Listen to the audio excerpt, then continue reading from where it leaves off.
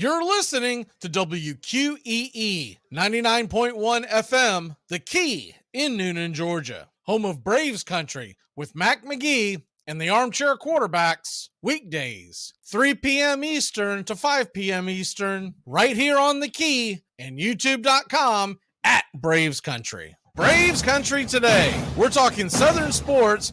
We go live 3 to 5 weekdays right here on WQEE. Braves Country today. Southern sports talk with the voice of Braves Country baseball, Mac Magee. Joined every day from sports analysts from all over Braves Country, talking college football, the NFL, Major League Baseball, and what's trending in the world of sports. Braves Country today. We go live 3 to 5 weekdays right here on WQEE. It all starts with just one thing. Glass jars can be reused to store food and spices, as a holder for combs and brushes in the bathroom, or as a container for plants and homemade candles, in addition to simply being recycled. Find tips and more at onethingus.com.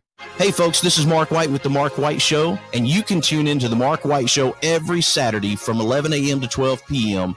right here on Rock 99 WQEE The Key, the home of Southern sports and talk.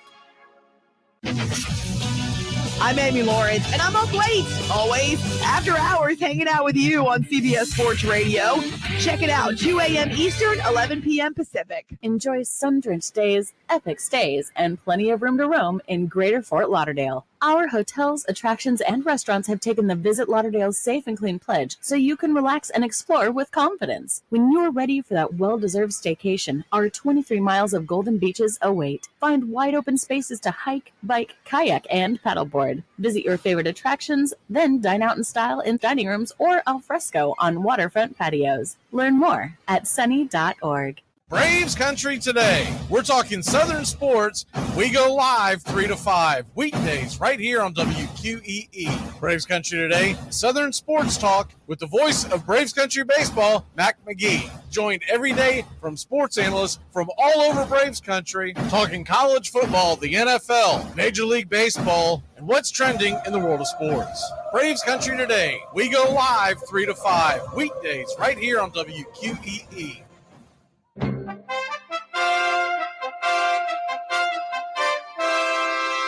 Armchair Quarterback Radio is AFC South Country, all NFL season long. They hand it off for Ned. He's driving, and he's in for the touchdown. Wow! Drive starts at the 1 and looking for a little breathing room, and they get that and plenty more. Derrick Henry still going. Stays in bounds. He might go. 99 yards for the touchdown. Unbelievable. 2nd and 10. Empty set. Walk down the field, and that is Hilton again. 1st and goal. Ebron What a year for him. Eric Ebron. Touchdown, Colts. Slant caught. Touchdown. Marquise Lee. And he punched the ball into the stands. Deep. And he's got it. Keelan Cole. Touchdown, Jacksonville. Stay locked in to the AFC South on Armchair Quarterback Radio.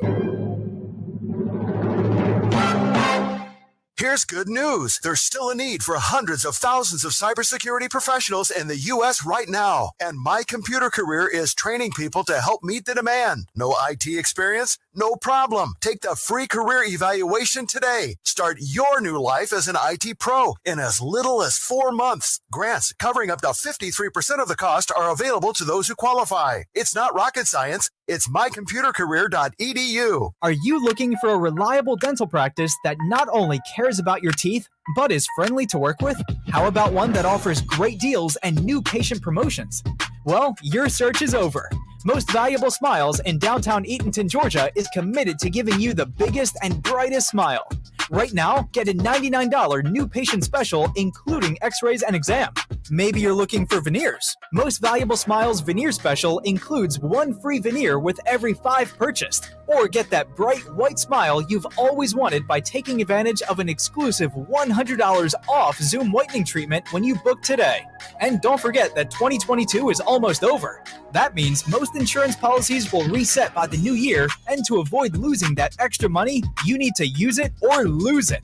Book an appointment today with Most Valuable Smiles in downtown Eatonton to lock in these exclusive deals. Call 706-623-0318 or visit mostvaluablesmiles.com. Hey, sports fans, it's Rod Peterson here, host of The Rod Peterson Show, inviting you to join us daily for 2 hours of Atlanta's funnest sports talk right here on WQEE. I say fun because it is. You've never heard a show like it because we make the listeners a part of the show every day between noon and 2 p.m. Eastern. You'll hear plenty of the best sports talk, including the latest on the Falcons, the Braves, and more. And who knows, you might even hear you. That's The Rod Peterson Show, daily at noon, right here on WQEE 99.1 FM. Hey, Braves Country. Braves Country HD is bringing you Braves Country Baseball. Braves Country comes to you every Tuesday night and Friday night and 2 bonus games every week. Hi, I'm Mac Magee, and we'll be bringing you play-by-play, pitch-by-pitch of your Atlanta Braves. It's free to listen. Please like and subscribe. YouTube.com/@Braves Country. Braves Country Baseball for the fans, by the fans. It all starts with just one thing. When recycling, rinse out jars and cans, and avoid recycling wax paper or paper soiled with food. This will reduce recycling contamination. Find tips and more at onethingus.com. What's your one thing? It's the best in sports and entertainment, and get locked in and locked down with Rhino Radio Penitentiary, 7 a.m. to 10 a.m. with your host, me, Ryan O'Neill, each and every morning, right here with the best in sports and entertainment, all the way from professional sports to college sports to River Dragons hockey and everything in between, including some of the very best local and national guests. It's the Rhino Radio Penitentiary, 7 a.m. to 10 a.m. Monday through Friday, right here on 99.1 FM WQEE. Braves Country today. We're talking Southern sports. We go live 3 to 5 weekdays right here on WQEE. Braves Country today, Southern sports talk with the voice of Braves Country baseball, Mac Magee. Joined every day from sports analysts from all over Braves Country, talking college football, the NFL, Major League Baseball, and what's trending in the world of sports. Braves Country today. We go live 3 to 5 weekdays right here on WQEE. You're listening to WQEE 99.1 FM, The Key in Noonan, Georgia, home of Braves Country with Mac Magee and the Armchair Quarterbacks, weekdays, 3 p.m. Eastern to 5 p.m. Eastern, right here on The Key and YouTube.com/Braves Country. Armchair. You're listening to the Armchair Quarterbacks Sports Radio, #1 sports station. Good afternoon, and this is your Armchair Quarterbacks Sports Flash. Good Tuesday afternoon. Hopefully, our Atlanta Braves can have a better Tuesday night. They're coming off of a 3-game skid, 2 to the Cubs, 1 to the Pirates. Braves are back in action tonight, 7:05 first pitch. We'll have pitch-by-pitch, play-by-play of your Atlanta Braves right here on YouTube youtube.com/@BravesCountry. Find Braves Country HD today for pitch-by-pitch, play-by-play, and all of your Southeastern sports content. Tonight, the Braves will send Yanni Chirinos to the mound, 5-4 with a 4.42 ERA versus Mitch Keller, who's 9-8 with a 4.35. Other games of interest around Major League Baseball. Phillies host the Nationals. They've got a doubleheader today. Williams versus Wheeler in the early going at 4:05. While 7:05, it'll be Josiah Gray versus Ranger Suarez. Marlins are at the Reds, 6:40. Braxton Garrett versus Luke Weaver. Twins and Tigers, 6:40. Cardinals and Rays, 6:40. At 7:05 on TBS, it's the Astros versus the Orioles. Framber Valdez versus Grayson Rodriguez. 7:10, Cubs at Mets. Tyon versus Carrasco. Royals are at the Red Sox tonight. Singer and Crawford. Blue Jays back at it with the Guardians. Kikuchi versus Bibby, while the Rockies are at the Brewers, Yankees at the White Sox, the Giants are at the Angels at 9:38. 9:40, Dodgers and Diamondbacks, Julio Urias versus Brandon Pfaadt.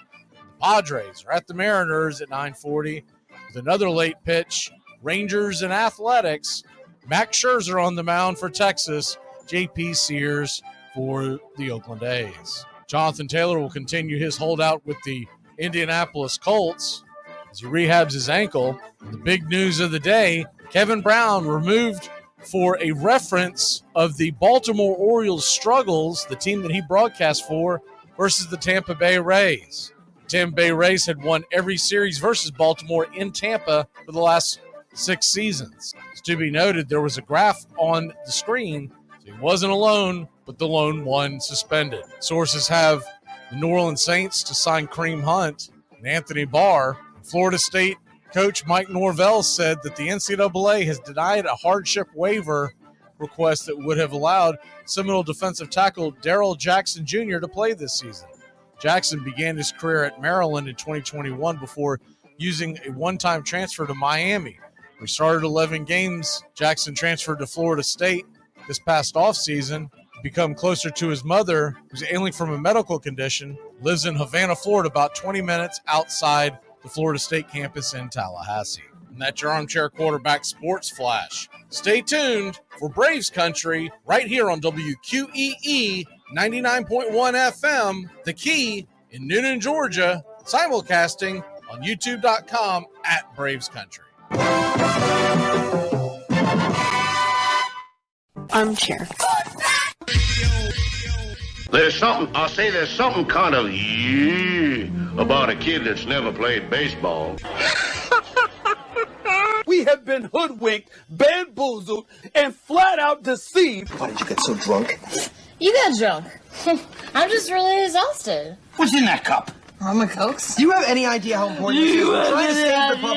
Really? This is what you're doing? Chief, what do you want to do tonight? The same thing we do every night. Try to take over the world. 106 miles to Chicago. We got a full tank of gas, half a pack of cigarettes. It's dark, and we're wearing sunglasses. Hit it.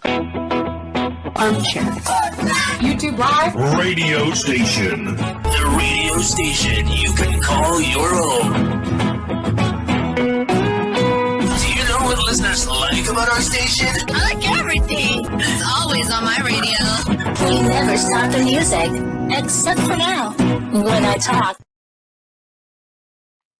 You're listening to Braves Country with Mac Magee and the Armchair Quarterbacks. We're here live weekdays, 3 p.m. Eastern to 5 p.m. Eastern, WQEE 99.1 FM, The Key, and simulcasting on youtube.com/@Braves Country. Your first choice for Southern sports. Good afternoon. I'm Mac Magee, and I don't know much, but I know one thing.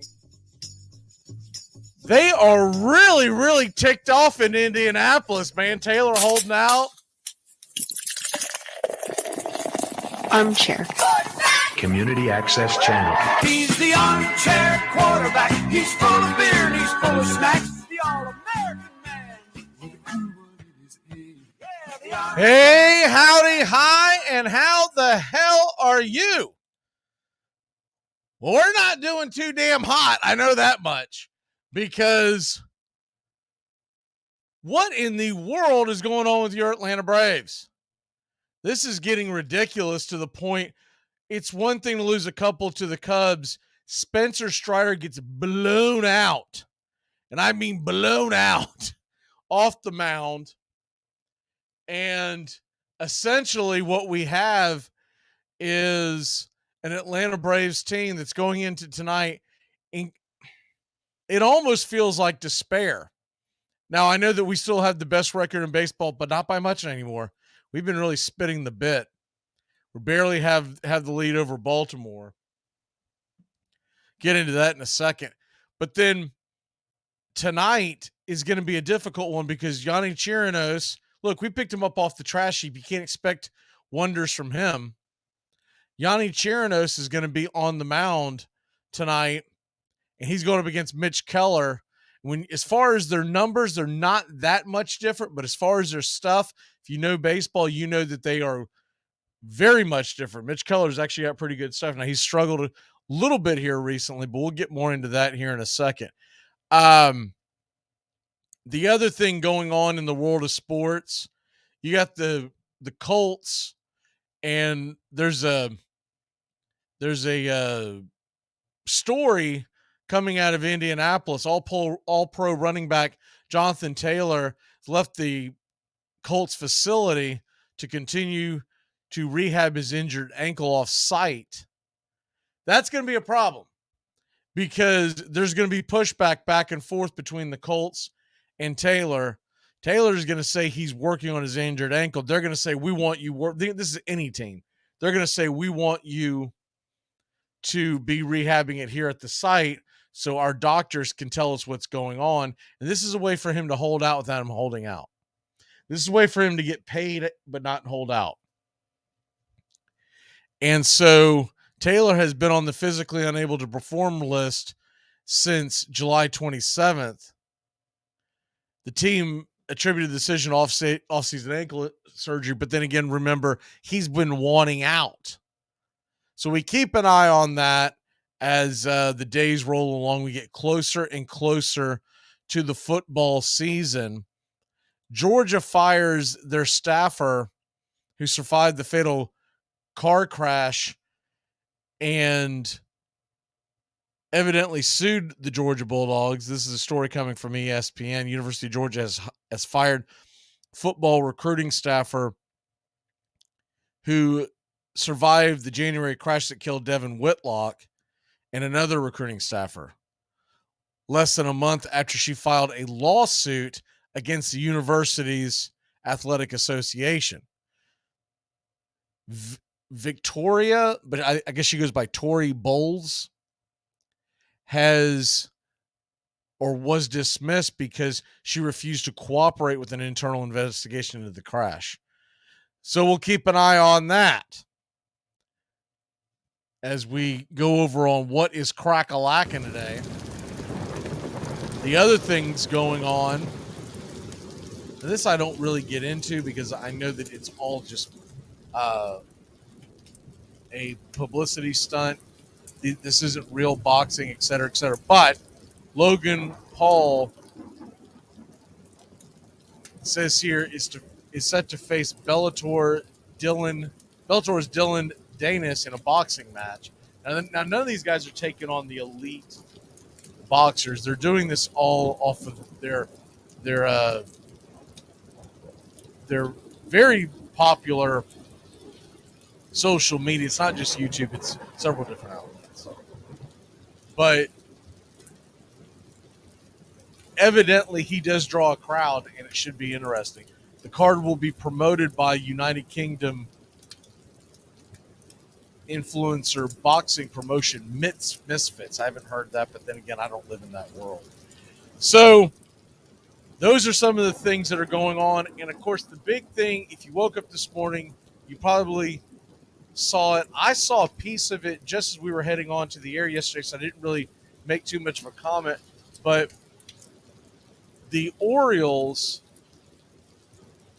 have suspended. They didn't fire. They suspended broadcaster Kevin Brown for his comments about the Rays struggling against, or about the Orioles struggling against the Rays over the last several years, not winning a series going. Now, this is 2 weeks ago. And that's why I think there's something more to this. 2 weeks ago, he makes these comments. And if you look at the card that's on the screen when he's making these comments, it was put together by the production team.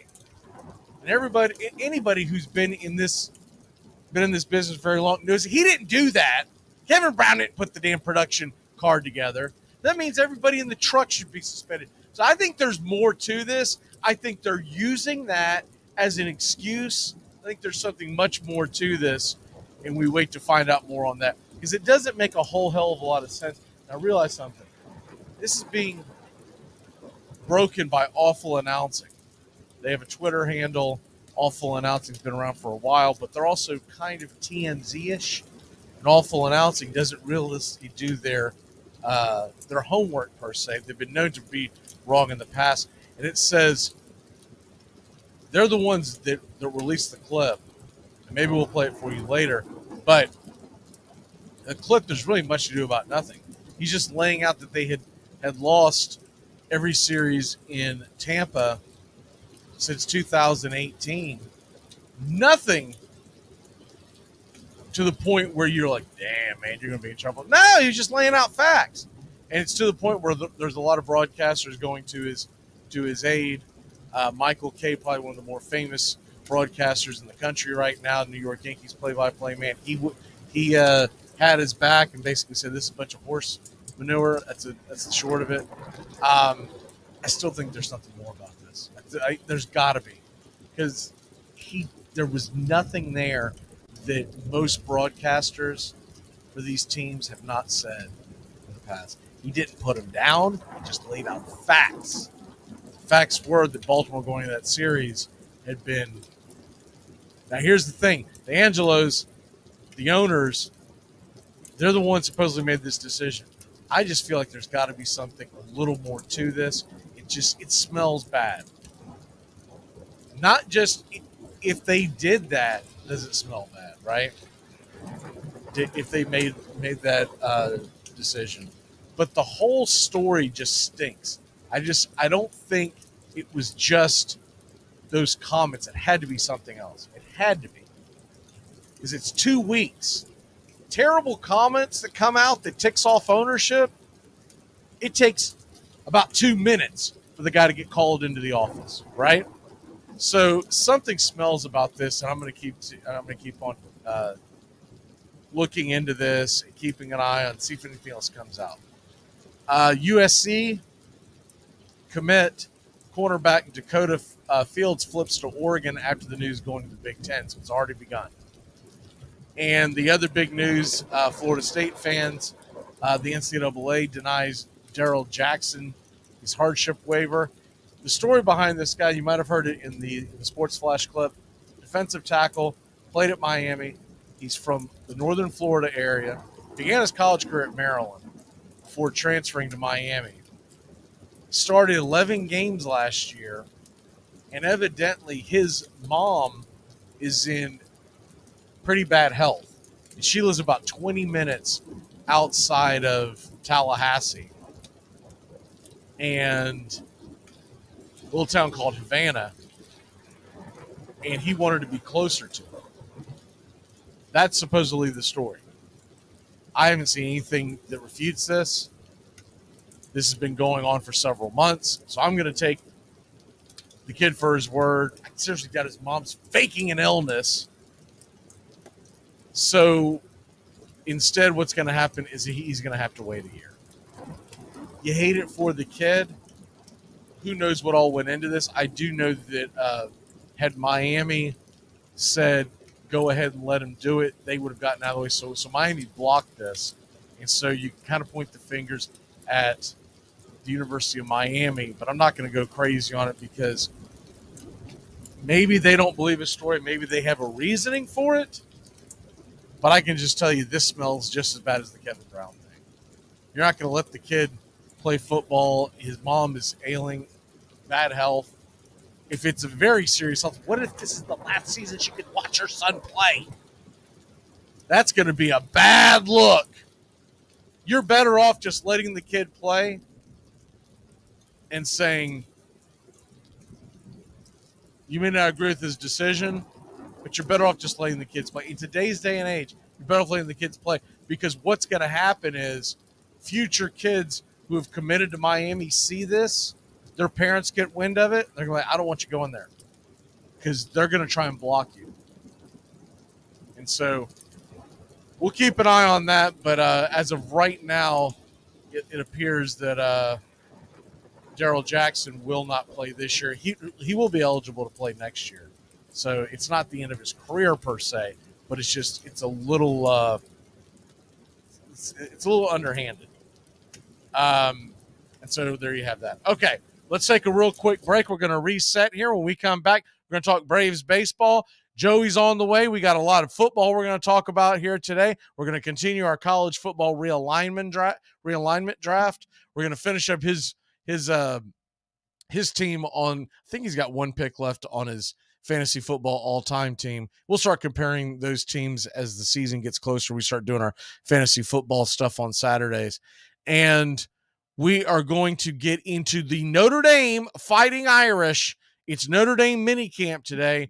Keep it locked in here on WQEE 99.1 FM, Braves Country HD. If you want to chime in and make some comments and whatnot, we always enjoy them. Jump on Braves Country HD on YouTube, youtube.com/@Braves Country. See you in a flash.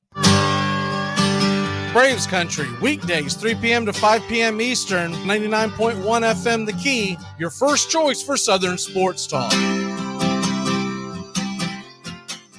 Max, a woman in my section wants to know if we do anything gluten-free. What do I tell her? Tell her she's not allergic to gluten. She's just masking an eating disorder. Tom has been a teacher for over 40 years. One day, I think one of the students had asked the question and he didn't remember the answer. And I also noticed that he was letting his class out earlier than they were supposed to let out. I was really starting to worry. Levi and I talked about how it would change our lives, but he was there beside me.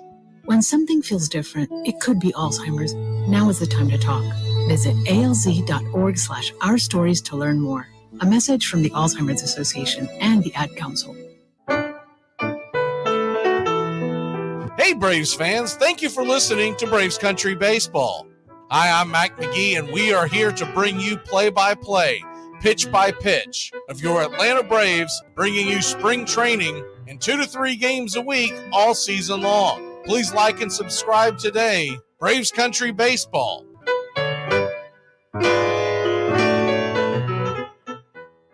Hi, it's Jamie, Progressive's Employee of the Month, 2 months in a row. Leave a message at the... Hi, Jamie. It's me, Jamie. I just had a new idea for our song about the Name Your Price tool. So when it's like, tell us what you want to pay, hey, hey, hey, and the trombone goes, blah, blah, blah, and you say, we'll help you find coverage options to fit your budget. Then we just all do finger snaps while a choir goes, statements coming at ya, statements coming at ya. Yes? No? Maybe? Anyway, see you practice tonight. I got new lyrics for the rap break. Progressive Casualty Insurance Company and Affiliates. Price and coverage match limited by state law. You're listening to Braves Country. Weekdays, 3 to 5 p.m. on WQEE 99.1 FM, The Key. Please like and subscribe today. YouTube.com/@Braves Country.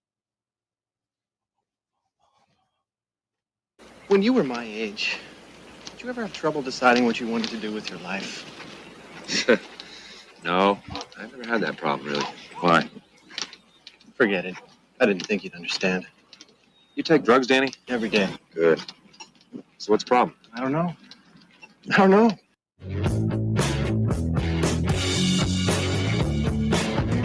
Every day, baby, let's go. I don't know about y'all, but as you get older, you do take, it's not the fun ones that you take when you're younger, but you do take drugs every day. It's just a fact. Oh, and for the younger folks, if you can stay off them as long as possible, stay off them. The ones that get you, man, they get you. And they go, oh, now you need this, and now you need that to counteract this. And no. I still take very little, but some things, when they kind of lay it out to you, like, all right, I guess I don't want my heart to stop today. Of course, if the Braves starting rotation doesn't fix things, that's going to come to a screeching halt. Good Lord. Got a couple of numbers to throw at you today as we get into Braves Country today. You're in Braves country.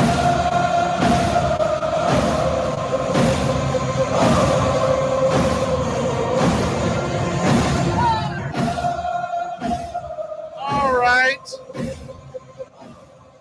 Braves country. Your Atlanta Braves drop another tough win with a long rain delay. Tell you what, that is tough sledding. I had a really long day anyways from work. And then of course, morning job, the show, doing some production stuff, and then the broadcast. And it's one thing if the broadcast is a nice tight around 3 hours, but when you're trying to do this and do other things, and that an hour and 15-minute rain delay, and I'm telling you, I looked at the radar over and over and over again. They spit the bit on that one. They could have started that thing at least a half hour earlier.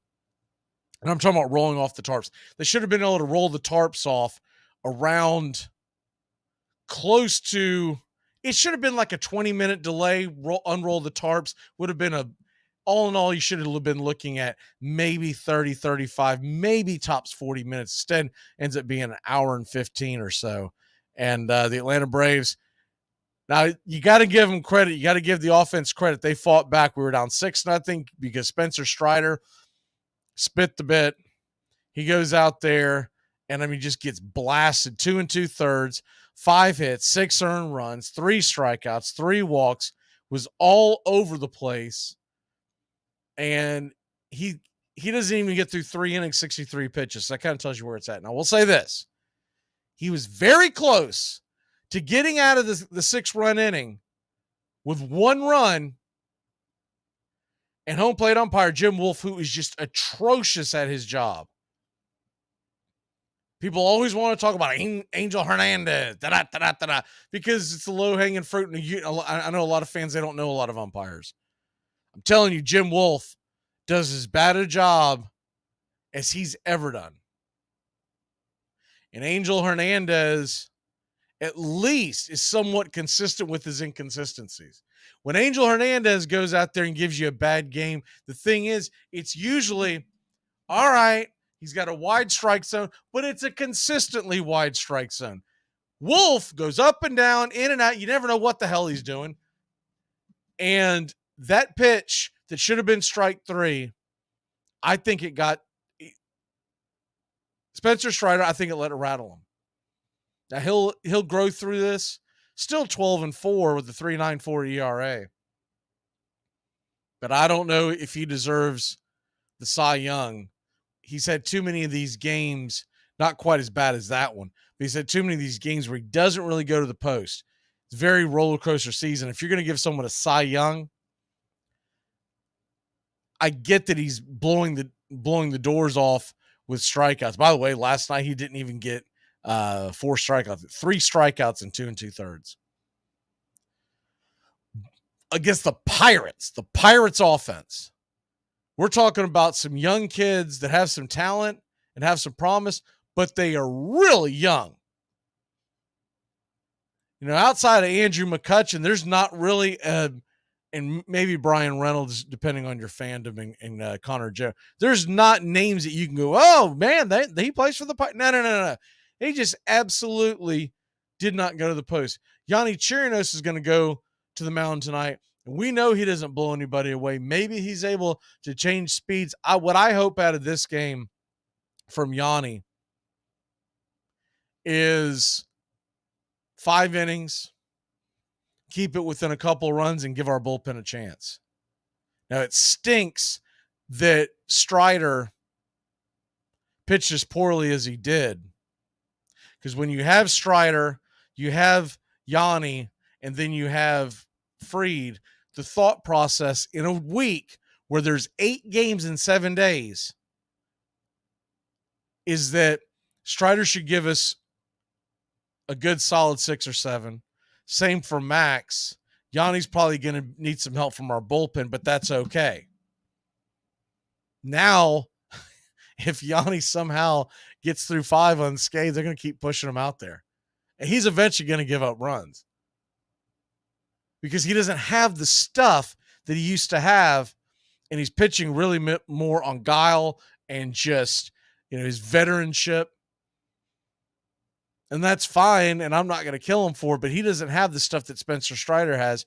Spencer Strider needed to go to the post last night and give us 6 strong. I'm not saying he's got to go out there and shut him out. I'm not being unreasonable. But when Spencer Strider goes out there in a game against the Pittsburgh Pirates, when your team just lost 2 tough ones in Chicago, he's got to be a stopper. So now we're asking Yanni to stop the bleeding. It's going to be a tall task because it's going to be going up against Mitch Keller. And now the one thing that I will take positively away from last night's game, a couple of things. A, there really wasn't an egregious base running error like we've had. So, ding, ding, ding, whoopity-doo. But the offense went out there and they didn't give up. For those of y'all that missed the game, we were trailing 6-0 in the bottom of the third. Offense came out, got 4 in the top of the fourth. And if it wasn't for Eddie Rosario, who kind of got a stupid out in the middle of the run, it could have been a lot more. Eddie Rosario, 0 for 3, by the way. He's been putrid the last several weeks. And I think they've got to set him down. More than just one game. I think they've got to give him a few days off. Maybe it's wear and tear. I mean, Eddie Rosario, he was coming from us. When he came over in the trade, he was not an everyday player. He was a 2 out of every 3 or 4 game player. He's always been a platoon guy. So I thought it was a little odd when they extended him the way they did. Now the good news is Rosario, his 3rd year is a club option, and the Braves aren't picking that up. They're not going to pick up 9 for 2024 when he's consistently. I don't care how hot he gets down the stretch. They'll kick that. I forget what the mark is. I want to say it's 1, so they'll save 8 all in all. And they may try to sign him back for something much cheaper, club friendly, but he'll probably walk and go somewhere else and trick someone else for a while, and I'm fine with that. I would much rather have Sam Hilliard out there at this point, Kevin Pillar, and then sprinkle in Rosario, but just to say that he's your number 7 hitter in this lineup and playing left field at a defensively it's a terrible defense. His defensive game is awful. And to do that at this point and think that things are going to get better, just keep running him out there.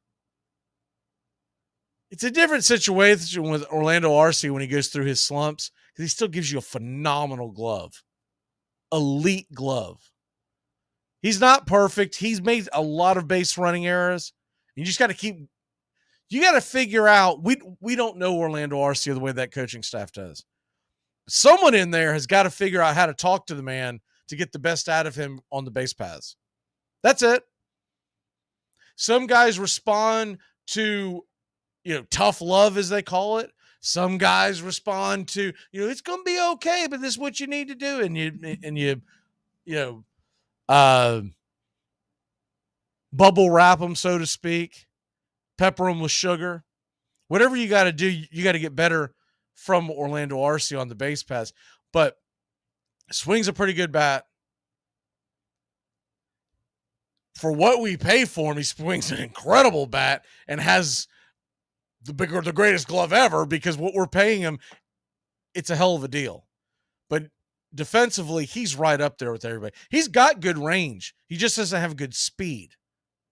He's got good range in the field. He doesn't have good speed. And they don't always go hand in hand. But with Rosario, his glove is so bad, and I'm telling you, it's almost every single night there's a ball that drops in front of him that would not drop in front of Pillar or Hilliard, or Forrest Wall for that matter, who's got incredible speed. And supposedly we never get a chance to see anyone else play. The rumor is we have a bench, but supposedly Forrest Wall has a pretty good glove. So the Rosario thing, it's dumbfounding. They go back out there. I really think some of it has to do with the fact, look, we see him, he's lackadaisical. Some call it lazy. I don't know if I would call it lazy. He's a professional baseball player. I can't call someone lazy who does that for a living. Just think it's maybe his MO. He just kind of goes through everything but his defense, I don't think he trusts himself to go after some balls that Pilar gets that Hilliard would get, right? And so he's trying not to make the situation worse. You remember in 21, he made a couple of really outstanding catches in the playoffs, slamming on the wall and whatnot. And we had just began the play-by-play here on Braves Country. And I mentioned it at the time. I need to go back and find it. But anyways, I mentioned at the time that I didn't think Rosario was making those catches. I thought the ball was catching him. He just happened to be there and, wow, look what I found kind of thing, right? And now it's coming to fruition because you watch him play on a daily basis. And defensively, there's only one word for it. He sucks. Defensively, he's no good. And offensively, he's very up and down. They're pitching him high. Everybody is doing it. Pay attention to it tonight. I guarantee Michello pitches him high. High and up out of the zone. He can't catch up. He shouldn't even be swinging at it, but he's late on the pitch.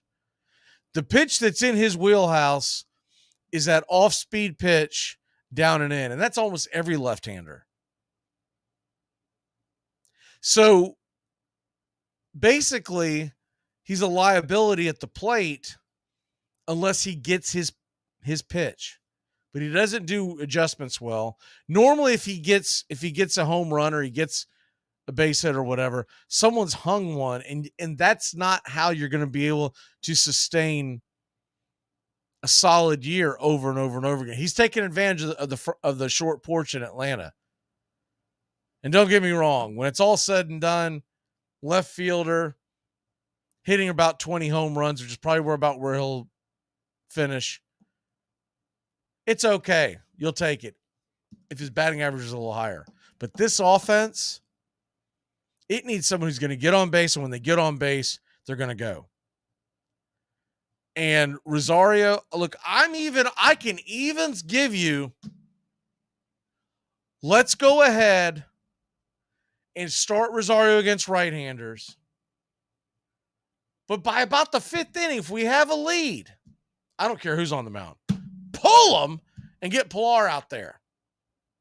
Or Hilliard when he comes back. He has started his rehab assignment. I can't remember if I've mentioned that over the last couple of days. But he has, by the way, tonight, Dylan Lee is expected to do another rehab stint. He pitched on Saturday. Everything went well. They're expecting him to pitch again tonight. My guess, maybe one more go around.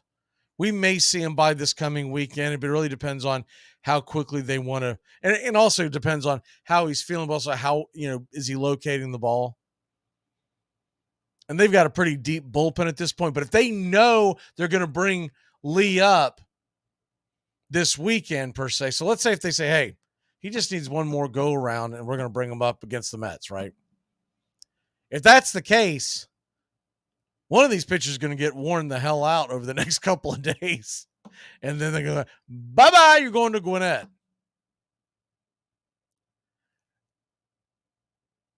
So we look forward to that with Dylan Lee.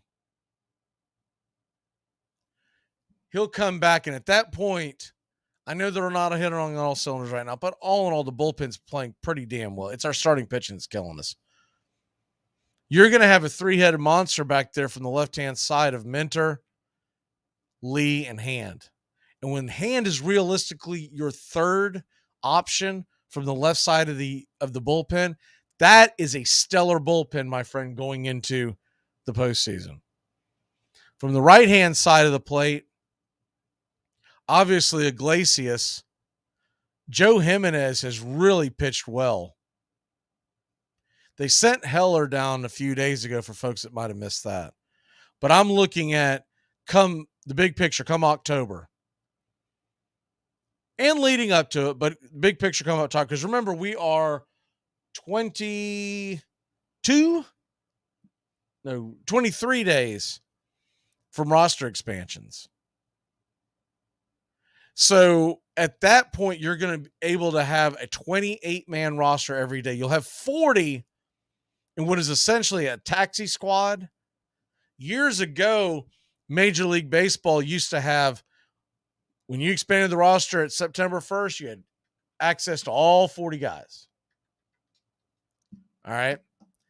And you would go through some dreadful games. Let me tell you. For those of y'all who didn't watch it back then or followed it very casually back then, you would go through some dreadful games in mid to late September with a team that's out of it.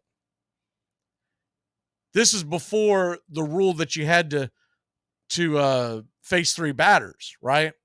And you had a 40-man roster. They would literally have 20 pitchers on the roster ready to go. And you might see a dozen of them one night.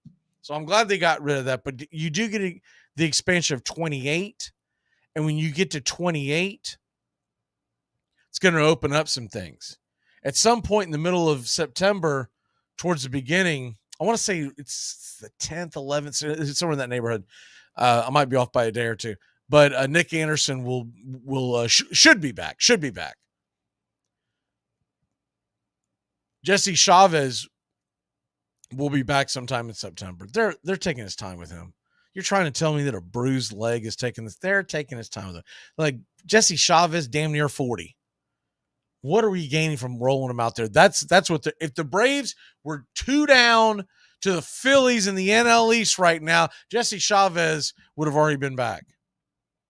They're taking his time with him because they want him ready to light it up and let's go. So when we get to the postseason, I fully expect, so I named the 3 lefties. Mentor, Lee, and Hand. That's what we expect. Remember, Lucas Litke was DFA'd, and he did not work out. Wish him well, but he just didn't work out. The Yankees traded him in the offseason, and I guarantee you when they saw the news, they said, suckers! Oh, they got us on that one. But so going into an October rotation, or October roster, I guess is what I should say, you're going to have those 3 lefties in the pen, unless one of them is just doing terribly, assuming health. There's no way that they don't have all of them in there, right? On the roster, because you want the option of having that many lefties, especially depending on the matchup, but you want that option. The righties, you're going to carry 5, maybe 6. Because remember, you only need 4 starters per se. If there's an injury, you can always pull a guy off and bring a guy on. Now, the one thing that you do with that, if you lose, so let's say the Braves, just for giggles, they win the NL East. They have the first round bye. The first round goes and comes. We find our second round matchup, whoever it may be. And best of 5. You're probably going to carry 4 starting pitchers. And at that point, you're going to have to make some decisions on what you want to do because you're going to be able to carry 13 pitchers altogether, right? With that being said, you're going to be able to go out there and you're going to hold probably a 9-man bullpen. If one of our pitchers were to go down, and let's say the odd man out is Bryce Elder, and one of our pitchers goes down, and you got to have Bryce Elder come into the series. Whoever that pitcher may be, and I don't want to speculate on one because I don't want to jinx him. I don't want that pointed back at me. But whoever that may be, they will not be eligible for the NLCS. They would not be eligible until the World Series. If it happens to them in the NLCS, they're done. So you cannot play the next series if you are injured. The reason why they do that is someone doesn't go out there and stack the card and go, well, one of our top pitchers just pitched in Game 6. There's no way in hell he's going to pitch in Game 7. So we're going to fake an injury. We're going to bring someone else up to give us bullpen help, and we'll just bring him back next series. That's why the rule is there. But if you're looking at this bullpen, let's say we have 6 others outside of those 3 lefties, and I think you got to figure, yeah, it's going to be Iglesias, it's going to be Yates, it's going to be Jimenez. Pierce Johnson, I think, has pitched really well. Just because of his experience, they're probably going to – a lot of folks don't want to hear this. Colin McHugh will be there. Because he goes out and he gives you – and the thing is, you play a 5-game series, not every single game is going to be an airtight, let's go, we've got the lead, our starter went out there and pitched 6 or 7 strong. We're trying to slam the door. Not every game is going to be like that. And if you have a bad outing by someone and they got to rush someone out there, Colin McHugh is going to be the guy. He's going to be the first guy they turn to. Probably right after that. If Ben Heller can get back to where he was, they'll be fine, but there's some concern with him. But I'll tell you what, man, Michael Tonkin has been a godsend. He's been an innings eater. He came in last night when Spencer Strider struggled, and he gave it one run and win several innings. And I think he's just got that funky delivery that he can go through a lineup once. I think he's tough to ask to go through a second time, because once you see his delivery that second time, they start to pick up on it, et cetera, et cetera. But in that role, coming in the 3rd inning, and it's a high-scoring game, you're like, that's it. You got to – because the thing is, when you're in the postseason, you can't go, well, he's going to go out there and have to eat some innings, or we'll have to get to – no. Everything is treated as do or die. As much as the Braves and Brian Snitker put it on cruise control right now because they have such a big lead, they won't be doing that in October. The first sign of trouble, they're going to go grab you. And so I named off the main 5 that we're talking about here. So Iglesias, Yates, Jimenez, Pierce Johnson, probably Colin McHugh. And then number 6, that'll be interesting. You could go Yanni Chirinos too. Yanni could be a guy that you put into the postseason. But basically that comes down to, you're not going to have Yanni, Colin, and Tonkin. It's whoever you think is pitching the best of those 3. You're taking at least one. And don't forget, Nick Anderson could be back. So let's say we had Nick Anderson, and you have a situation of Iglesias, and I think the back of the guy, the way it's laid out on most of the depth charts, they have Kirby. I think the back of the guy with the stuff is Joe Jimenez. So let's say we go eyeglasses, JJ, probably Kirby Yates then, Pierce Johnson, because I really like his stuff. That 5th guy's if he's pitching well and he's healthy, et cetera, you got Nick Anderson, and then of course you also have Jesse Chavez. We hope Jesse Chavez is going to be there. We just don't know. But if it's the injury they said it was, I think they're taking their time with him.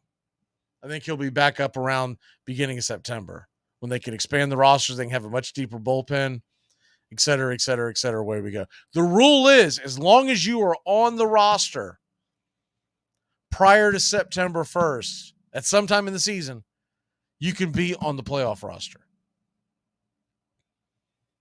So a guy who's injured, like for instance, a Chavez or an Anderson, or even Kyle Wright for that matter, he doesn't have to be all back on the roster by September 1st. They've already been on the everyday roster, so they'll be good to go. That's why back in the day, years ago, I mean, it's only been a few years now, but it feels so much longer. I guess it's been about 3-4 years.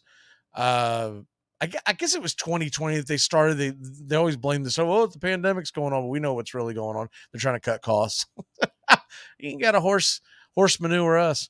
But before that, you had the waiver system, and the waiver system would go all the way through August. I am so glad that is over with, because that was so damn difficult to explain to the average fan. Because it would make my brain hurt even thinking about the way that they would do it. Because you would go through the waiver, they grab them, they pull them back, they make the trade. They didn't make the trade. Okay, we didn't agree on the trade, so he stays on our team, on our roster. I hated that. It seemed so phony. It was like that trading deadline at the end of July, early August was a phony deadline. Now it's a hard deadline. Once that is made, the rest of the season until you get to November and we start talking about going to the winter meetings in December, and the season ends in November. The off season begins in November. No moves can be made as far as any kind of a deal. You can pick guys up off the trash heap if they're waived, but you're not going to see that as anymore. Remember the big deal that the Boston Red Sox basically unloaded their entire payroll and sent it to the Los Angeles Dodgers? It's been about a decade ago. It may have even been longer, but it's been somewhere around a decade ago. 2010, 2011, maybe even. That stuff doesn't happen anymore. And you had some pretty significant trades over the years when that was going on. And, now we're looking at getting the team healthy. And I still think, look, the glass is still much more half full than it's half empty. Let's go and get that straight. It's not doom and gloom. But you do have to, I feel like that if you're not taking these things seriously when you see them unravel, it's easy for it to mound up. A losing streak in baseball can jump on you so much quicker than a losing streak in any other sport, because you play every day.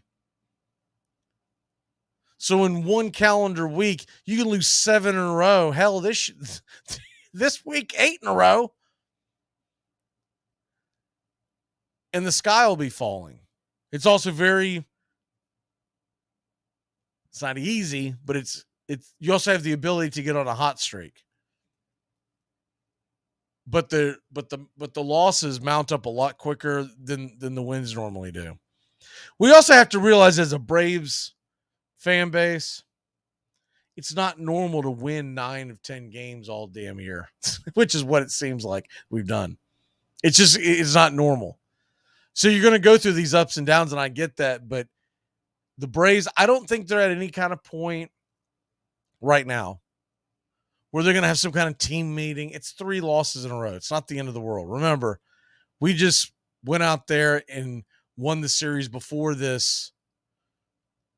road trip at home against the Angels. We played pretty well, good enough out of the All-Star break. We were much hotter going into the All-Star break, but you knew it was going to cool off eventually. But they're not going to push any kind of panic button this early, because if you're going to wait, if you think that they are getting a little complacent, if you think that this team is kind of going through the dog days of summer, we're sitting in going into the second week of August, and we've got the best record in baseball, though it's dwindling, and you think that it might be a real concern, you're going to save that speech going into like September. Because if you're going to get them on a roll and get them just running at full steam, you can't start it on August 8th. You're going to run out of gas. We saw it last year when we did that on June 1st. Not quite as long, but you want these. If you're going to have any kind of rah-rah New Rockney speech, you're going to save that. What you are going to do on every single day is talk to the guys, go over the game plan, and talk about what they did right, what they did wrong, and how to be better each day. But you're not going to go into some big rah-rah speech this early on. I mean, it's hot out there. These guys are human. With all that being said, you're playing the Pittsburgh Pirates, and you're expected to win this series. You've dropped the first one. So if you don't win the next three, you're not going to win the series. So if you lose tonight, the best you can do is split against a Pirates team who's been free-falling. And Spencer Strider not showing up last night was extremely disappointing for everybody. And I'm sure he's beating himself up, and I would not doubt his next time out against New York. He'll have a little pep in his step. The only thing that concerns me about that is the Mets. And I know the Mets are not the Mets right now. They sold off, et cetera, et cetera, et cetera. But they have hit Spencer Strider really hard. They know how to work the count on him. It'll be interesting for me to see how he improves because he'll be pitching Saturday, one of those doubleheader games. I'd say it's probably the early one, but they have not announced that yet. But he'll be pitching Saturday. It will also be interesting to see who goes to the post for Atlanta on the second game. It could be A.J. Smith-Shawver. He will have been gone long enough. You could see a Soroka.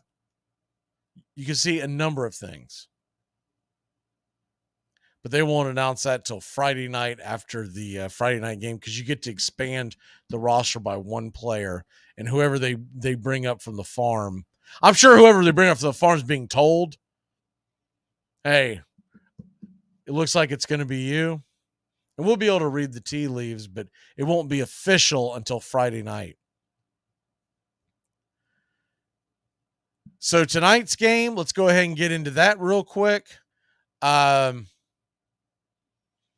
Atlanta Braves, Pittsburgh Pirates, Mitch Keller, Yanni Chirinos.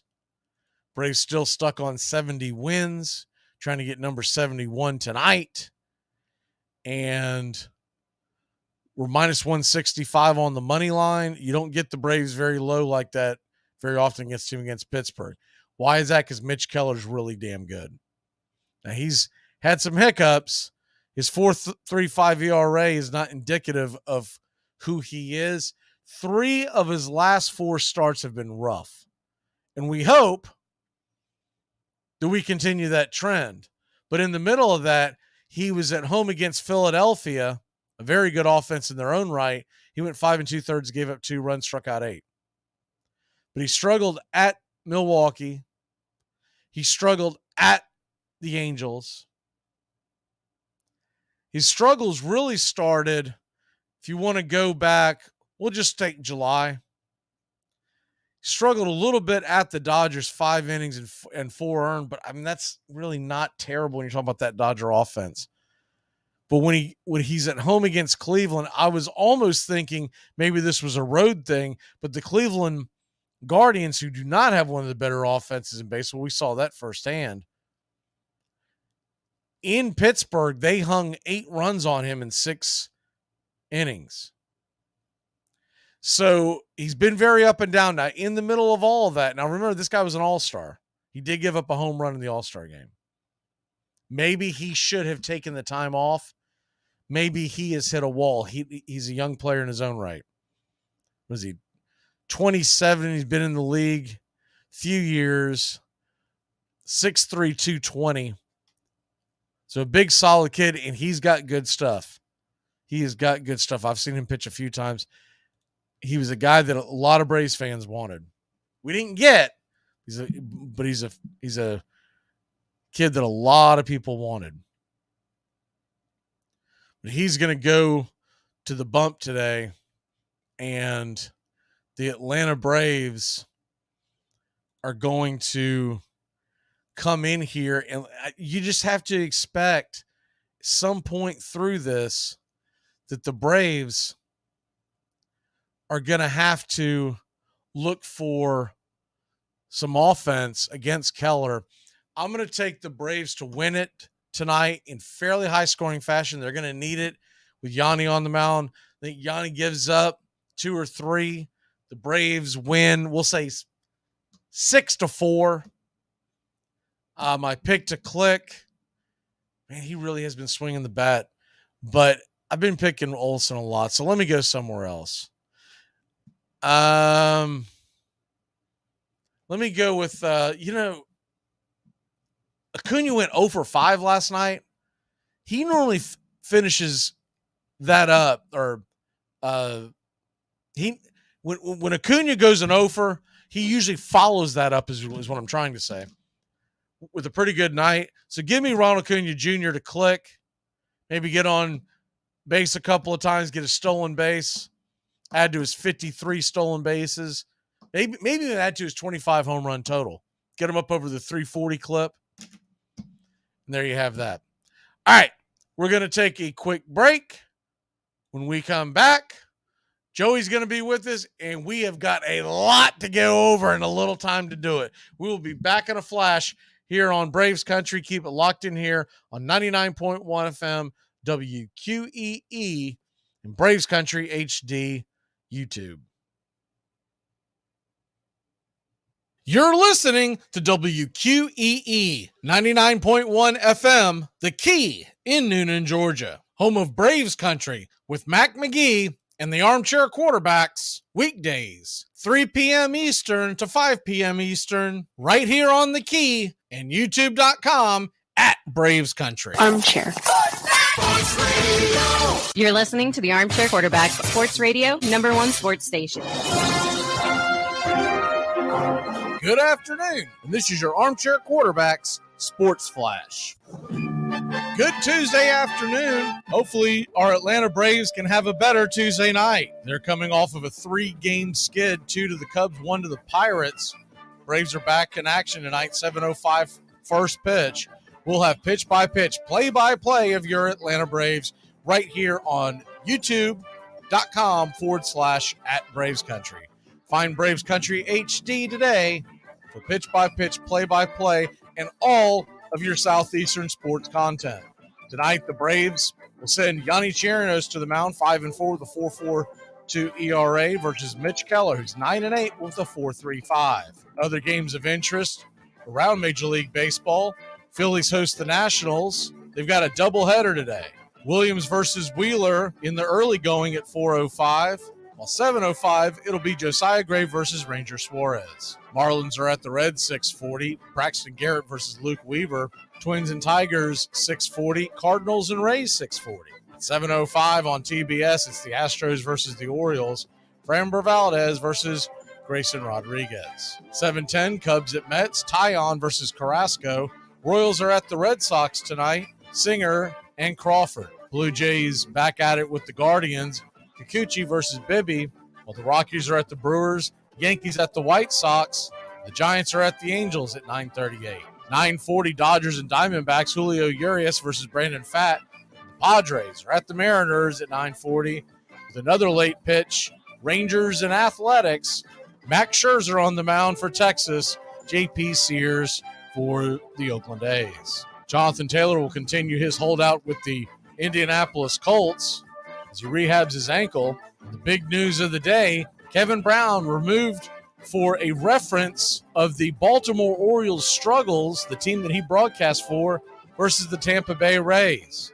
Tampa Bay Rays had won every series versus Baltimore in Tampa for the last 6 seasons. It's to be noted, there was a graph on the screen, so he wasn't alone, but the lone one suspended. Sources have the New Orleans Saints to sign Kareem Hunt and Anthony Barr. Florida State coach Mike Norvell said that the NCAA has denied a hardship waiver request that would have allowed Seminole defensive tackle Darrell Jackson Jr. to play this season. Jackson began his career at Maryland in 2021 before using a one-time transfer to Miami. We started 11 games. Jackson transferred to Florida State this past offseason to become closer to his mother, who's ailing from a medical condition, lives in Havana, Florida, about 20 minutes outside the Florida State campus in Tallahassee. And that's your Armchair Quarterback Sports Flash. Stay tuned for Braves Country right here on WQEE 99.1 FM, The Key in Noonan, Georgia, simulcasting on youtube.com/Braves Country. It's the best in sports and entertainment, and get locked in and locked down with Rhino Radio Penitentiary, 7 a.m. to 10 a.m. with your host, me, Ryan O'Neill, each and every morning, right here with the best in sports and entertainment, all the way from professional sports to college sports to River Dragons hockey and everything in between, including some of the very best local and national guests. It's the Rhino Radio Penitentiary, 7 a.m. to 10 a.m. Monday through Friday, right here on 99.1 FM WQEE.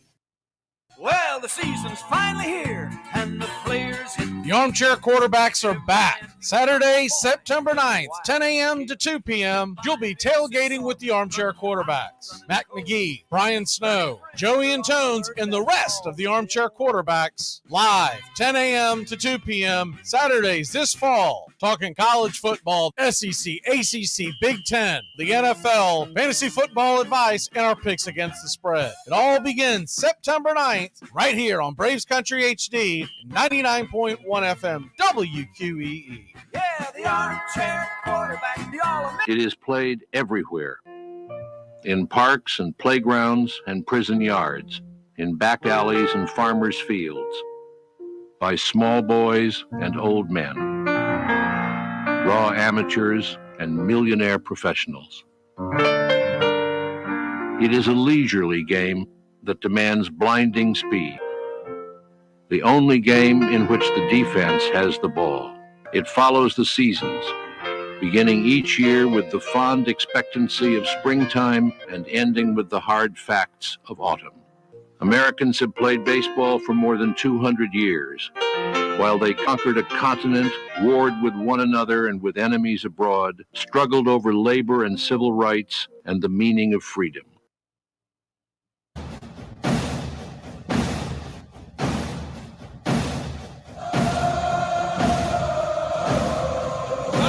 Braves Country, let's get it.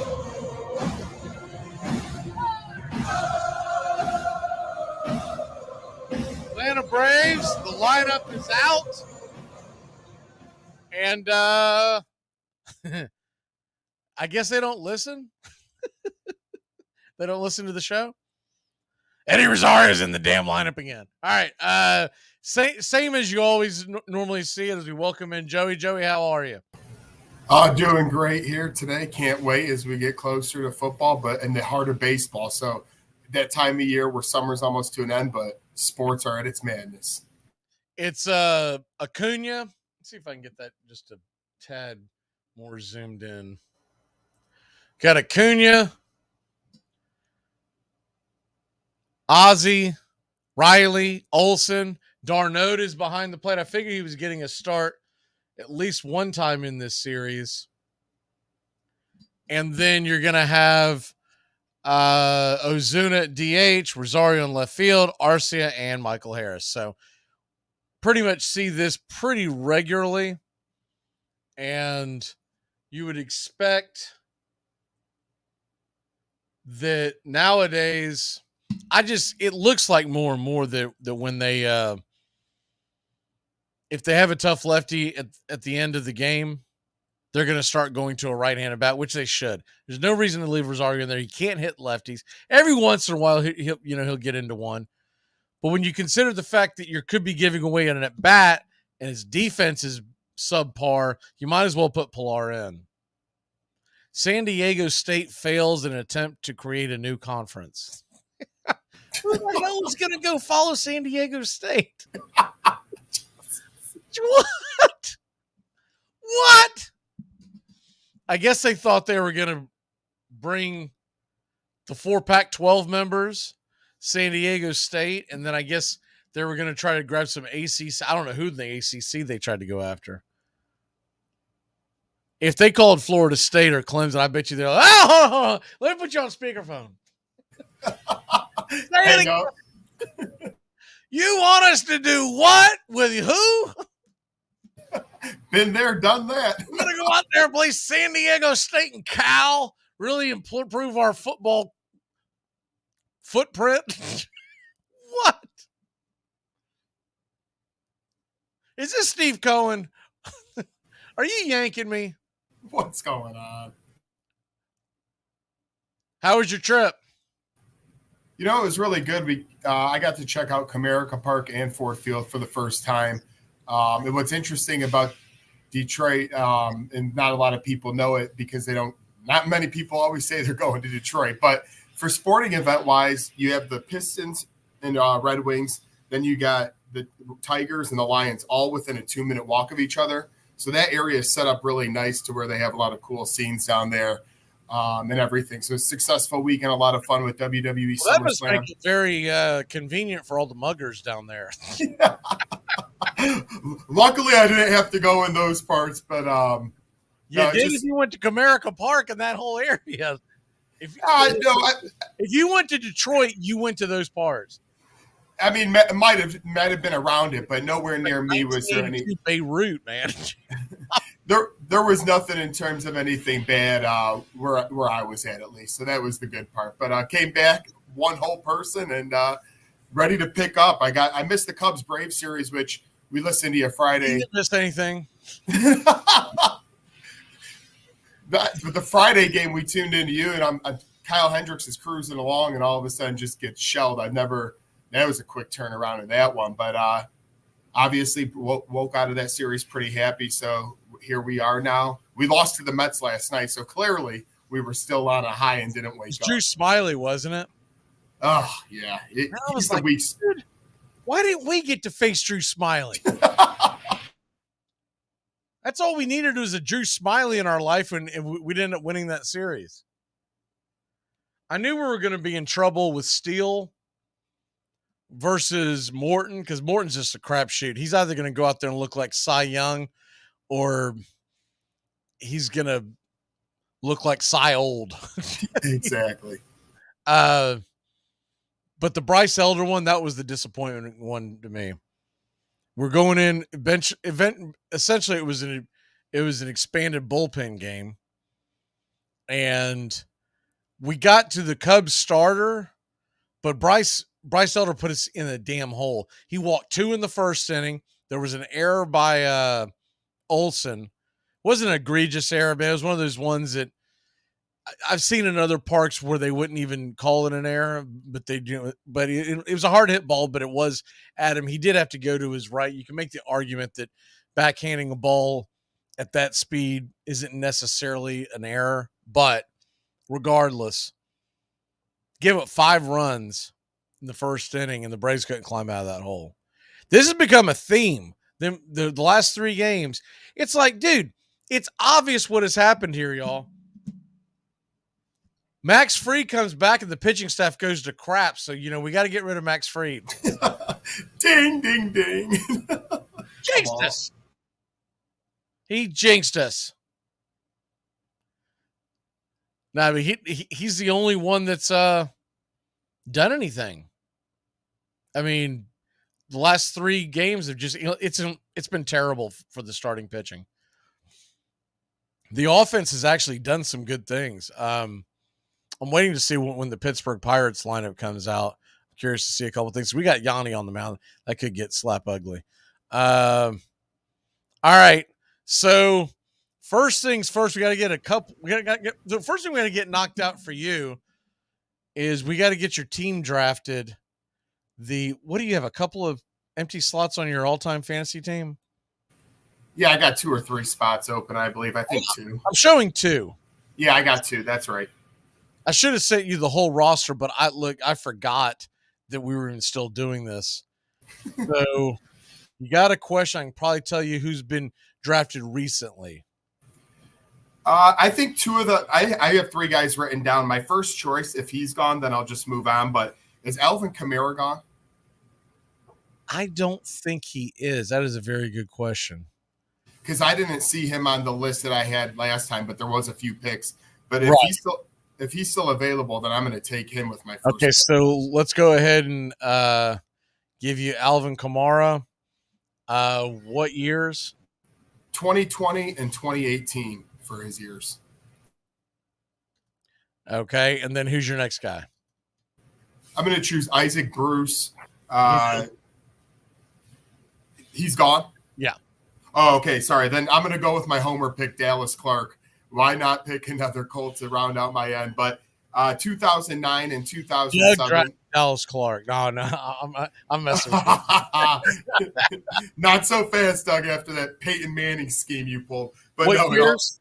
09 and 07 for Dallas Clark. Does Andrew Luck get in the Hall of Fame? He's now eligible.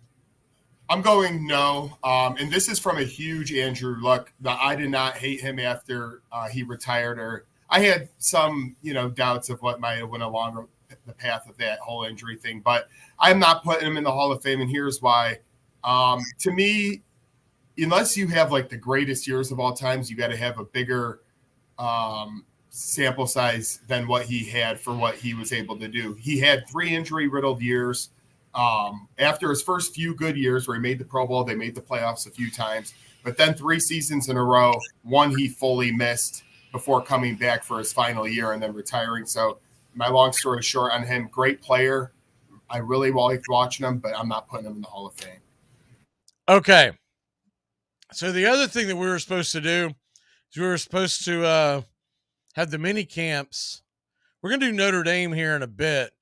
But let's go ahead and knock out the Cleveland Browns because on the other side, we're going to do college football, and it kind of plays more into the Notre Dame thing, right? So go ahead and give me a synopsis on the Cleveland Browns. I got to go grab the freaking thing that I mark everything down in. So take it away, Joey, on the Cleveland Browns. The Cleveland Browns. And everybody knows, listen, Deshaun Watson last season, it was not for him to really – be the all-star that he was back in Houston. You're out for a year. You got to get used to a new scheme.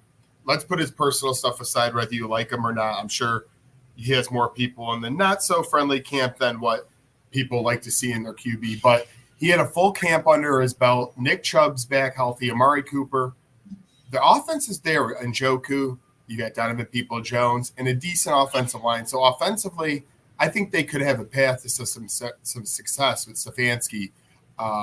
Now being Deshaun Watson in his second year.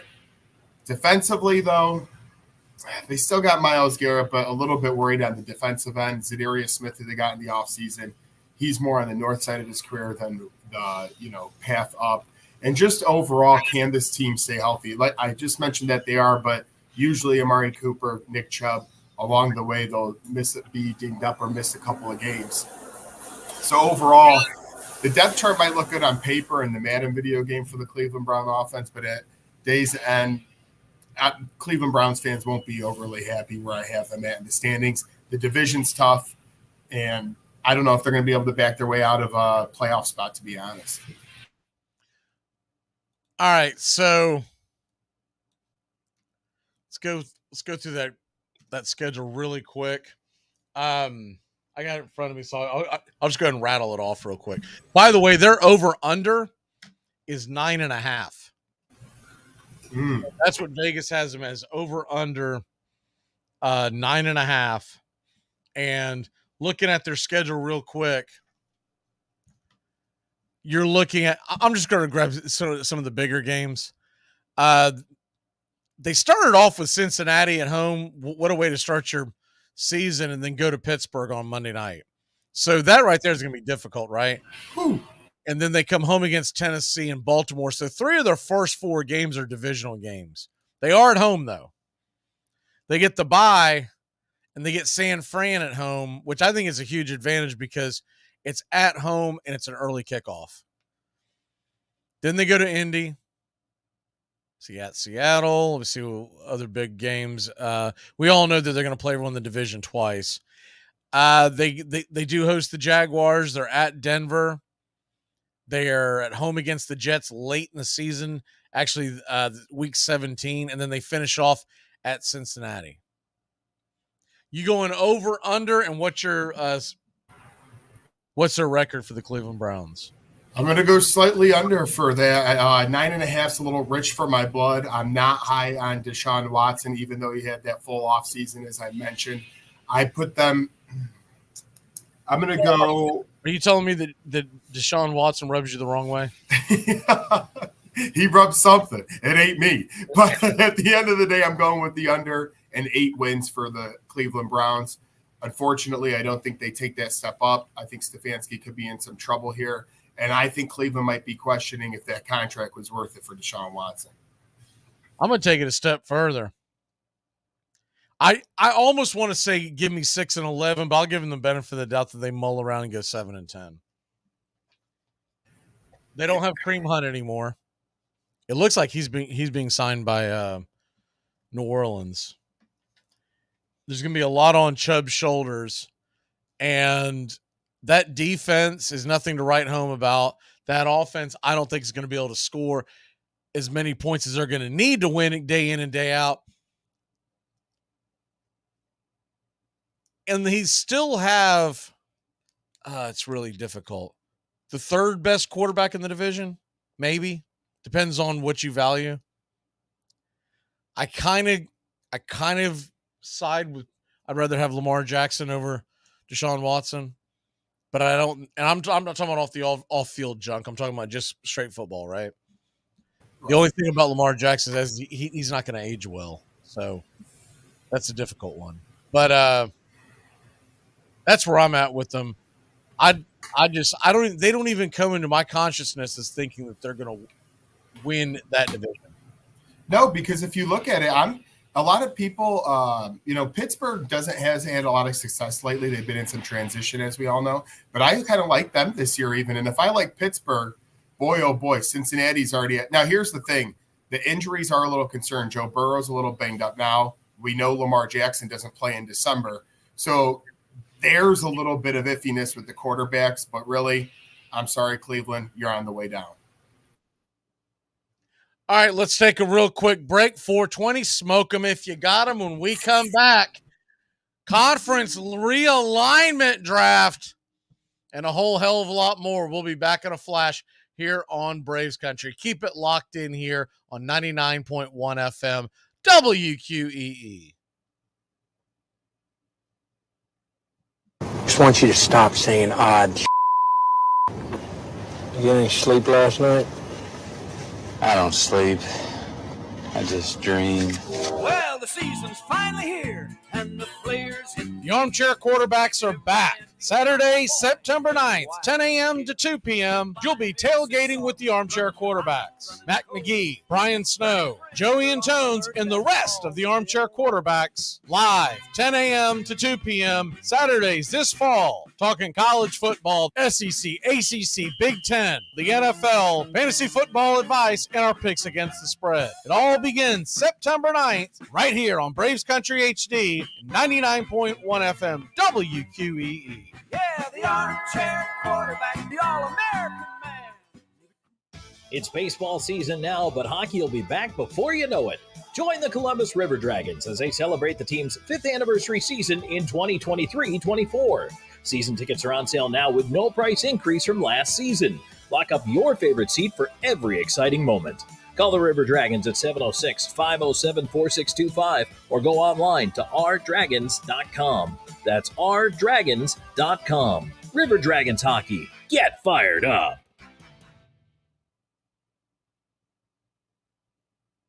Hockey season, and that means new merch over at rdragonsmerch.com. Get the latest designs and some of our fun new souvenirs ahead of what's sure to be a great hockey season. Celebrate another season of River Dragons hockey by getting a new look to wear on game days, or surprise the big-time sports fan in your life with a new keepsake that will make them a River Dragons fan for life. Order online right now at rdragonsmerch.com. That's the letter R, dragonsmerch.com. We'll see you at the rink. Are you looking for a reliable dental practice that not only cares about your teeth, but is friendly to work with?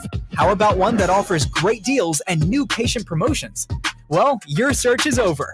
Most Valuable Smiles in downtown Eatonton, Georgia is committed to giving you the biggest and brightest smile. Right now, get a $99 new patient special, including x-rays and exam.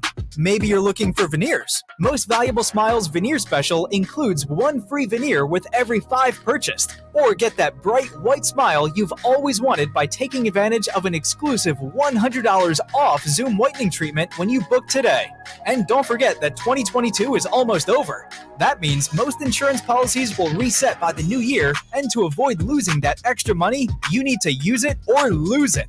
Book an appointment today with Most Valuable Smiles in downtown Eatonton to lock in these exclusive deals. Call 706-623-0318 or visit mostvaluablesmiles.com. You mean to tell me we're going to drive from here to Texarkana, Texas, and back to here in 28 hours? It's only 900 miles there and 900 miles back. Well, for your information, that ain't never been done, not no rig. That's because you and I ain't never done it in no rig. You got to stop thinking so negative, son. He's been buying beer since August, running hot and running cold. And 30 friends are on alert, that's all the dental hold. Cause he's the armchair quarterback. He's welcome back. Full of snacks, the all-American man. Yeah, the armchair quarterback.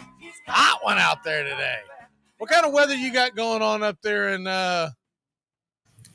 what's the opposite of God's country? Well, that's pretty much where you're at. What? The Devil's Lettuce. It's about 80 degrees.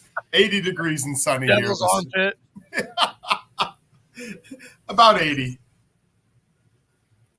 Oh, well, that's rough, I'm sure. Oh. Man, it is scorching around these parts. They said the heat index here, South Georgia, northern Florida area. They said it was going to be up the heat index 118. Oh my! Yeah, what the deuce? Even the pool feels probably like bath water at that point. Oh yeah, I'd still rather be in it. True. Talking to your goofy ass. Hey, you could always hit the exit button on my screen. I'm going to hit the exit button on my screen first and let you talk. I'm going to go jump in the pool with the dogs. Fair enough. Grab a cold one, call it a day. If the water wasn't boiling right now. Be careful. For the next 35 minutes, Joey will be reading you the phone book. The Colts roster from 1 to 75. See, Atlanta, is it really that cool? It's only 82 degrees. Wow.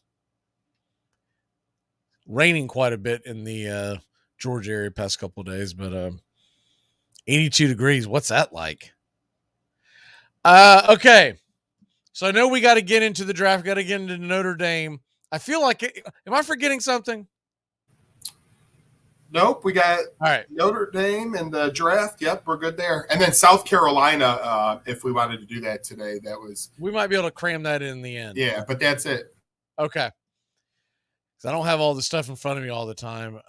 But yeah, it's 97 degrees right now, and the heat index is 113.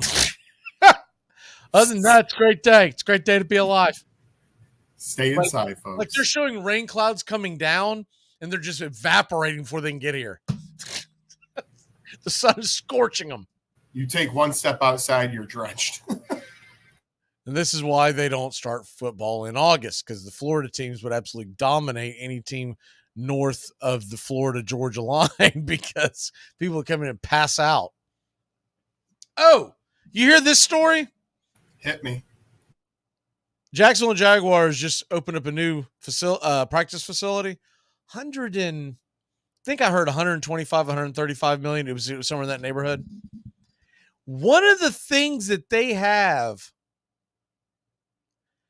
added to this is that when the players go in to relieve themselves in the urinals, there's some kind of a screen with a color coding system. And if the screen comes up green, you're good to go. It means you're well hydrated. Yellow means you need to stay on top of it. You need to drink some fluids.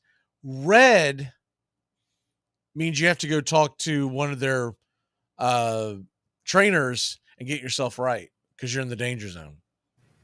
I dig it. Purple, if it shows up purple, it indicates that your last name is McGee and you just woke up off of a bender.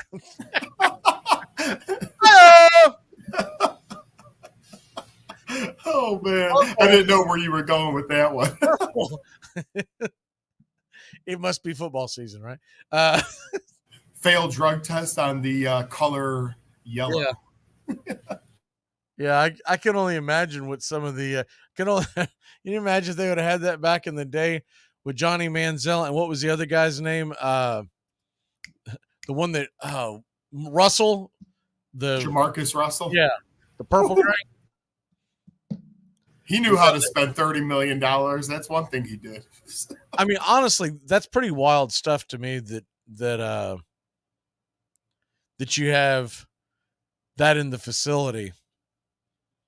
I mean, I guess it's a good thing. Absolutely. There's going to be some player who's not going to like it because they go, whoa. I didn't think we were getting drug tested this week. What's going on? Ron Artest wouldn't like it. He was drinking Hennessy at halftime of Bulls games back in the day. Yeah, absolutely. All right. Well, then let's go ahead and get into the Notre Dame Fighting Irish, and then we'll do the conference realignment draft here in a second. Notre Dame, big season for them coming up, I believe. Obviously, I'm going to let you take the wheel here in a second. But Notre Dame came off the first season with the new head coach. And look, he was new to head coaching, put in a tough spot, but he had some tough losses. What did they lose to Marshall last year? He had some tough losses. First of all, Notre Dame needs to get in a damn conference before the music stops. That's number one with the bullet. They're going to keep screwing around, and they're going to get left out. They're going to be out there in some wacko conference. They're going to call it the wacko conference with San Diego State and Notre Dame. Cal. There's a rumor out there now that the ACC is trying to add Cal and Stanford, which is extremely odd. I believe that is the exact opposite of the definition of the Atlantic Coast Conference. Two teams in California, but yeah, I wasn't a geography major, so maybe I'm wrong. Anyways, take it away, Notre Dame. Yeah, look, like you said it last year, it wasn't the greatest start. I mean, I remember early on, you have the Marshall loss, like you mentioned. I didn't like who we were doing with our quarterback situation. Things after that first game where you thought, okay, you know what? They came out with fight. No, it kind of ended a little bit early for their playoff hopes. Obviously, Notre Dame, not good in the playoffs usually, but hanging around towards the end to try to make that push. Finished the year 9-4. I think they won 4 out of their 5 last games, and it was a positive ending to the season. Now, what I really like about it is this. Their main running back, Estime, comes back. He had over 900 yards and 10 touchdowns, but the quarterback is taken care of this year, folks. With Mr. Sam Hartman leading the helm, we all know his past few years, kind of how he's did and where he's been at coming from Washington now, or Wake Forest, I'm sorry. Now being here, he put up 38 touchdowns a season ago. And I didn't watch a lot of Wake Forest football, but you'd like to think the Notre Dame offense is just as equipped, if not even a little bit more. This really propels them from where I think Notre Dame has lacked greatly, a little bit like Tampa Tones' team Penn State, is the quarterback play, especially the past 4 to 5 seasons. It's been up and down, and that's where you get your playoff. That's where you get the moneymaker and win these national championships outside of Georgia and Bama, who could just solely depend on defense. Notre Dame can rely on Sam Hartman this year, and I think really have a good passing and running attack. Yeah, so I did watch a lot of Wake Forest offense. What I can tell you about Hartman is pretty good passer. He left Wake Forest, not that he was unhappy with the program. He's trying to build his resume to go to the next level, to the NFL, hopefully.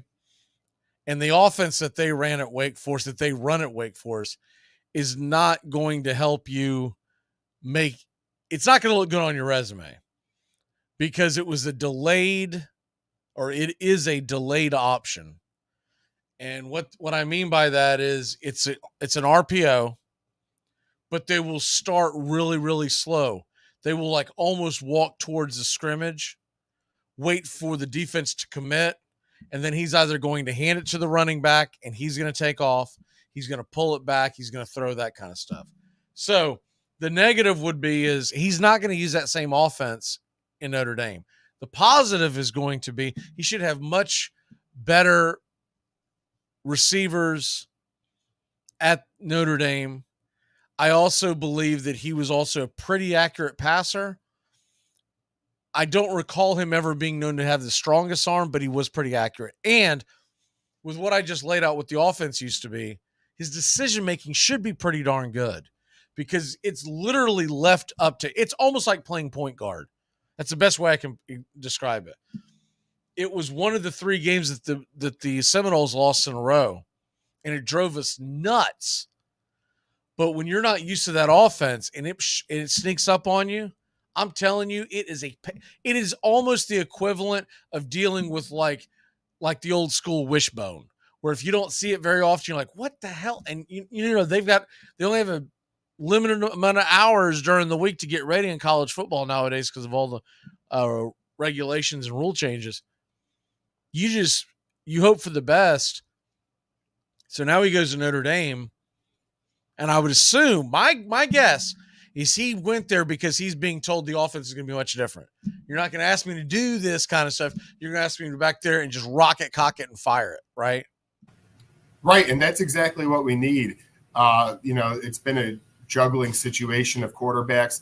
I really think now, yes, I kind of maybe make him sound like he's going to be the next Jesus of Notre Dame. No, but he's just going to be a lot better than what we've had recently. So I'm really excited for this season. We'll get to obviously the schedule and the picks in a minute, but there's a path for this team to maybe have some really good success this year. Yeah, I think that Notre Dame, they've got a little bit of let's go ahead and get into their schedule before I talk about that. But I'll tell you something else I'm going to be glad to see when Notre Dame finally gets into into a conference. I'm assuming the Big Ten, but let's, wherever they go, is when you go to look them up, whether it's in a magazine, which, I'm old school. I'm always, till the day I die. Yep. I go out and I get these college football and NFL, and I even get one MLB annual every single year. I like writing it down. It keeps it more organized.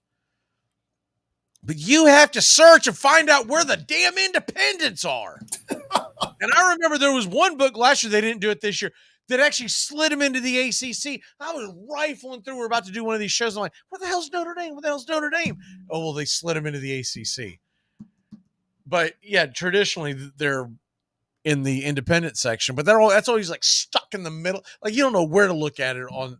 And it is every site I go to, it's the same situation. Anyways, let's go ahead and get into their schedule. Bit of a tough start. See, now, is this let's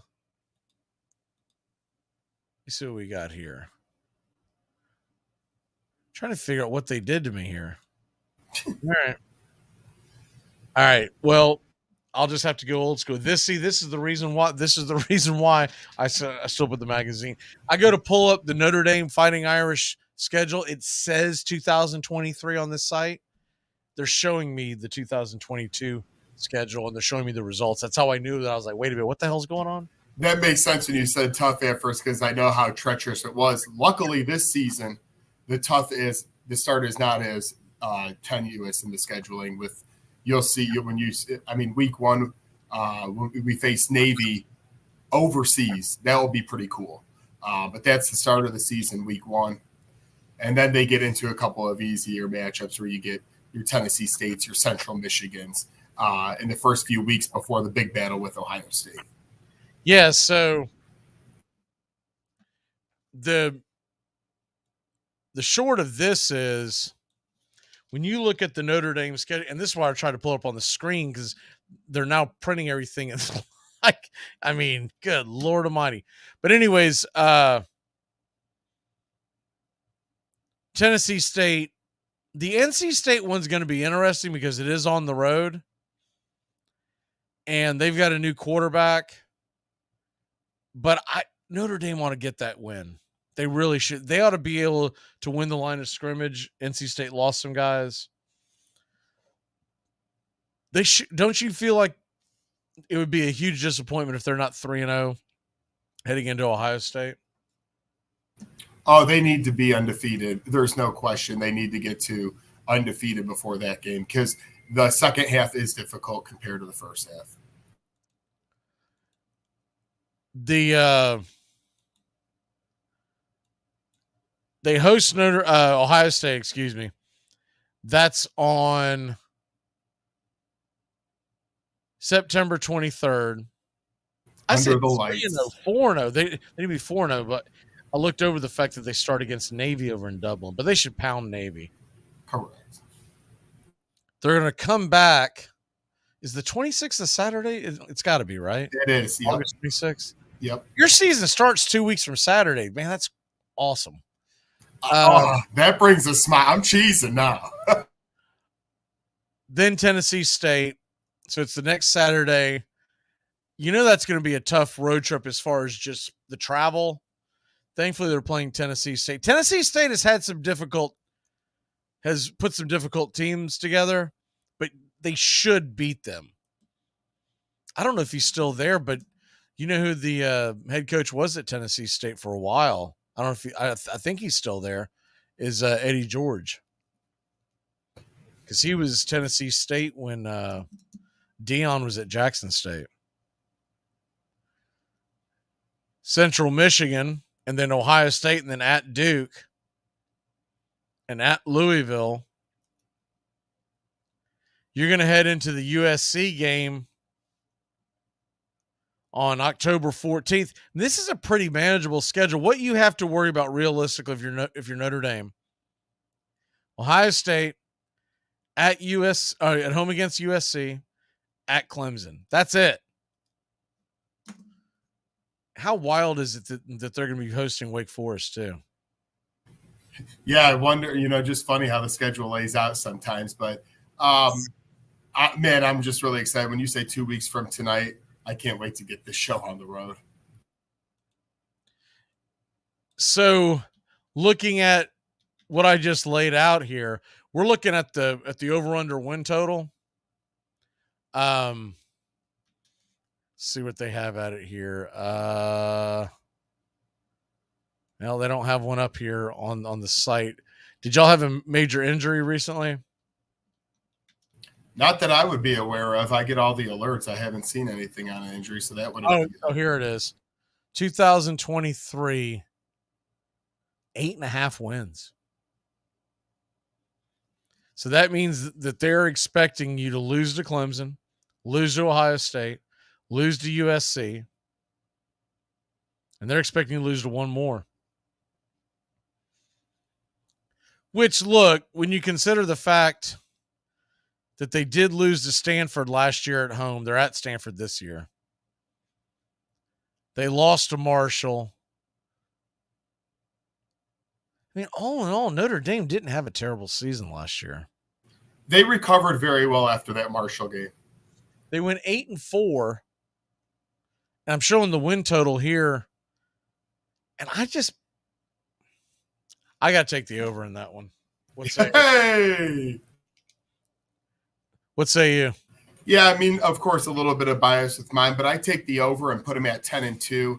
I don't think it's going to get them into the playoff, but I do think it will get them in one of the bigger bowl games. And with 10 wins, my two losses, I'm thinking between Ohio State, Clemson, and USC, two of those end up losses. So that's where I got them at the over at 10 wins. I'll take them at 9-3. And I think they could upset somebody. But you know how this normally works out. You upset someone, you beat someone you ain't supposed to beat, and then someone sneaks up on you. So I'm going to take them at 9-3. I would take the over. I think 8.5 is a little low, but I understand why they have it there, because they're assuming those 3 losses. And so really if you went to the window to make the bet would be, can they run the table on the other games, right? So anyways. A little interesting news I was just sidetracked by because I'm a Colts fan. A little bit running back situation. I guess Kareem Hunt left New Orleans before he even worked out to go to Indy, where he's being offered more money. by the Indianapolis Colts right now. So he leaves New Orleans before his workout to head to Indy to talk with them. They said Diana Rossini's reporting this, and she's saying they're going to be close to looking at something. So I don't know if that means, Jonathan, if you sign a Kareem Hunt, we already signed a Kenyon Drake. To me, if you bring Kareem Hunt in, I think this Taylor situation is probably ugly to the point where you could see a trade over the next few weeks. Oh, I think that's exactly what you're looking at. If they're bringing in Kareem Hunt, it's because this whole thing. Did you see the report where shoot, I forget who's reporting it. It was ESPN, but anyways, they're saying that Jonathan Taylor is opting to rehab at home away from the facility. You can't have that. You can't have it. This was the first day at camp where he did not show up at all. I mean, it's already bad enough the last couple of weeks when he's there and he has that sauerkraut face, like he doesn't want to be around anybody. But now that he's not showing up to the field at all, it's unacceptable. And let me tell you this: you went from one of the best running backs in football to an injury-riddled year last year. I'm just saying, be careful what you wish for, because it's going to get interesting. And if you get let go by the Colts, you better ball out for whoever you play for next, because running backs, you could fall off in a hurry. Unless you're Derrick Henry, you don't last forever. Okay, but do you not believe that some of that is you saying that because you're a Colts fan? Oh, by no means. Here's the thing. Jonathan Taylor's health is still kind of in question. That's why, to me, we haven't given him the contract. He came in, that now there's word a little bit he's rehabbing the ankle, the back. Well, if he's fully healthy, he's going to have a great year next year. Wherever he may go, he will have a great year. But if he's not healthy, obviously that takes a lot of it away. So when he's healthy, one of the best in the business. I'm not going to deny that or sugarcoat it. But at the same time, I'm not going to pay him until he proves it, because he proved to the Colts last year that he was only available half the time. And there was a lot of problems, but he was one of them. Yeah, I just feel like okay, so the biggest question with him is, it's not would anyone want him, it's is anybody out there willing to give up a lot of draft capital and pay him? Exactly. The pay him part. He might be stuck. Now, there is a team that is out there that could possibly squeeze him in, but it doesn't make a ton of sense. But if you're just out there trying to load up and say, what the hell, what about the New York Jets? Because Aaron Rodgers moved all that money around to bring in something. But if you do that, you would literally be going all in the next 2 seasons. And I mean, hey, that's what they did by signing up with Rodgers. So why not? It is interesting because McCaffrey, who got a couple of seconds, a third, he does more than Taylor. So I'd be interested to see the draft capital you could potentially get for him. But like you said, it's about being paid. And if he really wants that $16 million range that McCaffrey's at, I don't know how many teams be willing to give it to him. Maybe on the 2 years. If you do 2 years. We're probably talking about probably third round, but you could get multiple third rounds. You might get something else sprinkled in there. Correct. Because of the money. It's not that he's not good. He's very good. But if I've got to pay him a ridiculous amount to make him happy, I don't want to have to give you, because at this point you're not really losing anything other than a running back who doesn't want to play for you anyways. Right, and not to mention we have to pay Michael Pittman and then over the next this season. So he's going to get a big chunk of change from us as well. And if AR-15 goes off, you're going to have to pay him in like 3 seasons, right? So exactly. Yeah, and by the time 3 seasons is up, Jonathan Taylor's prime's over. Running backs, he'll be 28, 29 by then. So if I were really, the general manager, and by the looks of it, I probably should be. But if I were the Colts general manager, zing, I would take 2 threes from whoever and try to get them to sprinkle in one more thing, like, 4th round or 5th round, either next year or the year after. Something where I'm like, all right, I'll build draft capital up, whatever. We'll sign Hunt. We'll figure this out. We're probably not going to go win the Super Bowl anyways this year, so why not go ahead and just get rid of them, right? Yep. Running backs do not age like fine wine. I do know that. All right. What we've all been waiting for. Da, da, da, da. You are on the clock. For folks who might have missed yesterday's show, first of all, shame on you. Second of all, here's what we're doing. So it is I'm calling it the draft, because we are redrafting college football landscape. It is we're taking every team in college football and we are putting them out there as free agents or in a draft pool. And what we're doing is there will be 4 commissioners, and those 4 commissioners are going to have 16 teams. Those 16 teams, we'll come up with the power system, but it's going to be dealt off of winning. I think we could have fun for this for quite a while. But it's going to be built off of winning. It's going to be built off of what bowls you get, all that kind of stuff. And those 16 teams, it's going to equal in obviously 64 teams in college football, right? Because we all know even there's 130-something, there's not 130 really good college football teams. So we're relegating this. In each off season, I haven't come up with the official amount. I believe I'm going to go with 4. You're going to have the ability to kick 4 teams out, but you don't have to kick 4 teams out. And we'll explain that down the road. That's not important. What you're trying to do right now is just build your best team. And we're also trying to go with try to make it a little.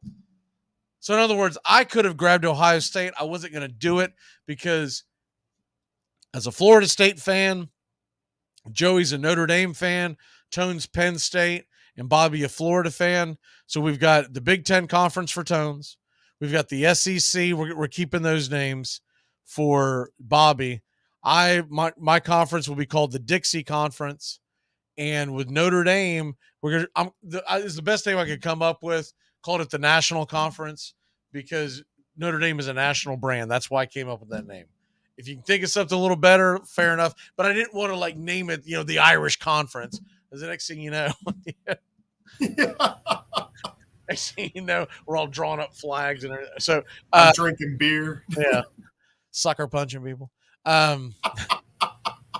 So that's where we're at. And we're going to have a core 4. Those 4 teams, the first 4 teams that join your conference, they are stuck in your conference because that is going to be your brand, right? If you want to take a flyer on someone, you don't want to do it in the first 4. Now, one of them is going to be your team, which is Notre Dame, right? Correct.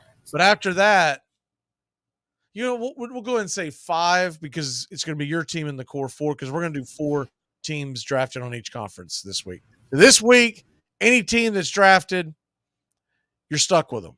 Doesn't matter how bad they suck. Doesn't matter if they fall off the map. You're stuck with them. So yesterday, Tones was supposed to be with me with Penn State. He missed the show because y'all got stuck in traffic. So I went ahead and took that. Bang, bang. And I took my first 2 picks along with Florida State. I grabbed the Georgia Bulldogs, and I'm taking Alabama today, but I went ahead and told you, and I told everyone towards the end, but I went ahead and let you know I'm taking Alabama today. So I don't have any more picks today. That's my starting core because I tried to keep it around. I like the idea of trying to keep teams in your area because I just think it's more fun. So with that in mind, you have 2 picks to make today. So what is your first pick here on the college football? I don't know. I'm going to call it landscape draft. I don't really know what to call it, but we're basically changing the landscape of college football. There's too many teams in what are supposed to be called power conferences. Yep, and that's exactly why with the 3rd pick for overall, but the first pick for the national conference as we're calling it. You already named them, but it was a no-brainer for me to take Ohio State. Sorry, Tones, if I'm taking them away from Big Ten country. but I'm doing it. They're a huge draw. Notre Dame. There was another team that I thought about grabbing, but I was like, no, I'm gonna leave them for Joey. I want your opinion on this. Might be your number 3 team, but Southern Cal. Well, you just named my second team, so there you have it. I like the idea of keeping the Notre Dame and Southern Cal rivalry together, right? Oh, absolutely. I mean, that goes way back to when I was a kid when Reggie Bush pushed Matt Leinart into the end zone and cheated and won that game. No, getting back to the reality of the situation, though. USC Notre Dame has been a staple and a tradition like no other with rivalry in college football. I wanted to keep that together. I don't care about travel. They're going to be doing it by going to the Big Ten anyway. So you can come on over to the great state of Indiana. And then Ohio State, they're just a big draw. And we've been playing them a lot more over the past few years. So I just think having Ohio State and USC, that's a pretty good start for my Power National Conference. Well, I like it. Yeah, I would say I'm probably going to try to get in contact with Tones and Bobby and get the idea of who they might want, and maybe we'll steer clear of a couple of their guys, right? Because they won't be back until Friday. Yeah, that's true. But we'll just got to see how that plays out. What do we got here? Yeah, this isn't a bracket, but anyways, anywho, we're talking about reseeding to where you've got 4 conferences, 4 power conferences, and we're changing the whole landscape. We're doing it over because they basically are anyways. I mean, crap, look what's going on. Yeah, exactly. And honestly, if you got into the situation, so the idea is just like if you're familiar with the EPL, English Premier League, and other soccer leagues, and I've always liked this idea for all sports in America is having relegation.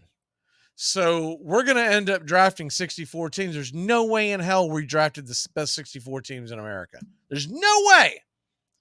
And at the end of the year, we're going to have some kind of a prize, some kind of a cup or trophy or whatever the hell we'll call it, right? But when you get to the end of the season, you're then going to have the ability, we'll sit down and have another draft, and that draft will be 4 rounds, and you can draft a guy or you can pass. Ooh. And if a team kicks one out, that team will be relegated for the next following season. So you can't draft them, but that team that dropped them can't pick them back up the following season either. So it's almost like a long free agent or waiver wire system, right? But I think we're going to have a lot of fun with this. We're doing something very similar on Thursday. Doug and Steven, we're going to do the NFL. Going to get rid of some NFL teams. And we're going to probably do that to 24. Probably 3 divisions or 3 conferences. I guess it'd be divisions of 8 apiece. You get 24. And that will probably just be a 2-team draft going forward. But I see what Matthew's putting in there, and it's way too complex. There's a lot of good thoughts, but it's a lot. It's very complex. So that'll never fly. But I like it in theory. It's fun. Yeah, it'd be great to do with like fantasy football or something. But yeah, there's no way that the NCAA would ever fly on any of that. But it is fun to think about it. Should expand to the playoffs to 256 teams. What? I thought at first he was 256-team playoff. I thought he was talking college hoops at first. No, 256 teams. That means we got to go out and get some JUCO teams to play. Crap, we could get a team together. Let's go, Joe. 133, I think, now in what used to be called Division 1A. Now they call it what, FBS? 200. You know how many injuries we're getting? I know now he did throw in the caveat, you cut it off at week 9, but that obviously won't fly. No, because the reason why it'll never work is the teams that get eliminated early are going to get ticked off that their revenue is gone. Correct. We only played 8 or 9 or 10 games or whatever it is, right? It's still college football, college sports. You're not going to have a long. First of all, who the hell's watching that for those first? I mean, who is Alabama and Georgia playing in week 1? Citadel. Who? Citadel. Akron. There's probably some high school teams that would make it into if you're putting 256. Let's be real. What's your lock and what's your walk-off? My lock of the night is my hometown Cubbies. They're minus 130 on the night. Tyon's on the mound against Carrasco. Tyon's been pitching well. That's my lock. And then my walk-off is, look, we got the one preseason Hall of Fame crap game out of the way. Now we're focused. End of training camp is near. Where all of our teams are going to be on the field this weekend, whether they're starters or not. It's a beautiful thing as we get close to football. My lock is going to be same game. Give me Cubs Mets the over. Ooh. 9.5. Those are 2 bad pitchers. Give me the over. And walk-off is game tonight, 7:05 first pitch. We will have it here, pitch by pitch, play by play on Braves Country HD here on YouTube. Stay tuned for the Brian Snow Show. And what is tomorrow? Wednesday. Wednesday we'll have the Sarge back, and we'll see you live 3 to 5. Have a good one, Joey. And adios. You didn't talk about it much, but I'm assuming that you enjoyed the wrestling. Great event, great time. I'm going to try to go back next year. Awesome. Hopefully they don't have it in Detroit. Have a good day, y'all.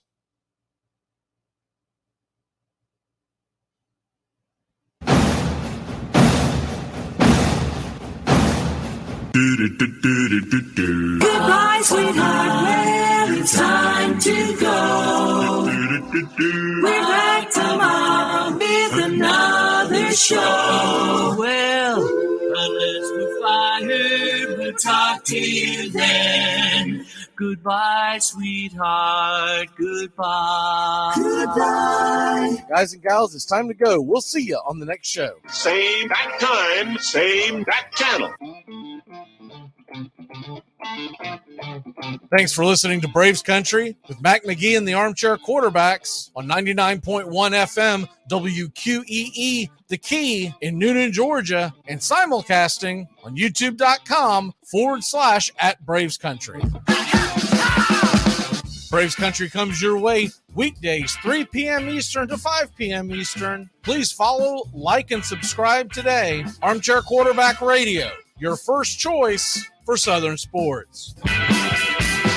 Something of the 5th of September. Something of the 5th of September. She said a lot that I can't remember. Something of the 5th. Can I get another cigarette, please? Can I get another cigarette, please? Yeah, I know I live to regret it. Just give me another cigarette, please.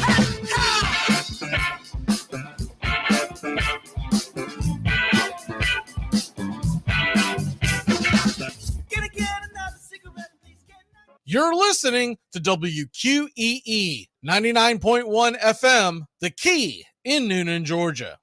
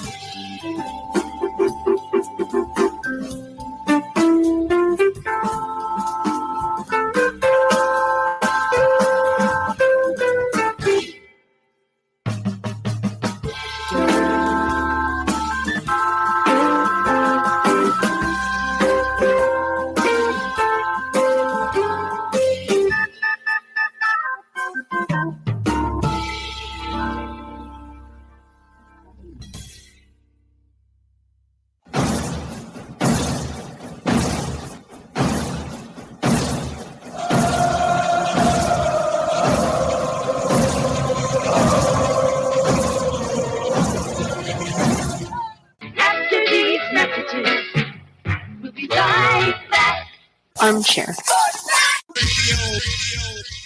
Well, the season's finally here, and the players hit. The Armchair Quarterbacks are back. Saturday, September 9th, 10 a.m. to 2 p.m. You'll be tailgating with the Armchair Quarterbacks. Mac Magee, Brian Snow, Joey and Tones, and the rest of the Armchair Quarterbacks live, 10 a.m. to 2 p.m. Saturdays this fall. Talking college football, SEC, ACC, Big Ten, the NFL, fantasy football advice, and our picks against the spread. It all begins September 9th right here on Braves Country HD, 99.1 FM, WQEE.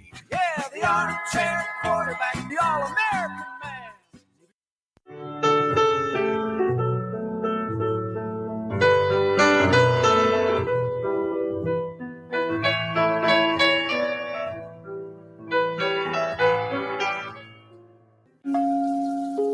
Lineup for yesterday by Ogden Ash. A is for Alex, the great Alexander. More goose eggs he pitched than a popular gander. B is for Bresnahan, back of the plate. The Cubs were his love and McGraw his hate. C is for Cobb, who grew spikes, not corn, and made all the basemen wish they weren't born. D is for Dean, the grammatical diz. When they asked who's the tops, said correctly I is. E is for Evers, his jaw in advance, never afraid to tinker with chance. F is for Fordham, and Frankie and Fish. I wish he were back with the Giants, I wish. G is for Gehrig, the pride of the stadium. His record, pure gold. His courage, pure radium. H is for Hornsby. When pitching to Raj, the pitcher would pitch, then the pitcher would dodge. I is for me, not a hard-hitting man, but an outstanding all-time, incurable fan. J is for Johnson, the big train in his prime, was so fast he could throw 3 strikes at a time. K is for Keeler, as fresh as green paint, the fastest and mostest to hit where they ain't. L is for LaHoy, whom Clevelanders love, Napoleon himself with glue in his glove. M is for Matty, who carried a charm in the form of an extra brain in his arm. N is for Newsom, Bobo's favorite Ken. You ask how he's here, he talked himself in. O is for Ott, of the restless right foot. When he leaned on the pellet stay put. P is for Plank, the arm of the A's. When he tangled with Matty, games lasted for days. Q is for Don Quixote, Cornelius Mack. Neither Yankees nor years can halt his attack. R is for Ruth, to tell you the truth. There's no more to be said, just R is for Ruth. S is for Speaker, swift center field tender. When the ball saw him coming, it yelled, I surrender. T is for Terry, the giant from Memphis, whose 400 average you can't overemphasize. U would be Ubel if Carl wore a Cockney, but we say Hubble in baseball like football in Rockney. V is for Vance, the Dodgers' very own Dazzy. None of his rivals could throw as fast as he. W, Wagner, the bow-legged beauty, short, close to all traffic with Honus on duty. X is the first of 2 X's in Fox, who was right behind Ruth with his powerful socks.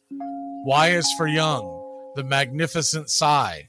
People battled against him, but I never knew why. Z is for Zenith, the summit of fame. These men are up there. These men are the game. Lineup for yesterday, Ogden Ash, January 1949, Sport Magazine.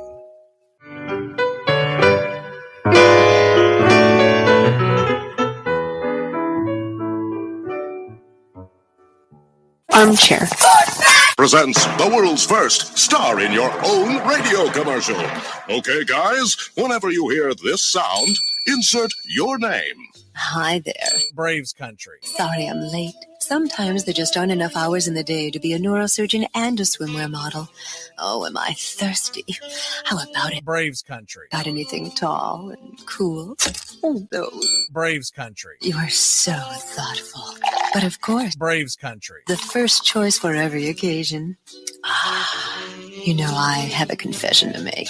If I ever had a son, I'd want to name him Braves country. Oh, Braves country. come here now. Braves country. Braves country.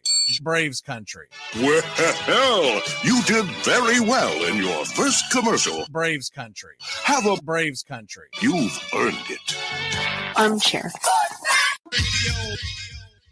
Braves country today. We're talking Southern sports. We go live 3 to 5 weekdays right here on WQEE. Braves country today. Southern sports talk with the voice of Braves country baseball, Mac Magee. Joined every day from sports analysts from all over Braves country, talking college football, the NFL, Major League Baseball, and what's trending in the world of sports. Braves country today. We go live 3 to 5 weekdays right here on WQEE. You're listening to Braves Country Baseball on Braves Country HD. Please like and subscribe today, youtube.com/@Braves Country. Braves Country today. We're talking Southern sports. We go live 3 to 5 weekdays right here on WQEE. Braves Country today. Southern sports talk with the voice of Braves Country baseball, Mac Magee. Joined every day from sports analysts from all over Braves country, talking college football, the NFL, Major League Baseball, and what's trending in the world of sports. Braves country today. We go live 3 to 5 weekdays right here on WQEE.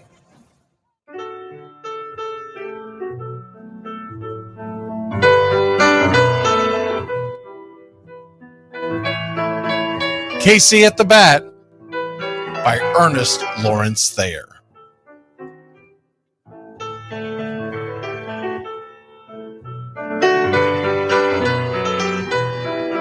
The outlook wasn't brilliant for the Mudville Nine that day. The score stood 4-2, but with 1 inning more to play.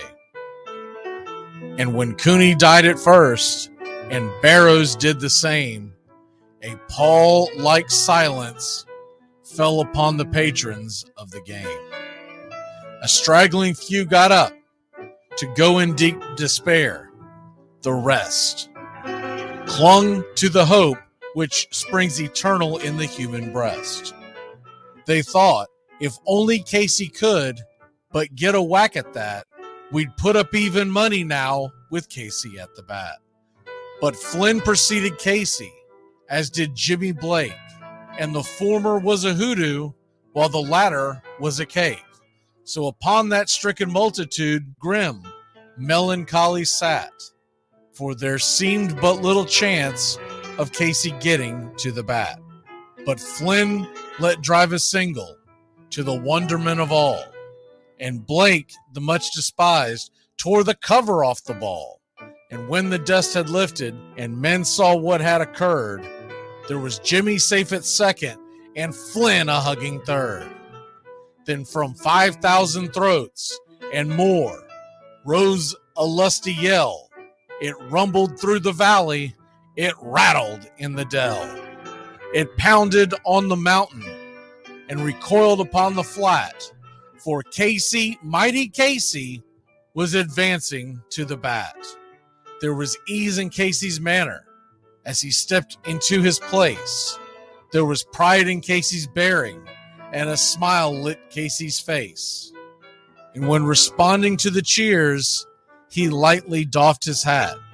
No stranger in the crowd could doubt 'twas Casey at the bat. 10,000 eyes were on him as he rubbed his hands with dirt.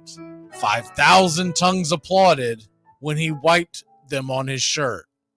Then while the writhing pitcher ground the ball into his hip, defiance flashed in Casey's eye, a sneer curled Casey's lip. And now the leather-covered sphere came hurtling through the air, and Casey stood a-watching it in a haughty grandeur there. Closed by the sturdy batsman, The ball unheeded sped. That ain't my style, said Casey. Strike one, the umpire said. From the benches black with people, there went up a muffled roar, like the beating of a storm waves on a stern and distant shore. Kill him! Kill the umpire! Shouted someone on the stand, and it's likely they'd have killed him had not Casey raised his hand. With the smile of Christian charity, great Casey's visage shone. He stilled the rising tumult. He bade the game go on.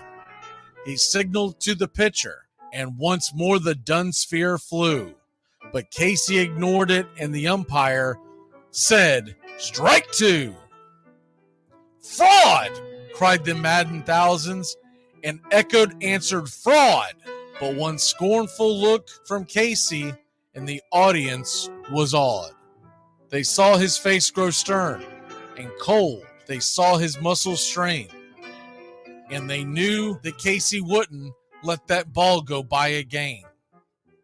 The sneer is from Casey's lip. His teeth are clenched in hate. He pounds with cruel violence his bat upon the plate. And now the pitcher holds the ball, and now he lets it go. And now the air is shattered by the force of Casey's blow. Well, somewhere in the favored land, the sun is shining bright. The band is playing somewhere, and somewhere hearts are light. And somewhere men are laughing, and somewhere children shout. But there is no joy in Mudville. Mighty Casey has struck out.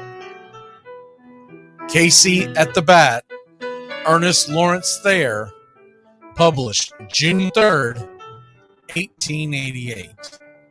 San Francisco Examiner.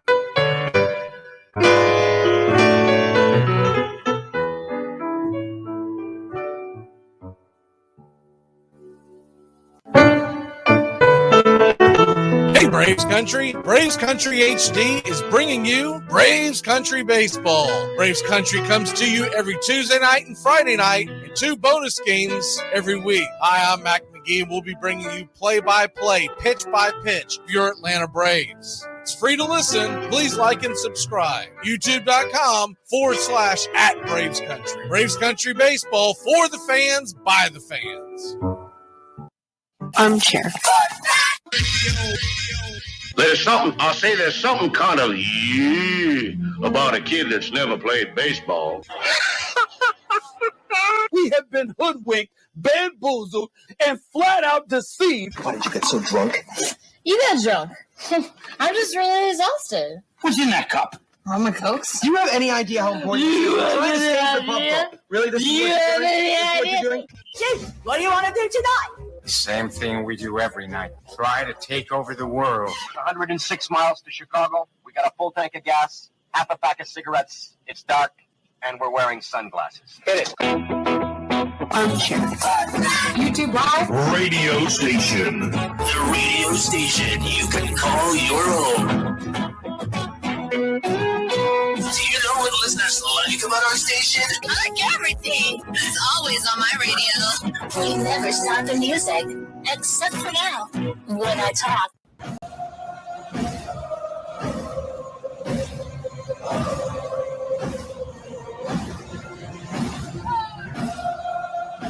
You're in Braves Country.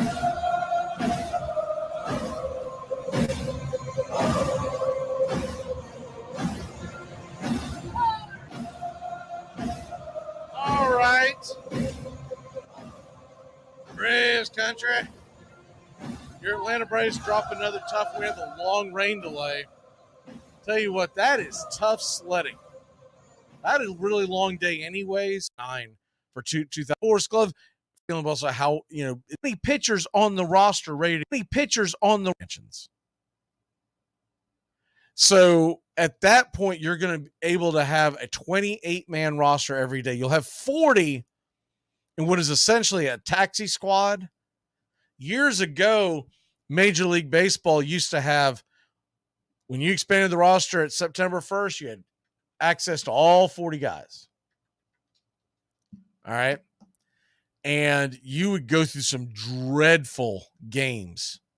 Let me tell you, for those of y'all who didn't watch it back then or followed it very casually back then, you would go through some dreadful games in mid to late September with a team that's out of it. This is before the rule that you had to face 3 batters, right? And you had a 40-man roster. They would literally have 20 pitchers on the roster ready to go. And you might see a dozen of them one night. So I'm glad they got rid of that. But you do get the expansion of 28. And when you get to 28, it's going to open up some things. At some point in the middle of September, towards the beginning, I want to say it's the 10th, 11th, somewhere in that neighborhood. I might be off by a day or two. But Nick Anderson should be back. Jesse Chavez will be back sometime in September. They're taking his time with him. You're trying to tell me that a bruised leg is taking this? They're taking his time with it. Like Jesse Chavez, damn near 40. What are we gaining from rolling him out there? That's what if the Braves were 2 down to the Phillies in the NL East right now, Jesse Chavez would have already been back. They're taking his time with him because they want him ready to light it up and let's go. So when we get to the postseason, I fully expect, so I named the 3 lefties.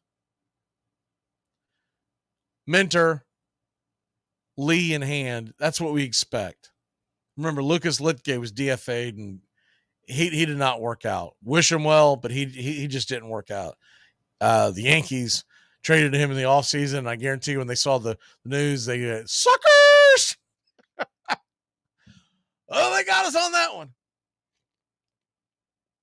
But so going into an October rotation, or October roster, I guess is what I should say, you're going to have those 3 lefties in the pen, unless one of them is just doing terribly, assuming health. There's no way that they don't have all of them in there, right? On the roster, because you want the option of having that many lefties, especially depending on the matchup, but you want that option. The righties, you're going to carry 5, maybe 6. Because remember, you only need 4 starters per se. If there's an injury, you can always pull a guy off and bring a guy on. Now, the one thing that you do with that, if you lose, so let's say the Braves, just for giggles, they win the NL East. They have the first round bye. The first round goes and comes. We find our second round matchup, whoever it may be. And best of 5. You're probably going to carry 4 starting pitchers. And at that point, you're going to have to make some decisions on what you want to do because you're going to be able to carry 13 pitchers altogether, right? With that being said, you're going to be able to go out there and you're going to hold probably a 9-man bullpen. If one of our pitchers were to go down, and let's say the odd man out is Bryce Elder, and one of our pitchers goes down, and you got to have Bryce Elder come into the series. Whoever that pitcher may be, and I don't want to speculate on one because I don't want to jinx him. I don't want that pointed back at me. But whoever that may be, they will not be eligible for the NLCS. They would not be eligible until the World Series. If it happens to them in the NLCS, they're done. So you cannot play the next series if you are injured. The reason why they do that is someone doesn't go out there and stack the card and go, well, one of our top pitchers just pitched in Game 6. There's no way in hell he's going to pitch in Game 7. So we're going to fake an injury. We're going to bring someone else up to give us bullpen help, and we'll just bring him back next series. That's why the rule is there. But if you're looking at this bullpen, let's say we have 6 others outside of those 3 lefties. And I think you got to figure, yeah, it's going to be Iglesias. It's going to be Yates. It's going to be Jimenez. Pierce Johnson, I think, has pitched really well. Just because of his experience, they're probably going to – a lot of folks don't want to hear this. Colin McHugh will be there.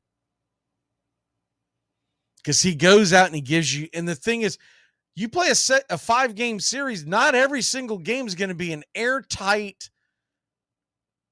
let's go, we've got the lead, our starter went out there and pitched 6 or 7 strong. We're trying to slam the door. Not every game is going to be like that. And if you have a bad outing by someone and they got to rush someone out there, Colin McHugh is going to be the guy. He's going to be the first guy they turn to. Probably right after that. If Ben Heller can get back to where he was, they'll be fine, but there's some concern with him.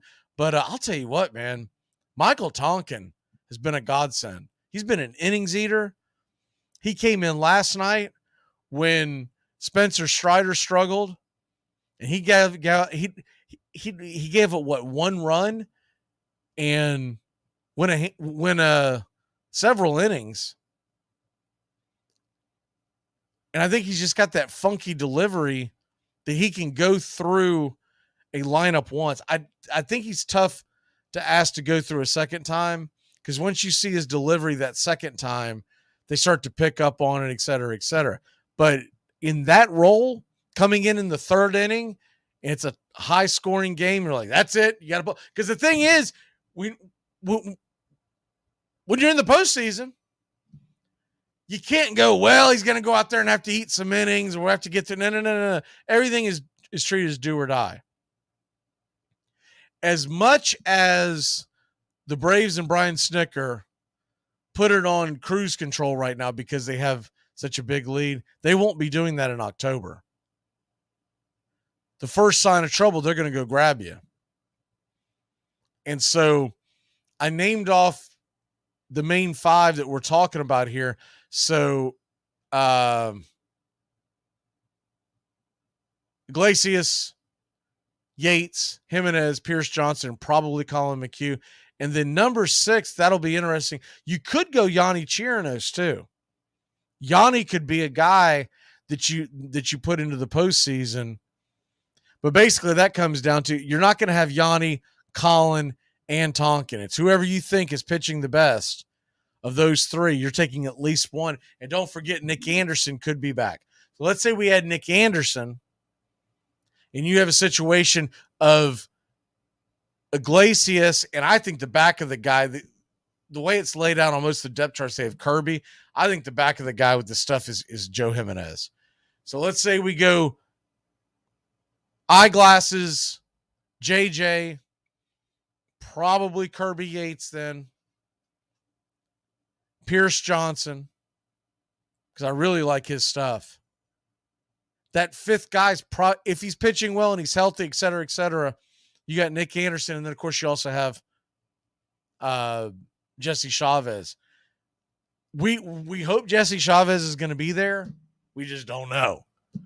But if it's the injury they said it was, I think they're taking their time with him.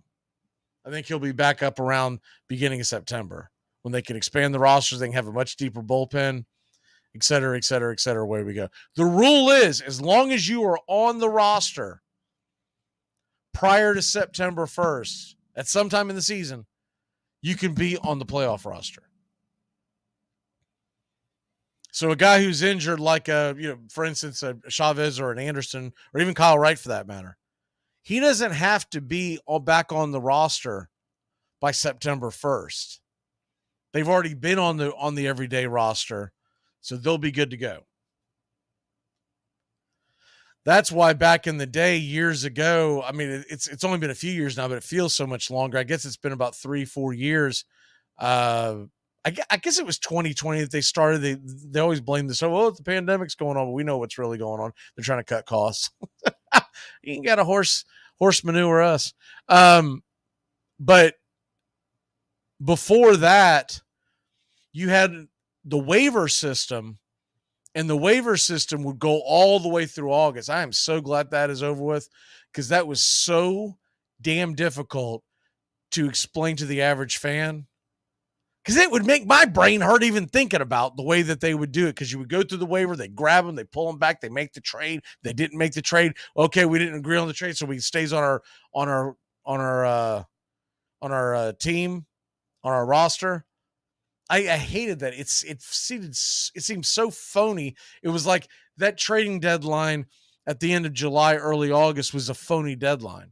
Now it's a hard deadline. Once that is made, the rest of the season until you get to November and we start talking about going to the winter meetings in December, and the season ends in November. The off season begins in November. No moves can be made as far as any kind of a deal. You can pick guys up off the trash heap if they're waived, but you're not going to see that as anymore. Remember the big deal that the Boston Red Sox basically unloaded their entire payroll and sent it to the Los Angeles Dodgers? It's been about a decade ago. It may have even been longer, but it's been somewhere around a decade ago. Around 2010, 2011, maybe even. That stuff doesn't happen anymore. And you had some pretty significant trades over the years when that was going on.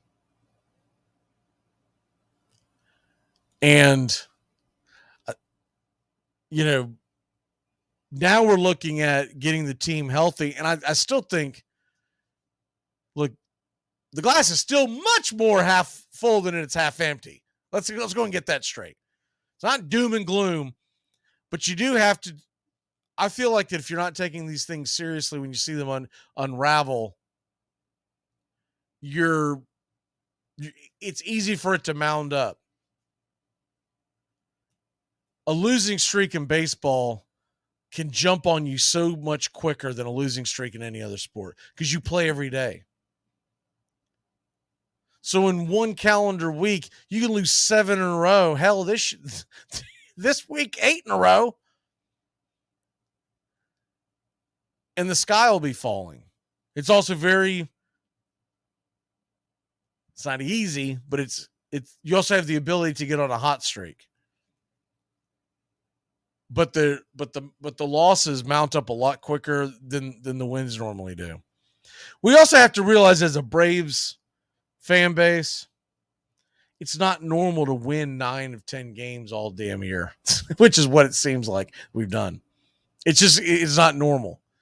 So you're going to go through these ups and downs, and I get that, but the Braves, I don't think they're at any kind of point right now where they're going to have some kind of team meeting. It's 3 losses in a row. It's not the end of the world. Remember, we just went out there and won the series before the road trip at home against the Angels. We played pretty well, good enough out of the All-Star break. We were much hotter going into the All-Star break, but you knew it was going to cool off eventually. But they're not going to push any kind of panic button this early, because if you're going to wait, if you think that they are getting a little complacent, if you think that this team is kind of going through the dog days of summer, we're sitting in going into the second week of August, and we've got the best record in baseball, though it's dwindling, and you think that it might be a real concern, you're going to save that speech going into like September. Because if you're going to get them on a roll and get them just running at full steam, you can't start it on August 8th. You're going to run out of gas. We saw it last year when we did that on June 1st. Not quite as long, but you want these, if you're going to have any kind of rah-rah, new Rockney speech, you're going to save that. What you are going to do on every single day is talk to the guys, go over the game plan, and talk about what they did right and what they did wrong and how to be better each day. But you're not going to go into some big rah-rah speech this early on.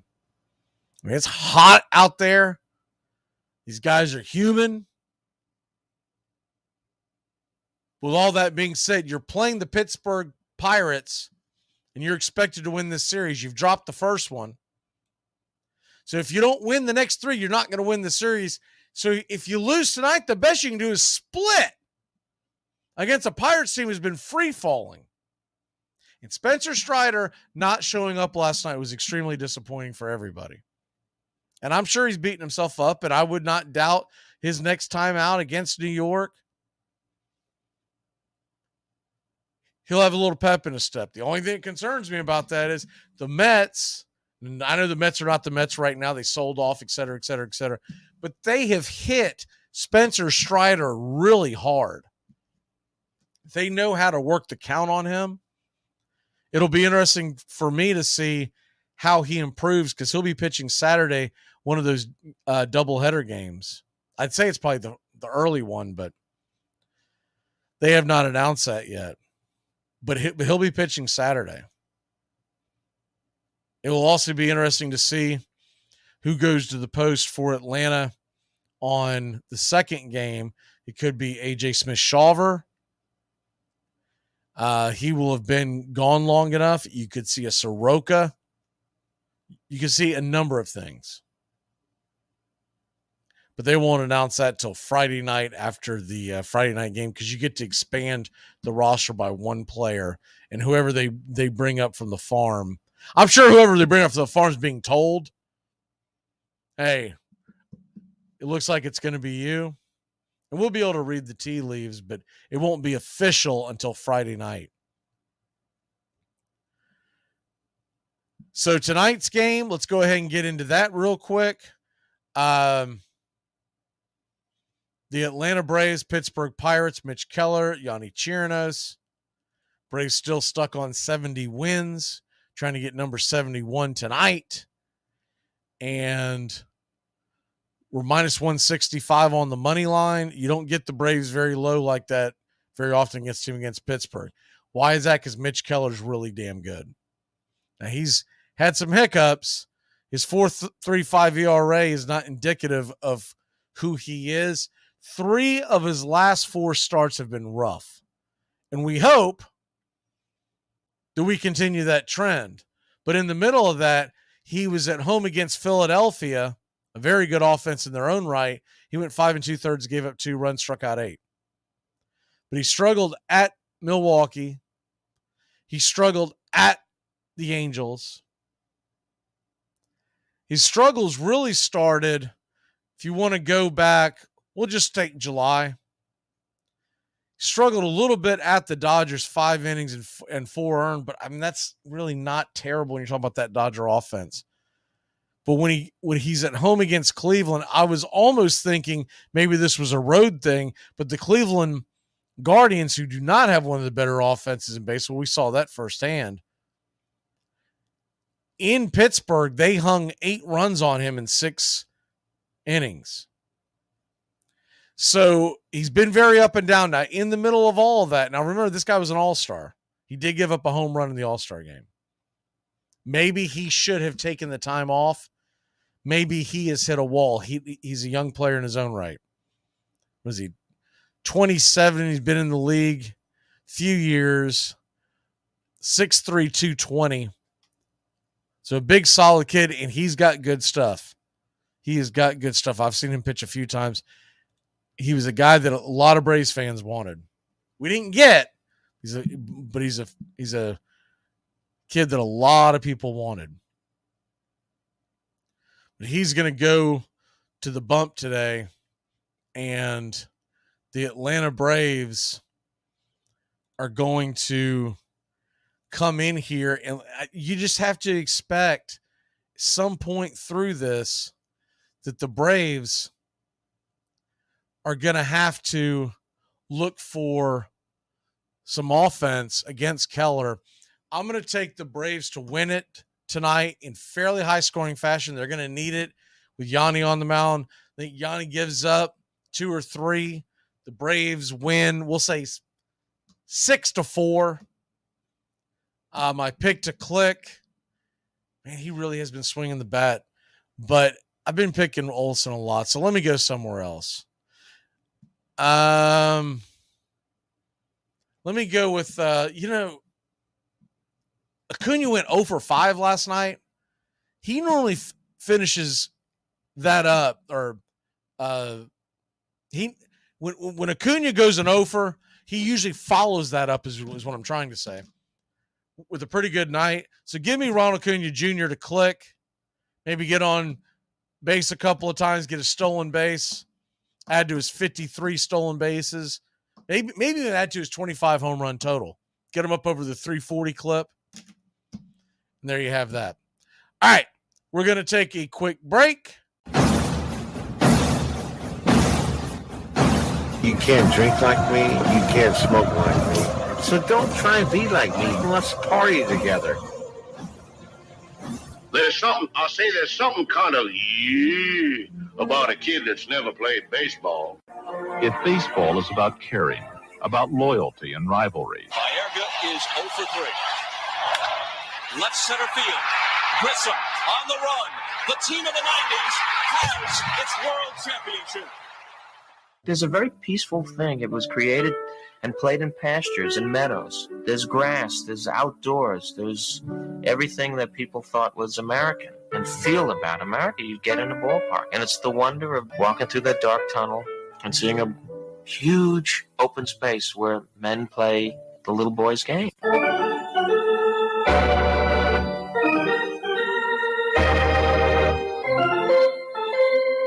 I believe in the Church of Baseball.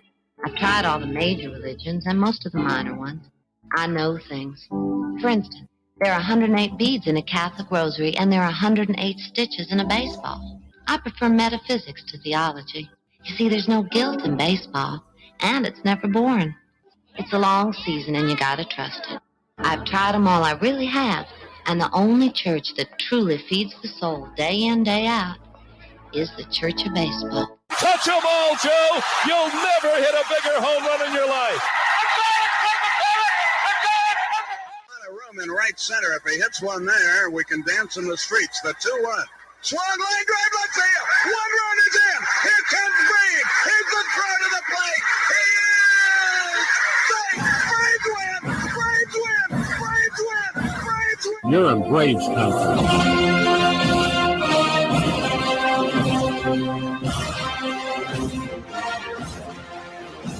We're down to 1 strike here. Gurriel, the last hope for the Houston Astros.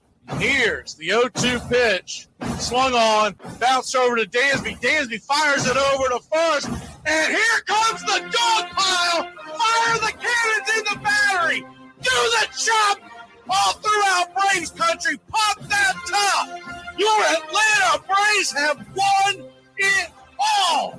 Oh, say can you see by the dawn's early light what so proudly we hailed at the twilight's last gleaming, whose white stripes and bright stars through the perilous fight o'er the ramparts we once were so gallantly streaming, and the rockets red glare, the bombs bursting in air, gave proof through the night that our flag was still there.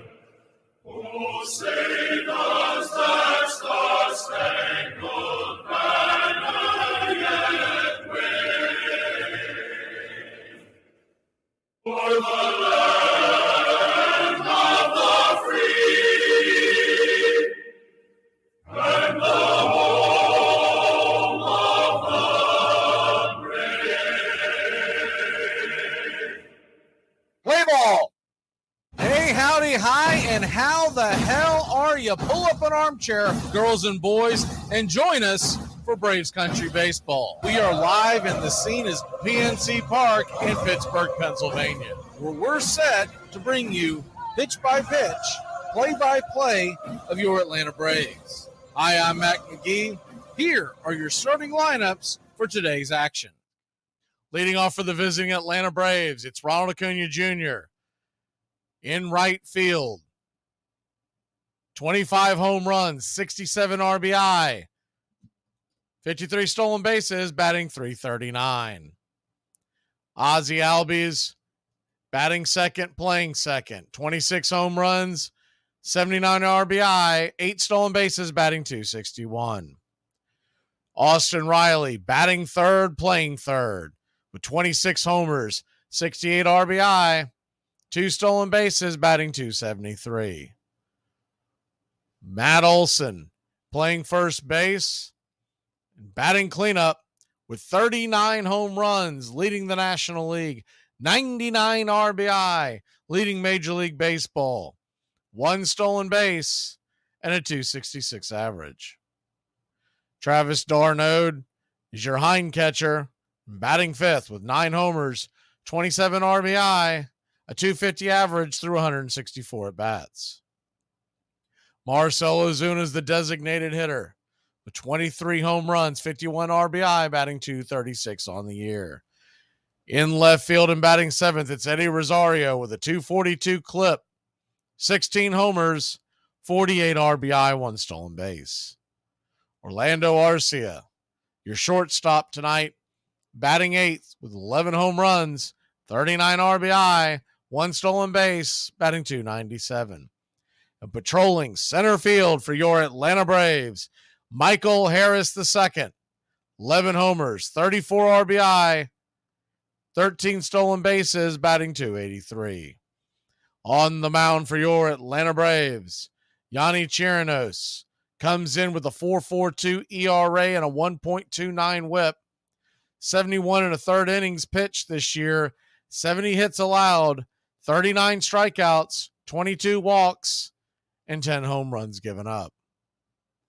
He'll be going head-to-head with Mitch Keller, who's 9-8 with a 4.35 ERA, 1.25 whip, 138 and 2/3 innings pitched, 131 hits allowed, 150 strikeouts, 43 walks, and 18 home runs given up. Coming to bat in the bottom of the first inning for the Pittsburgh Pirates, Palacios will be in right field with 3 home runs, 17 RBI, 2 stolen bases, batting .234. Brian Reynolds is the left fielder with 14 home runs, 53 RBI, 9 stolen bases, batting .265. Andrew McCutchen is the designated hitter with 10 home runs, 30 RBI, 10 stolen bases, and a .260 average. Jack Sawinski is in center field and batting cleanup with 21 home runs, 53 RBI, 8 stolen bases, and a .217 average. Brian Hayes is at third base, 5 home runs, 33 RBI, 9 stolen bases, and a .249 average. Rivas is at first with 1 homer, 4 RBI, batting .233. Peguero back at second with 3 homers, 9 RBI, a stolen base, batting .233. Lika Williams playing shortstop, 1 RBI, and a .286 average. And behind home plate for the Pittsburgh Pirates is Jason DeLay. The number 9 hitter has 1 home run, 12 RBI, batting .264. Behind home plate calling balls and strikes. Tonight it'll be Jeremy Riggs. First base umpires Mike McClinsky. Second base will be manned by Alan Porter. And down the third base line, it's Jim Wolf. Should be clear skies tonight here at PNC Park in Pittsburgh, Pennsylvania, which holds 38,753. Braves come in minus 165 on the money line. The over-under is 10. Atlanta, 70 and 40 on the year, 33 and 20 on the road. Pittsburgh, 51 and 61, 27 and 28 at home. Well, it's about that time. Grab you a cold one. Find you an armchair. It's Braves Pirates, game 2 of a 4-game set. Get your game face on, Braves country.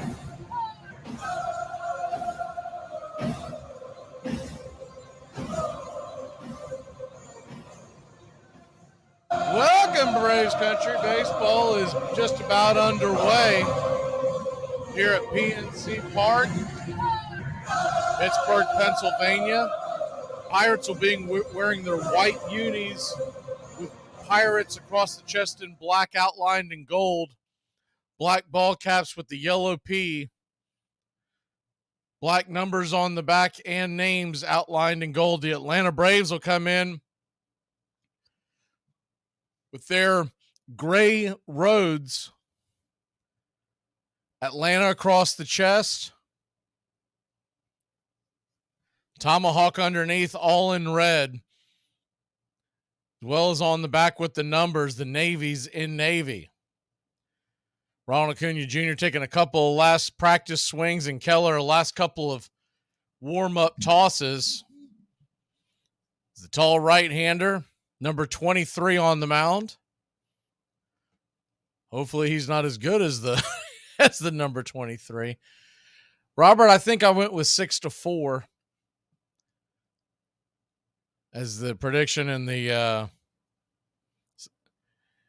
I picked a click with Ronald Acuna Jr., so I'll find out real quick if I'm even close to being right.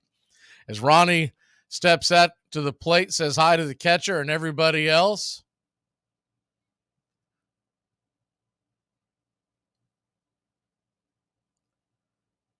Jeremy Riggs back behind home plate, gets set, and it's baseball time in Braves country. First pitch on the way is down below the knees. Off the edge for a ball, it's 1-0. The 1-0 pitch. Swing, and that ball's belted high and deep. Going back on the track, at the wall. Zip, boom, bam, it's gone. Ram-a-llama, ding-dong, a solo blast, and that pick clicked. It's 1-0 your Atlanta Braves. Ronald Acuna Jr. smashes that solo shot, 26 of the season, 68 RBIs.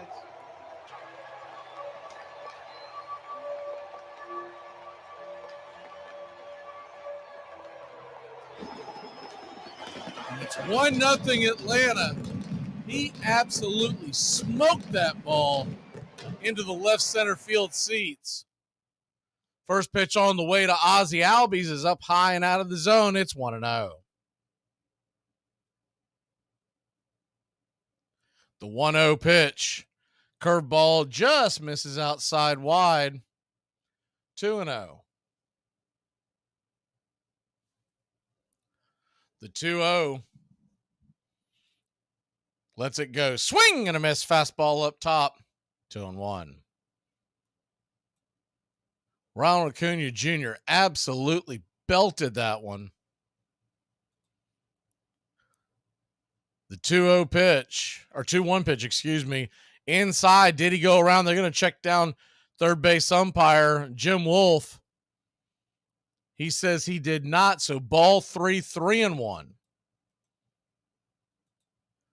1-0 Atlanta, if you're just joining us. Ronald Acuna Jr., solo shot on the second pitch of game. The 3-1 pitch swung on and roasted foul down the right field line. Do it again. It's a full count.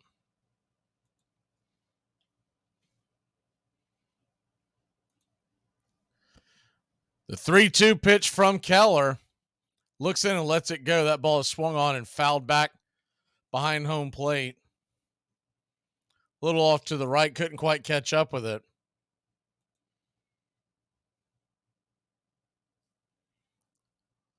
The 3-2 pitch. Swing, and that ball's lifted high, but not very deep at all. It's going to be a can of corn when it finally comes down into the glove of third baseman Cabrian Hayes, and there's one away. Ozzie Albies just out in front of that one. Pops it up.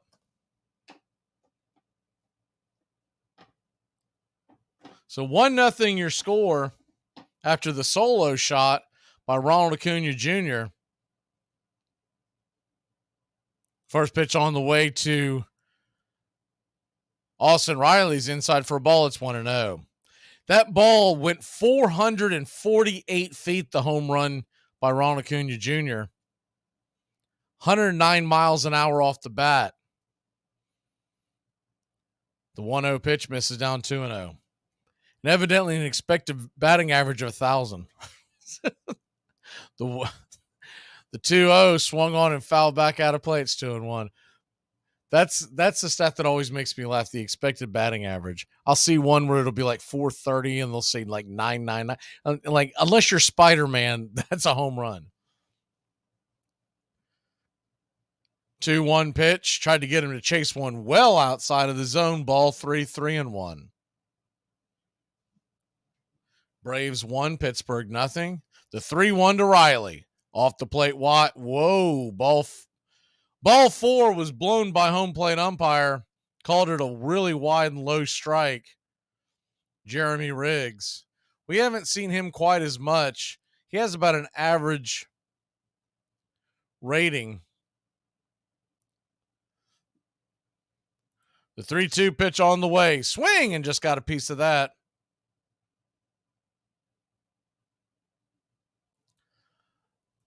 So a full count to Riley.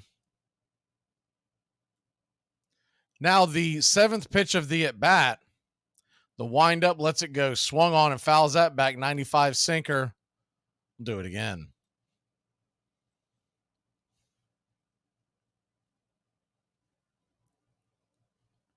Braves 1, Pittsburgh nothing. Top of the first inning. The 3-2 to Riley. Swung on and fisted that one foul. Riley and Keller having quite the showdown right here. We're about to see the 9th pitch of the at-bat. He's gone majority hard stuff. He did throw one sweeper in there. The pitch on the way, high and inside. And Riley will take first base. Think it might have clipped him a bit. Regardless, ball 4. See the double check on that. Yeah, it just barely kissed the side of his arm where the armor is at. So he should be okay. Shouldn't even leave a mark. So 1 on, 1 out. Matt Olson coming to the plate. First pitch to Olson is a swing and a miss strike. Cutter inside below the knees. It's 0-1. Matt Olson, 1 shy of 40 home runs, 1 RBI shy of 100. Pitch on the way is a curveball down below the knees. 1-1. Keller, 21st pitch of the first inning. Lifts his glove and leg and lets it go. Swing! And that ball's hit down the left field line. Will it stay fair? Just fair. Making the catch is the left fielder Reynolds. And there's 2 away.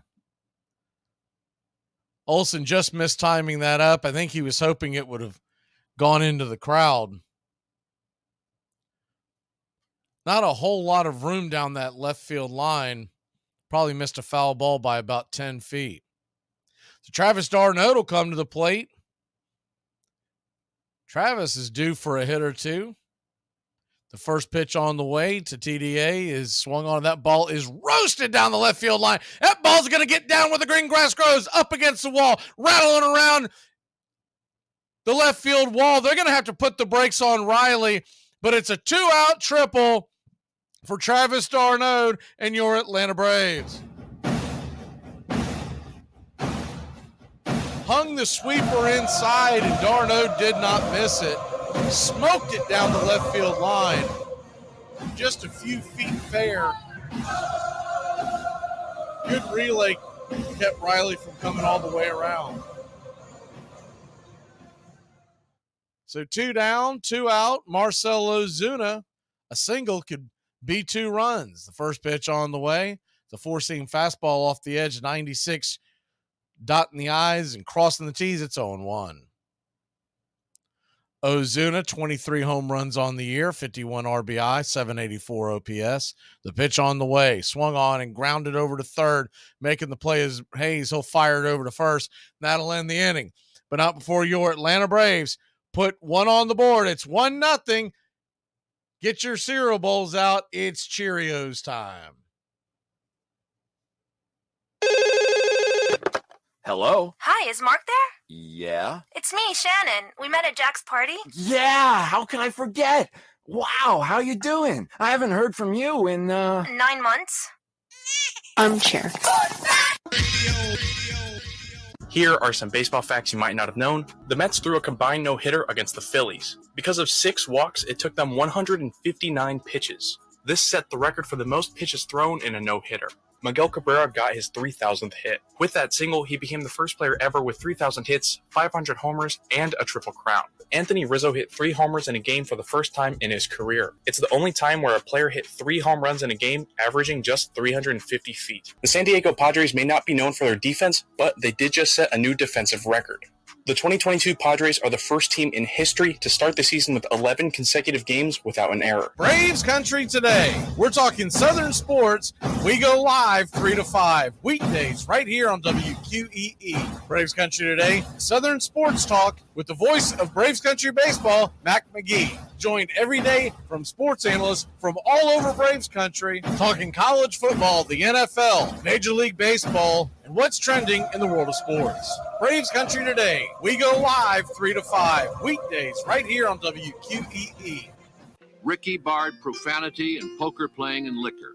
Offered evening lectures on baseball theory called Skull Sessions. Keeping a promise to his mother, managed just 6 days a week, leaving an assistant to take over for him on Sundays. In 1919, the Browns' crosstown rivals, the hapless St. Louis Cardinals, offered him a still bigger job as general manager at double the salary. He would spend the next 23 years with the Cardinals and in the process profoundly change the game of baseball.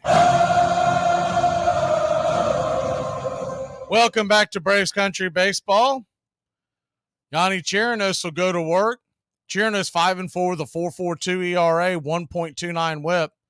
Opponent's batting average at 258. He's pitched a little better since he came over from Atlanta from Tampa Bay. Righty-lefty matchup to start it off. Palacios digs in the first pitch on the way, swung on and pops it up high in the sky, drifting in, making the catch is the left fielder Rosario, and there's one away.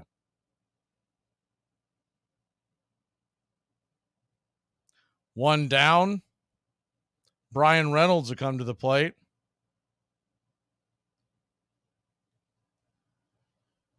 Reynolds out in left field, getting the start again at number 2 hitter. He'll be backed up by McCutchen on deck, who's the designated hitter tonight. First pitch on the way is off the plate wide for a ball. It's 1-0. There was talks of teams looking into McCutchen at the deadline, but he wanted to stay in Pittsburgh. The 1-0 pitch, down and in, 2-0.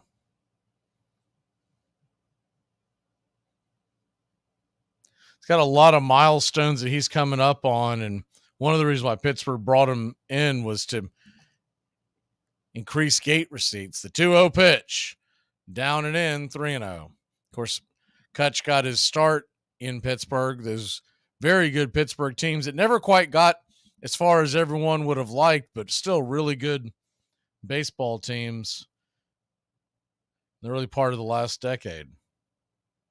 The 3-0 pitch. Fastball just hits the top of the zone. It's 3-1.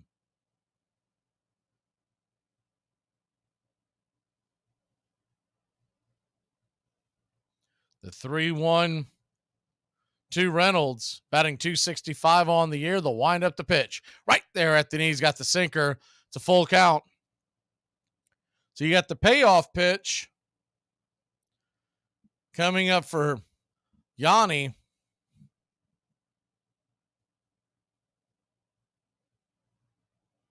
The wind up and lets it fly. Down below the knees, ball 4. So that'll send Brian Reynolds to first base, 1 on, 1 out.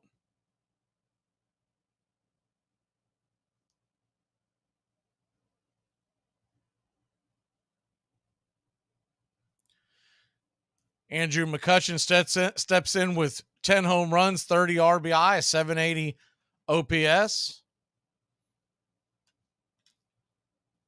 The wind up the pitch, lets it go right there at the top of the zone Fades in for a strike. It's 0-1.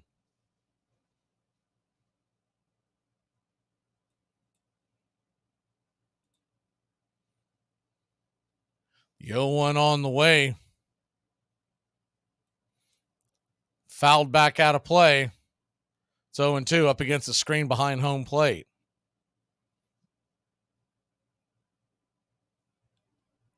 Braves 1, Pirates nothing. The 0-2 pitch. Swing and fouls it down the line. We'll do it again at 0-2. Beautiful night here at PNC Park as the sun's starting to set. With that golden bridge in the background. The 0-2 pitch. Runner on first. 1 out.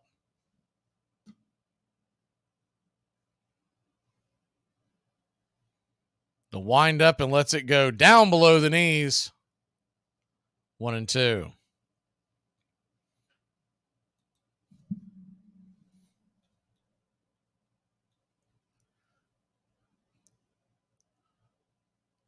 Yanni looks in to get the sign. It's a slower delivery than most of the other Braves pitchers. He's going to turn around and flip it over to first to keep Reynolds close by. Of course, he didn't break with the camp, obviously. I think it was very much leaned on in spring training from what I remember, that they were trying to speed up everybody's delivery because of the pitch clock. The 1-2 pitch. High and inside, 2-2. So a 2-2 count to McCutchen. Runner on first, 1 out. He's gone splitter, sinker, splitter, slider. The 6th pitch of the at-bat on the way. Inside, ball 3.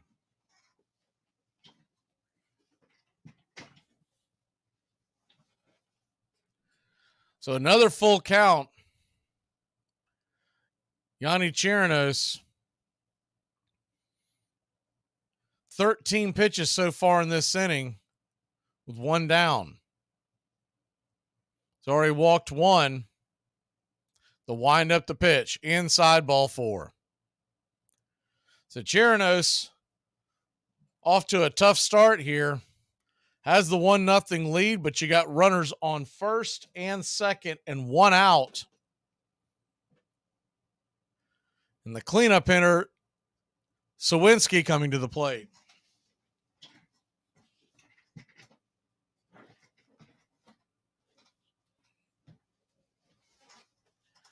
Jack Sawinski, lefty-righty matchup. Yanni lets it go. Right there at the knees for a strike. It's 0-1.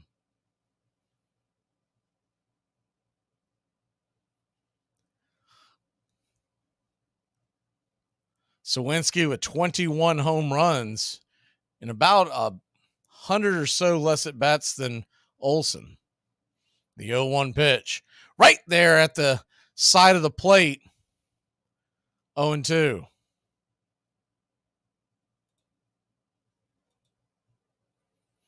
Welcome into everybody in the chat. Good to see everybody. We'll put the poll up here in a little bit. The 0-2 pitch. Swing and fouls that off the mask of Darnode, and it ricochets off home plate umpire.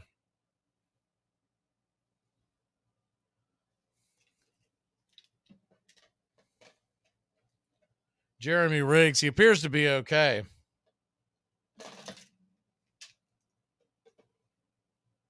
Giving him a second to shake it off a little bit. Ball knocked his mask off. Could have used that last night with Jim Wolf. Maybe he would have seen the balls and strikes a little better. The 0-2 pitch. Right there, top of the zone. Caught, looking, strike 3. And there's 2 away. Buckled him. Think he was looking for the sinker maybe. That absolutely buckled Sawinski. And there's 2 away. It's a bit of a hanger. Looked like the splitter maybe.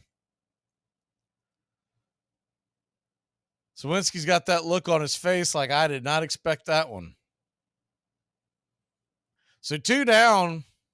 Now a righty-righty matchup.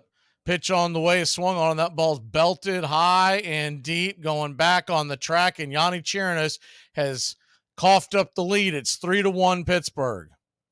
Brian Hayes comes off and hammers that pitch. A hanger. He's had a few hangers already. Hayes takes him to the cleaners with that hanger. 109 miles an hour off the bat. 213 feet. The Braves trail 3-1. It's been a theme here for the past several days with the Braves starting pitching, giving up a lot of runs early, building a big deficit for this Braves offense.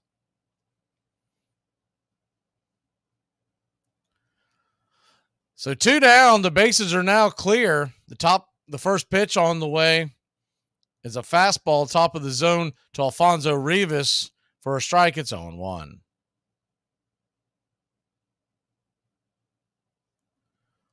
0-1 pitch, swung on and grounded hard underneath the glove of Orlando Arcia. Scooping it up and flipping it back into the infield is Harris. But the inning moves on.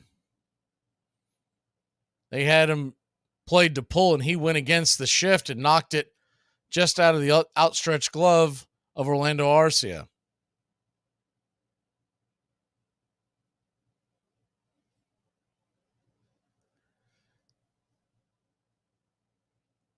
Yeah, there's no doubt about that AJ Smith-Shawver has better stuff than Yanni. I really think this comes down to they are trying to manage the innings of Shawver because he has pitched much better and has much better stuff. Rick Kranitz goes out there to talk to Yanni to try to calm him down. I'm sure Yanni's like, I don't need to be calmed down. They were banging me around when I was in Tampa. I'm used to this. So 1 on, 2 out. The first pitch on the way. Swing and fouls it off on Travis d'Arnaud's. Got him right there on the left leg. It's 0-1. That's about the cleanest way I can say that. That ball hit him on the inner thigh and rattled around. So home plate umpire is going to return the favor. Jeremy Riggs is going to return the favor and give d'Arnaud a chance to catch his breath. The 0-1 pitch from Chirinos. Down and away. 1-1. Yanni now sitting at 23 pitches. Figueroa, the number 7 hitter, with 1 on, 2 out, already 3-run home run in the books this inning by Brian Hayes.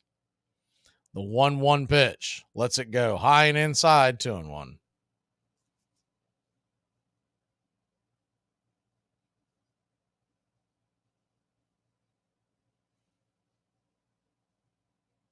The 2-1.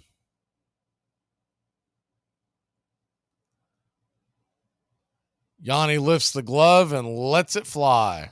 Swing, and that ball is roasted into center field, down for a base hit. A hard one hopper right to Harris. He was able to fire it back into the infield. So the runner going from first to second had to slam on the brakes, thought about taking third. But instead,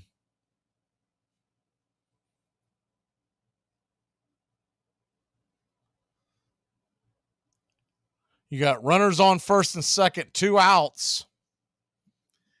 Number 8 hitter, Alika Williams. So the Braves have now seen 8 batters in this first inning. Cheerios lets it go, and the first pitch on the way is off the plate wide. It's 1-0.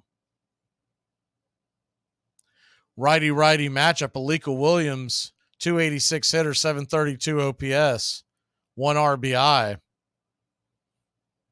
The pitch on the way, inside, 2-0.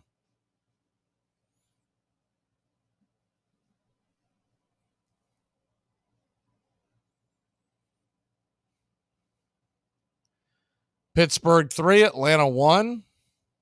Bottom of the first inning. The 2-0 pitch, 2 on, 2 out. The windup, swing, and fists that into, trying to get it into right field, but drifting over and making the catch is Ozzie Albies. If you're scoring at home, it was a soft line drive, and that'll end the inning. But not before the Pirates put 3 on the board. We'll grab the bats and try to answer back here in the top of the second. You can't drink like me. You can't smoke like me. So don't try and be like me. Let's party together. We live in a world now that welcomes and nurtures the screwball in all of us. Hey, it's a new decade, people. Time to get a little nutty. Treat yourself to Screwball Peanut Butter Whiskey, a smooth flavor that combines 2 of America's favorites, peanut butter and American whiskey. So no more social awkwardness. Time to embrace who you truly are. Get out there and make friends. And be sure it starts with Screwball Peanut Butter Whiskey. It's available nearly everywhere. Learn more at screwballwhiskey.com. Infinium Spirits. Please enjoy responsibly. What's going on here, guys? All right, Coach. So basically, it was a holding call. But these dudes started me in their fantasy league, which is cool because this dude started our quarterback. But he started our kicker, and I started their defense. So it's kind of a pickle. Compromising the integrity of this game with your fantasy football leagues? Listen to me. If there was holding, you make that holding call. I don't care if it was on our team or not. I care about this game too much to let you. Coach, you started their defense too, didn't you? Yeah, you definitely started their defense. Damn right I did. Armchair. My grandfather was a sour old man, and I liked him. He lived with us. But he was out in the backyard throwing a ball when I was a little kid. He's smoking his pipe, and he said, you like baseball? And I said, yeah. He said, what do you play? I said, I'm a shortstop. And he said, that's what I used to play. And I said, you used to play? But a year or so later, I found the local paper did a 50-year anniversary thing, and there was a reprint of a game that he had played in 1892, and it said, Watts. His name was Fred Watts, shortstop. And he had 2 hits. And I thought, my grandfather played baseball in 1892. So it's part of existence. It's part of our heritage.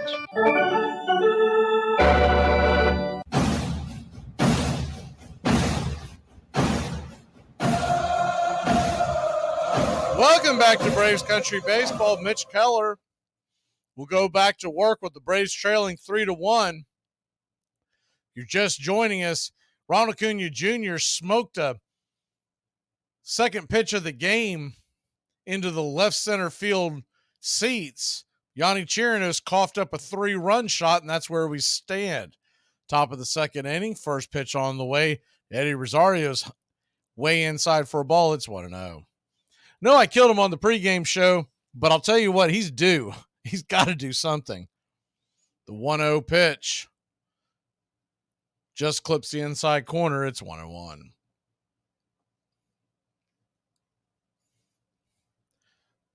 The 1-1 to Eddie. Swing, and that ball is hit into right field. That's going to get down for a base hit. We normally only do it on extra bases, but Eddie Rosario's been struggling, so let's go ahead and get it.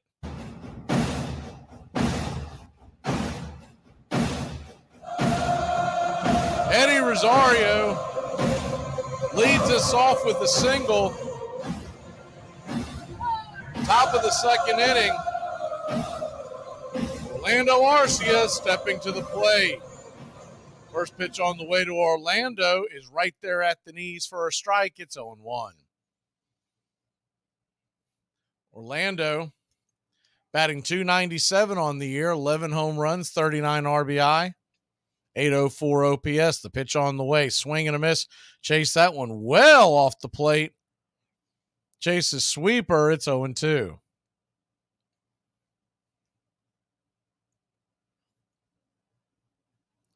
So down 0-2.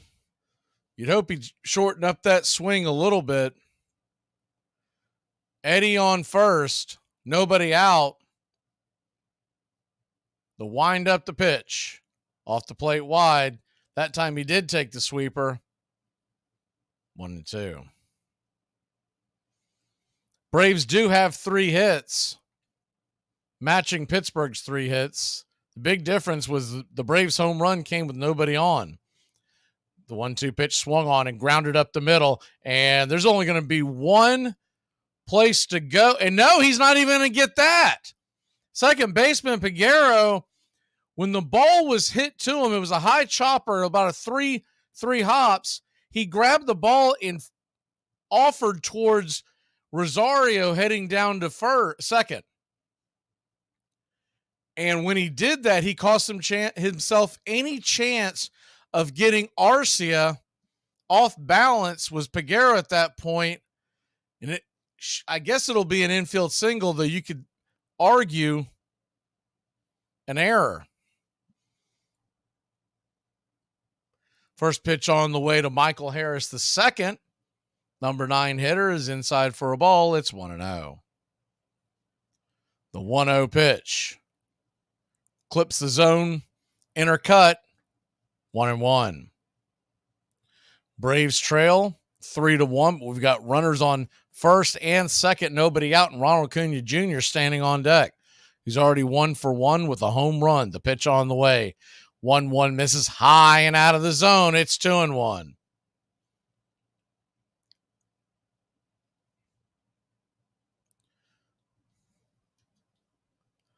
The 2-1 to Michael. Righty-lefty matchup. The pitch on the way. Swing and a miss.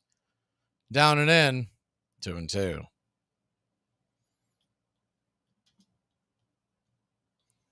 Welcome into those of y'all listening to us on radio. I know we've got a handful of new listeners around the globe.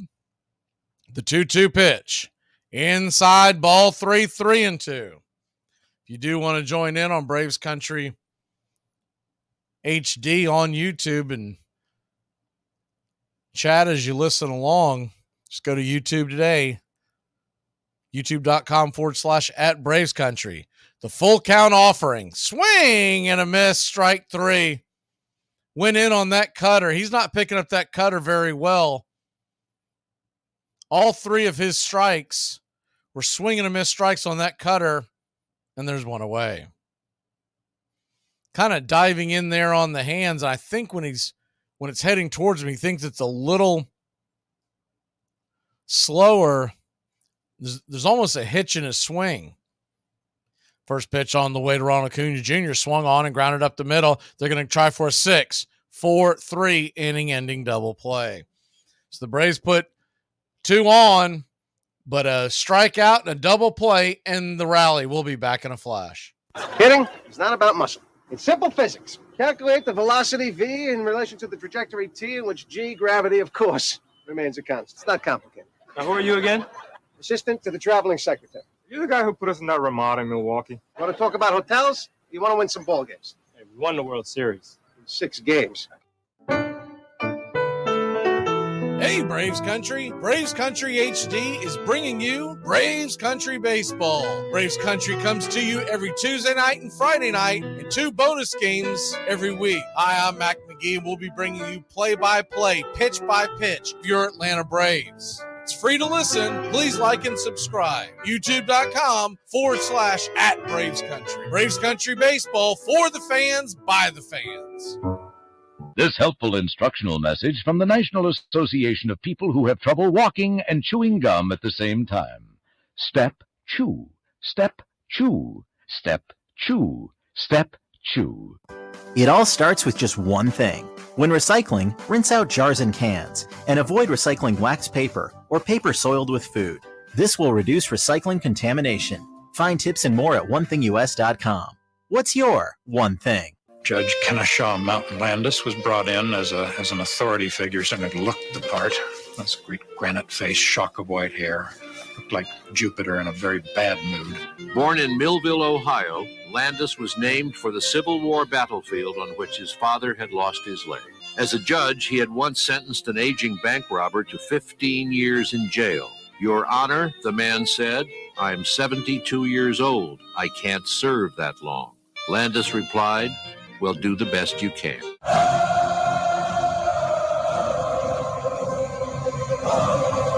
Welcome back to Braves Country Baseball. The Atlanta Braves trail 3-1. We head to the bottom of the second inning. Braves had a threat. If you're just joining us in the top of the second, runner on first and second, nobody out. But a quick strike them out, a very quick offering Swing at the first offering by Acuna was a double play and it ended the inning. First pitch on the way, right there, first strike. Slider, it's 0-1. Quickly back to work. The 0-1 pitch lets it fly, just grabs the outer part of the zone. It's 0-2. Yanni,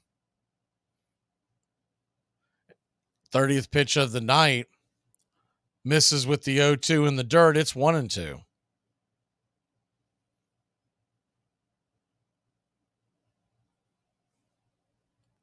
The 1-2 pitch lets it fly. Swing and bangs that foul down the third baseline towards the Pirates dugout.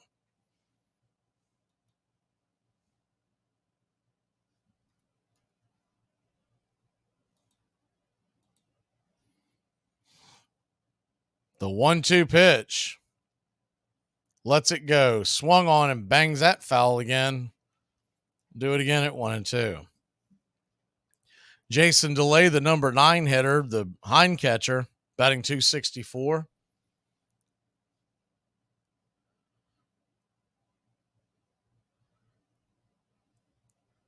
The pitch on the way. Check swing foul back behind home plate. We'll do it again at 1-2. You'll notice Henry Davis is getting the night off. Right field. He came up as a catcher, but evidently since early June when he came up, they've only allowed him to catch 2 innings. The 1-2 pitch. Swing and pops it up. Fisted, out of play. Do it again at 1-2.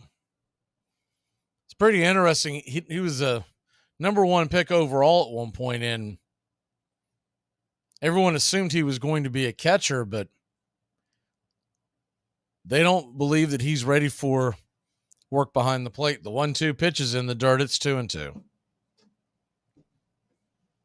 I did read today where he is working with the Pirates staff on a daily basis to get better at framing, behind home plate, etc. The 2-2 pitch swung on. That ball's grounded foul. We'll do it again at 2-2 once again.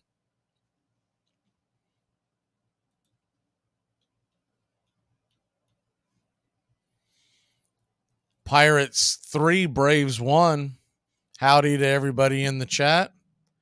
Good to see Terry showing up early on and got the chop going. The 2-2 pitch swung on, and that ball's banged foul off the plate. So Yanni Chirinos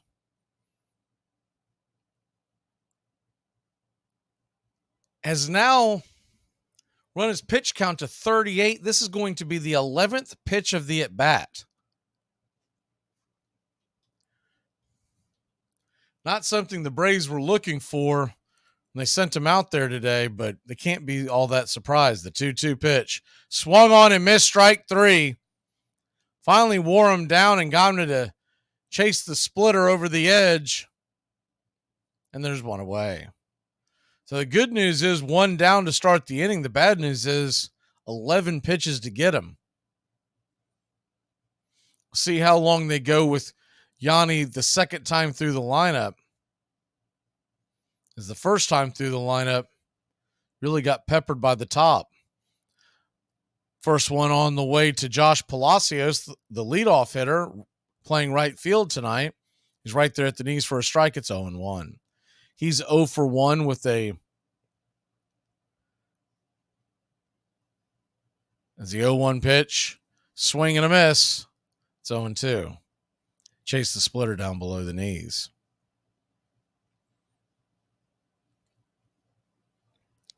Popped up his first time out.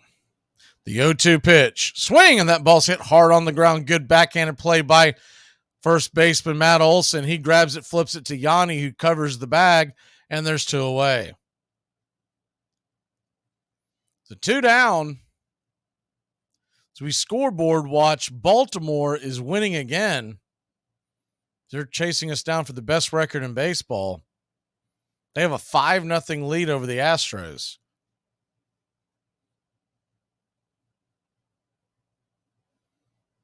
Philly already beat Washington the first game of a doubleheader. There is a second game that just got underway. Philly leads that one 1-0. The first pitch on the way. The number 2 hitter, Brian Reynolds, from the left side, takes a hack at the first pitch, swing and fouls it back. It's 0-1.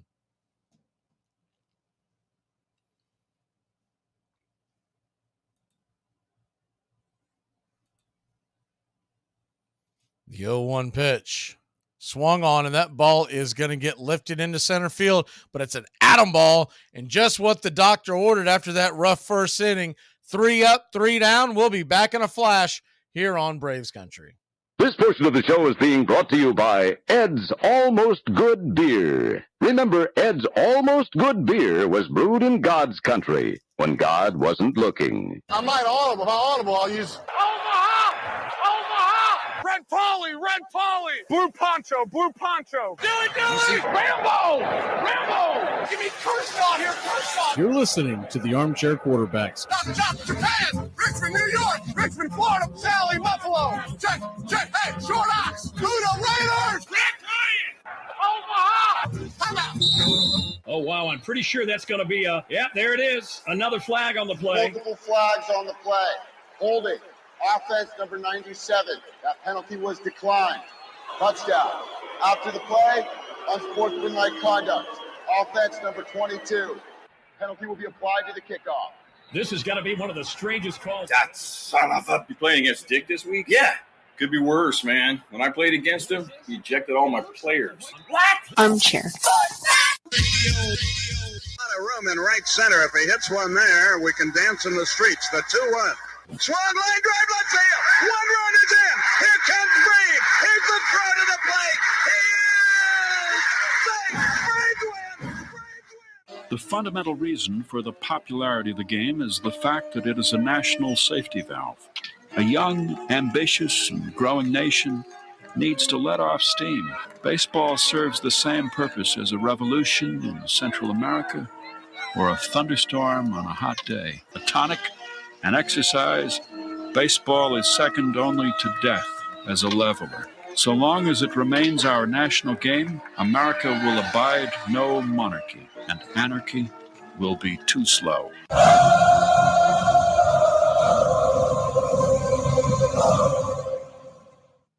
Welcome back to Braves Country Baseball. The Atlanta Braves trail 3-1. The first pitch on the way to Ozzie Albies is swung on and bang foul down the line. It's 0-1.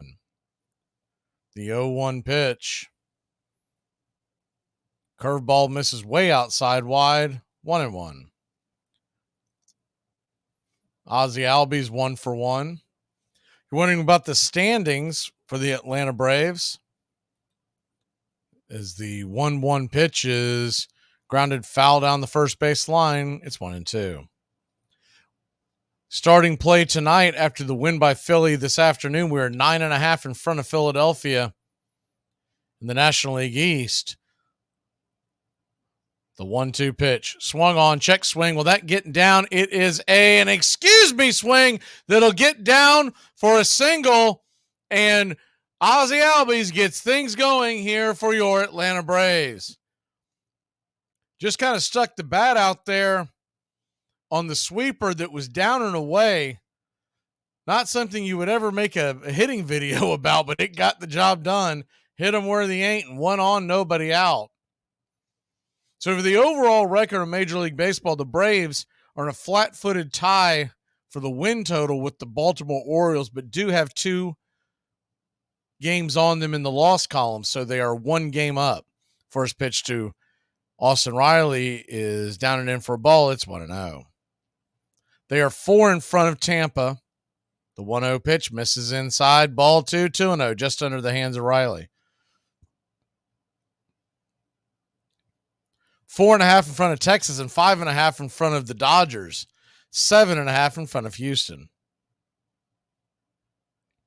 The 2-0 pitch. Swing, and that ball's lifted high, deep down the right field line. Making the catch is Palacios, and tagging but not going is Ozzie Albies, and there's 1 away.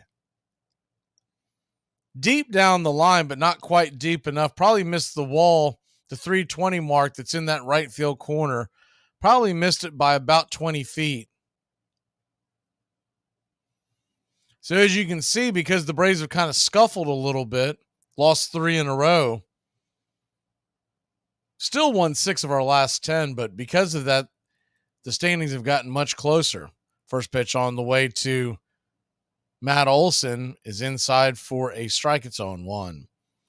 By the looks out of it so far, Baltimore up 5-0, so we're not going to get any help tonight, it doesn't look like. The 0-1 to Olson. Lets it go inside. 1-1.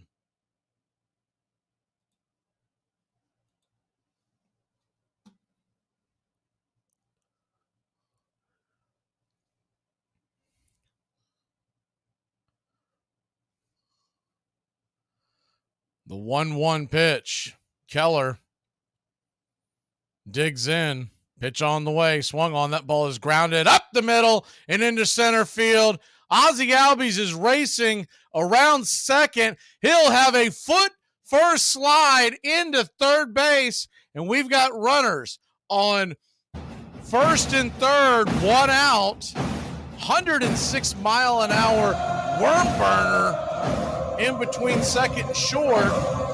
Braves have something cooking. Travis d'Arnaud standing at the plate.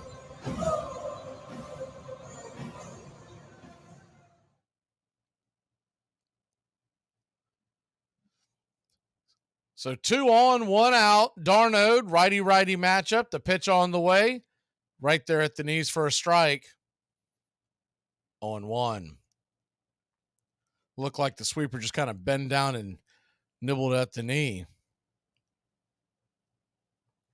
The 0-1 to Travis. Swing! And that ball is lifted, and it's going to get down where the green grass grows. 1 run will score. The ball's rattling around near the 410 side. Here comes Matt Olson. They'll send him. He's safe, and the Braves have tied the game.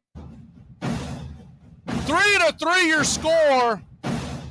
Bases clearing double by Travis d'Arnaud.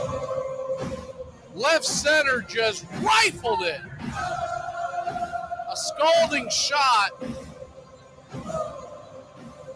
Braves offense back on track once again. That is really a no man's land area out there in that deep left center area. The first pitch on the way to Marcell Ozuna is swung on and fisted foul down the third base line. It's 0-1.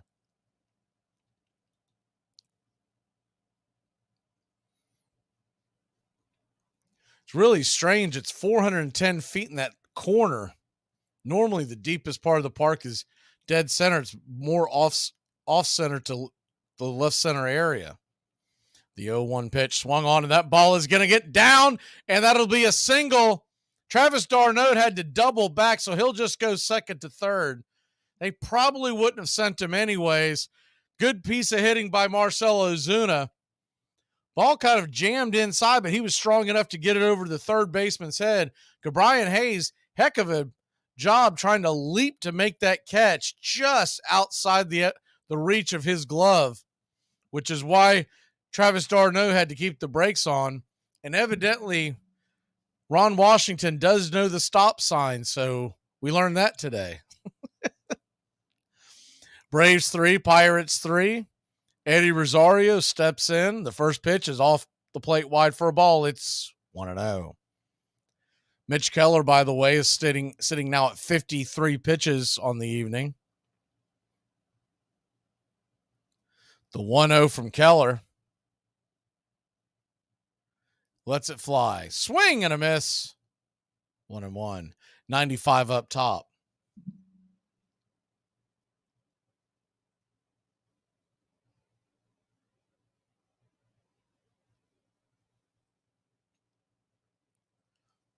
The 1-1 pitch swung on and missed a 92 mile an hour cutter off the plate, just off the plate. It's 1-2. A fly ball here should score d'Arnaud from third as long as it's got some lift on it. 1-2 count. Runners on the corners. 1 away. The pitch on the way. Swung on and lifted high and foul, but it's going to bend out of play. It's about what you would want there for Rosario.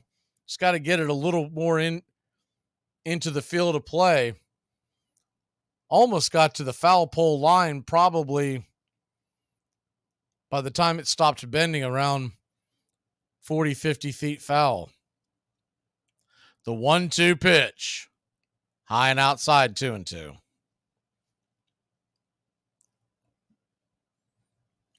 Braves 3, Pirates 3, top of 3. Runners on the corners, 1 down. Rosario digs in. Swing and a miss, strike 3. Rosario down on strikes, and his struggles continue, and there's 2 away. Would have liked to have seen anything but that.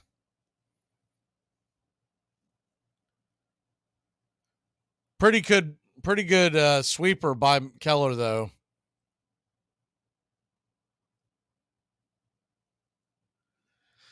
So 2 down, and it'll be up to Orlando Arcia now, or a wild pitch, an error, anything, a balk would bring a run home to take the lead. First pitch on the way to Arcia is a sweeper down the line. He did not go around. They checked down the first base line to Mike McClinsky. He says, no dice. And it's 1-0. Orlando Arcia singled in the second. If you remember, he started out the at-bat down 0-2 off of a couple of sweepers.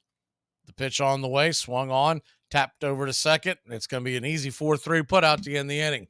But not before your Atlanta Braves put 2 on the board. It's tied up in Pittsburgh. We'll be back in a flash. Yanni going back to work. Sit sharp. I'm not playing your stupid game. Hey, Braves Country. Braves Country HD is bringing you Braves Country Baseball. Braves Country comes to you every Tuesday night and Friday night, and 2 bonus games every week. Hi, I'm Mac Magee, and we'll be bringing you play-by-play, pitch-by-pitch of your Atlanta Braves. It's free to listen. Please like and subscribe. YouTube.com/@Braves Country. Braves Country Baseball for the fans, by the fans. Today we're going to talk about crazy stats. Mark Lemke played for 11 seasons and had 3,664 career regular season plate appearances. You may be asking yourself, what is crazy about that? In his entire career, he was never hit by a pitch. Lemke also had 257 career postseason plate appearances, and you guessed it, he was never hit by a pitch. Braves Country today. We're talking Southern sports.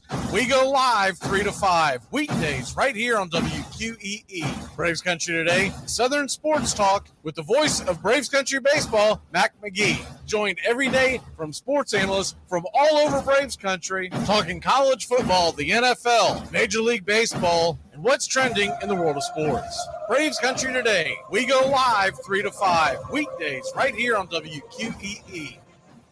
I remember reading a story one time about Cobb in the minor leagues playing, and they didn't shower in the ballpark. They would go back to their little apartment or house, whatever it was. And every day, Cobb was always in the tub ahead of the roommate. And this one particular day, the roommate got back to the house, and the roommate got into the tub. And Cobb came in and dragged him out of the tub and said from the bottom of his heart, "Don't you understand? I have to be first."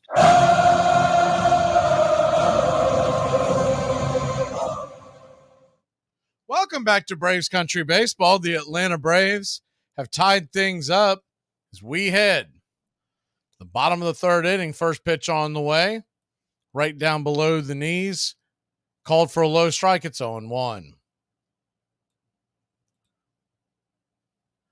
Andrew McCutchen, the 0-1 pitch, down below, taken all the way, 1-1. McCutchen last time up drew a walk and was able to come around and score.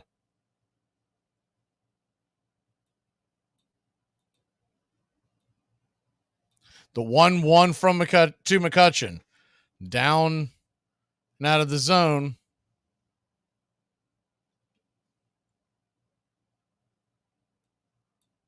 So a 2-1 count to Kutch.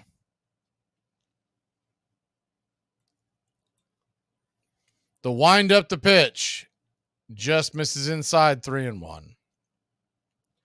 Not how Yanni wants to start this inning. 3-1 count to the leadoff hitter, McCutchen. The pitch on the way, swung on, grounded over to second. Ozzy's got it, flips it over to first, and it's a 4-3 put out for out number 1.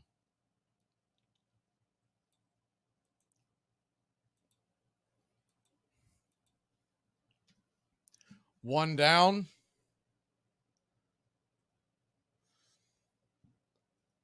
You got to figure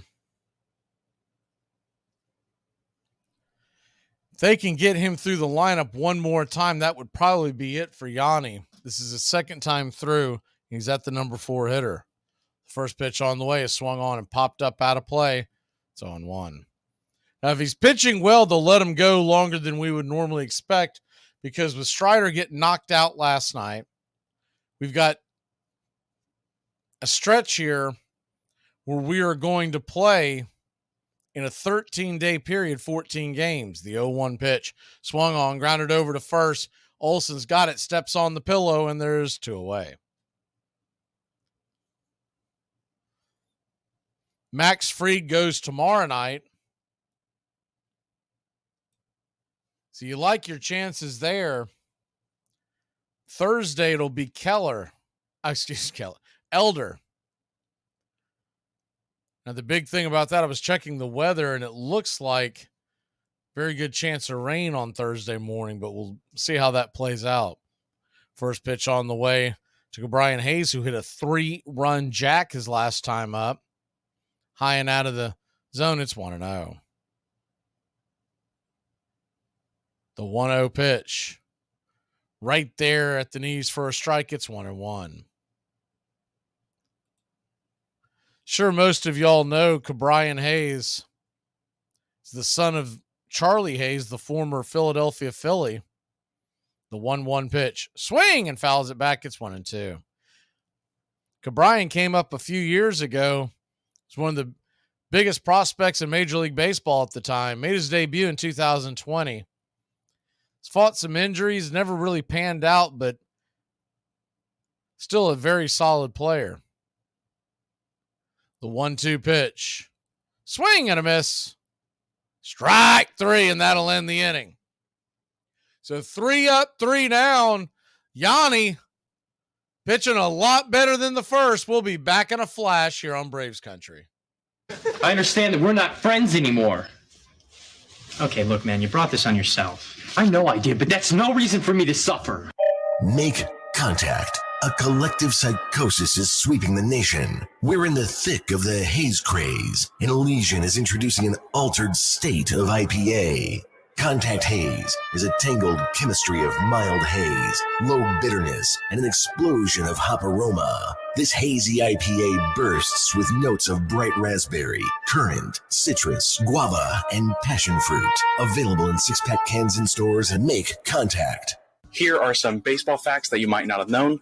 Why did Robin Ventura charge the mound against Nolan Ryan? Robin Ventura getting beaten by Nolan Ryan in a headlock is absolutely iconic. But why did Ventura think it was a good idea to go after Ryan? Pudge Rodriguez has gone on record saying that the White Sox and Rangers had bad blood for years, even as recently as the previous series between the two teams. The inning before the fight, White Sox pitcher Alex Fernandez plunked Ranger outfielder Juan Gonzalez. When Nolan Ryan got on the mound, he retaliated by hitting Robin Ventura. Ventura felt that it was intentional, so he decided to go for it. After the game, Nolan Ryan claimed innocence, saying, "I didn't expect that to happen. I was just trying to pitch him inside." Ventura, on the other hand, felt it was 100% intentional, saying, "If you don't think he did it on purpose, you don't know the game. I'm all right. He gave me a couple noogies, but that was about it." New York writers were determined to make Christy Mathewson the best pitcher, the pitcher hero of all time. And in that sense, they were tended to ignore Walter Johnson. They couldn't do this because Walter Johnson surpassed Mathewson in so many ways. If Walter Johnson were pitching for a team that had the winning percentage of Mathewson's Giants, there would have been no contest. Welcome back, Braves Country. Atlanta Braves tied it all up at 3 apiece our last time up, and Michael Harris the second tried to do the first pitch on the way is inside for a ball. It's 1-0.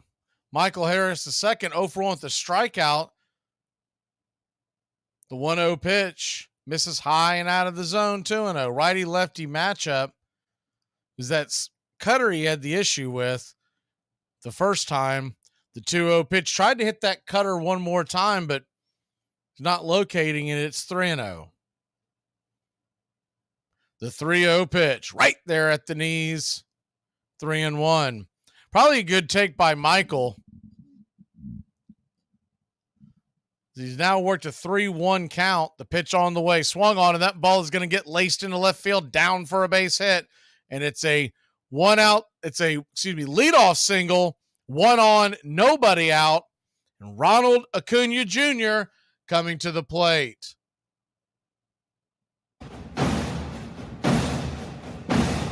Ronald Acuna Jr., first time up, hit a 448-foot blast to give the Braves a 1-0 lead.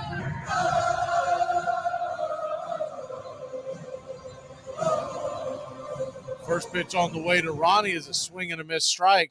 Looked like the sweeper. It's 0-1.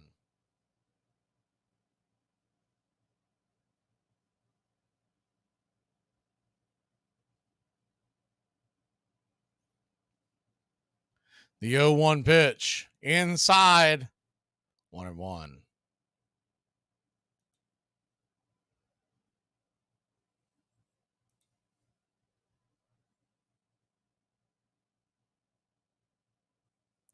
Maybe, Elijah. I don't know. I'm not watching the Minnesota game. The 1-1 pitch, check swing, and will that stay fair? It does stay fair. And Ronald Acuna Jr. is going to be out on a G3, a light tapper. He barely got out of the box, and the ball was in the glove of the first baseman. On the play, though, it almost works like a bunt because Michael Harris II scatters down to second. So though it was kind of a weird out there, you got runner on second, 1 away. Ozzie Albies coming to the plate. Ozzie Albies takes a hack at the first pitch and lifts it high, deep into left center field, making the catch at the warning track for a long out, number 2. On the play, Harris tags up and moves down to third. But with 2 away, we'll need either a base hit or some sort of an error unless he decides to swipe that bag. Austin Riley comes to the plate with 2 down. Time for some 2-out magic from Austin. He's 0 for 1. He was hit by a pitch his first time up. The first pitch on the way to Austin is off the plate wide, trying to get him to chase that sweeper again. It's 1-0.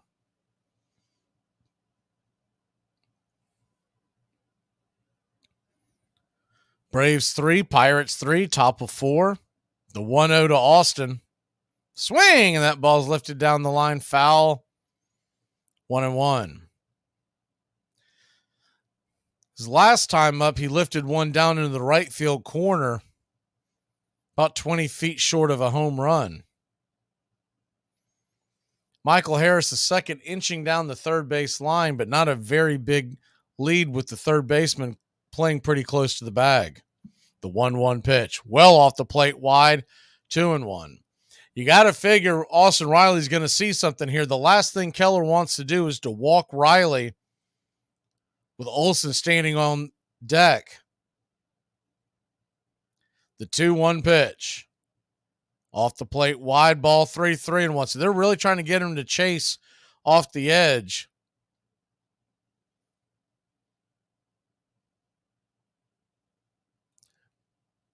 Braves in a tie game here in Pittsburgh, Pennsylvania.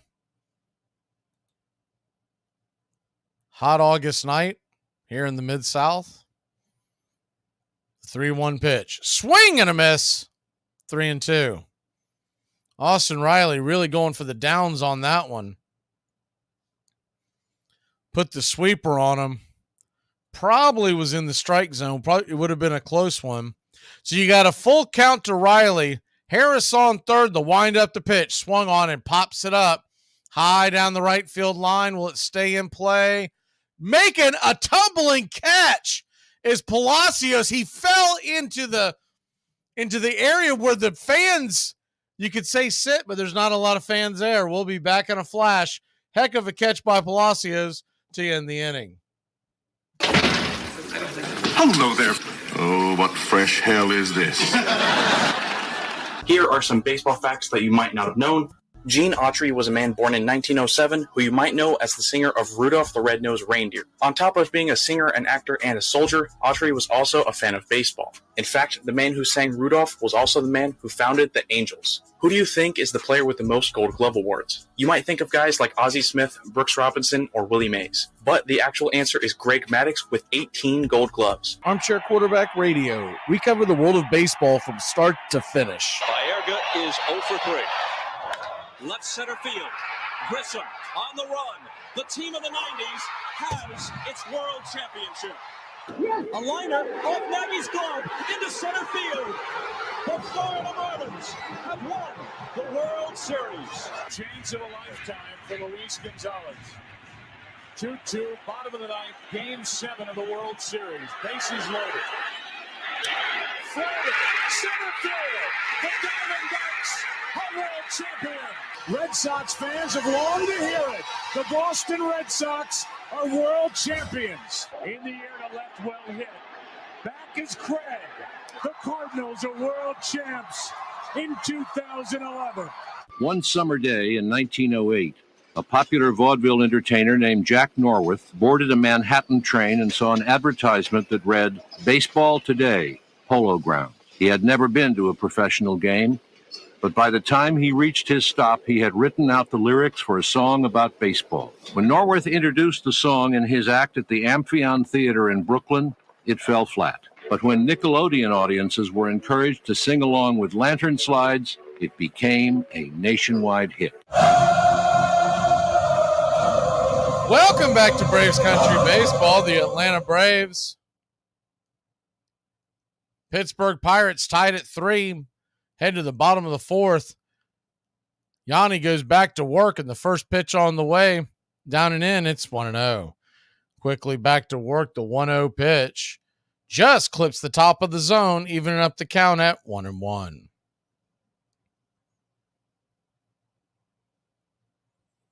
The 1-1 lets it fly. Misses high, 2-1.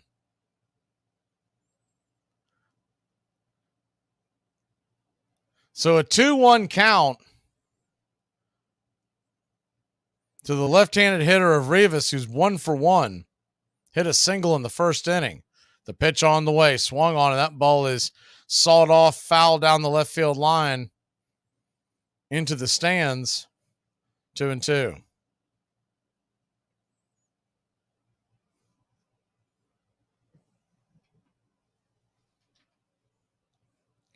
The 2-2 pitch. On the way, off the plate, wide, drifts, sinker misses, up high, it's 3-2. So a 3-2 count. Leadoff hitter here in the bottom of the 4th inning. Lets it go. Swing, and that ball's hit hard and deep into center field, going back on the track, and it is gone. A solo shot. Yanni Chirinos gives up another home run, and it's 4-3 Pittsburgh here in the bottom of the 4th.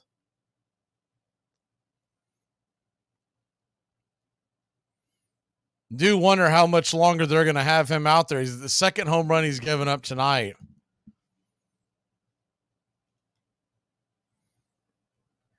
He's kind of danced through danger outside of that. He's had some balls that have really been hanging.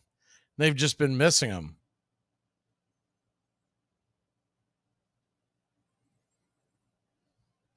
First pitch on the way to Peguero, who's 1 for 1. He's right there for a strike at the top of the zone. It's 0-1.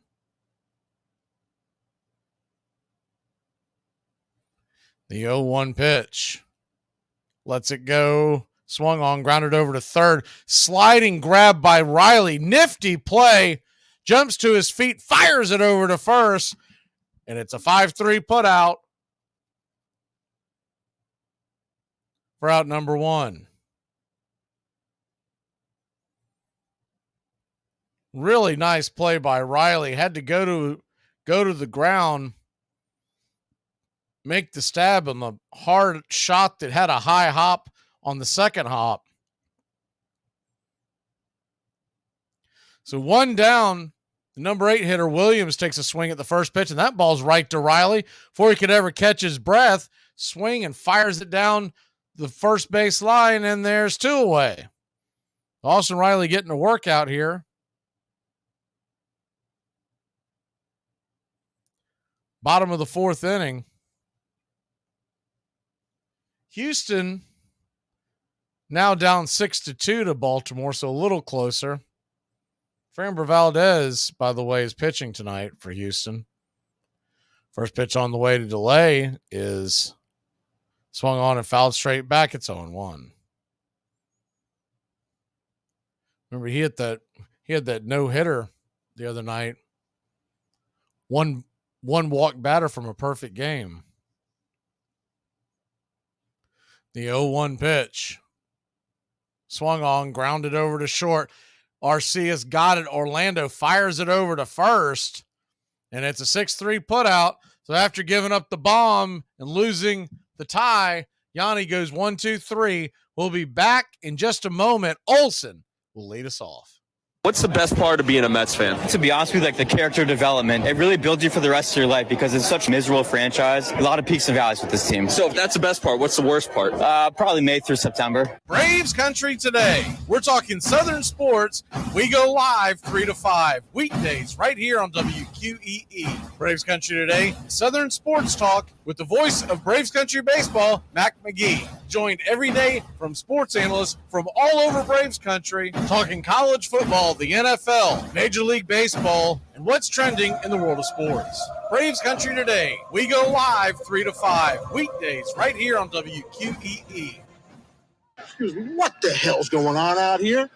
Well, Nick's scared because his eyelids are jammed and his old man's here. We need a live rooster? We need a live rooster to take the curse off Jose's glove, and nobody seems to know what to get Millie or Jimmy for their wedding present.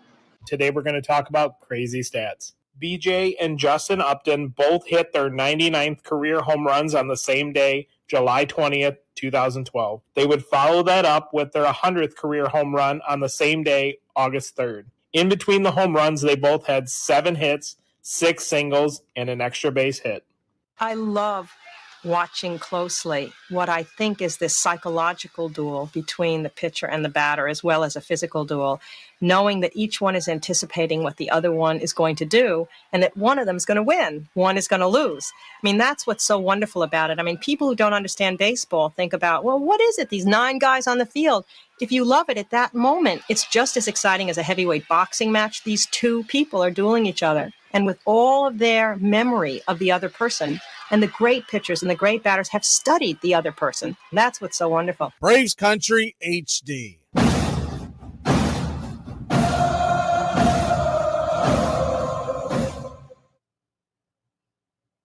Welcome back to Braves Country Baseball. The Atlanta Braves trailed by 1, leading us off here in the top of the 5th inning. Matt Olson, he takes the first pitch down and in for a ball. It's 1-0. The 1-0 pitch inside. Cutter misses. Ball 2, 2-0.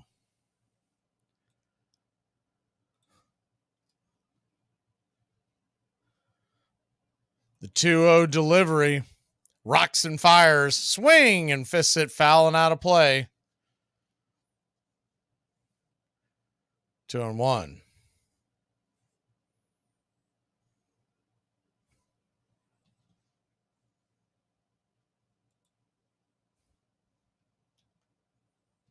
The 2-1 pitch to Olson, swung on and just tips it foul into the glove of the hind catcher, and it's 2-2. Braves 3, Pirates 4, top of the 5th inning. Braves were trailed 3-1, scored 2 in the 3rd. Pirates answer back with a solo shot in the 4th. The 2-2 pitch is swung on by Olson, but tap foul down the third base line towards the dugout, 2-2. Pittsburgh Pirates, one of the teams in Major League Baseball that calls the third base dugout their home.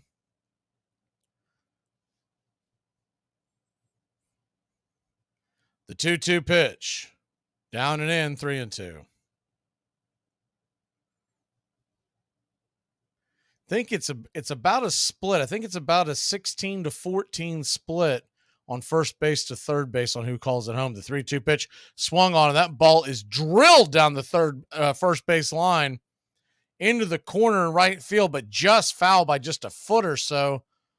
We'll do it again.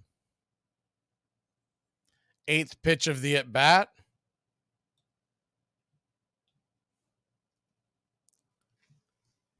Keller, 83rd pitch of the evening, looks in, gets the sign, lets it fly. Swing and a miss, strike 3. 97 right down the pipe, and there's one away.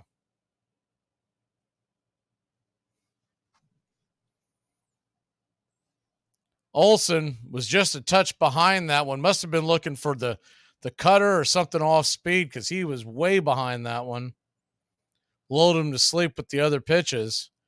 Travis d'Arnaud comes to the plate. D'Arnaud's 2 for 2. The first pitch on the way to him is off the plate, but called for a wide strike by home plate umpire Jeremy Riggs. It's 0-1. The 0-1 pitch swung on and sawed off foul down the first base line. 0-2. Pittsburgh 4, Braves 3. Top of the 5th inning. d'Arnaud down 0-2 now. Ozuna standing on deck.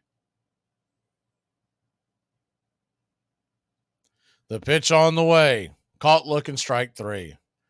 95 miles an hour, top of the zone, and d'Arnaud was just frozen by it, and there's 2 away.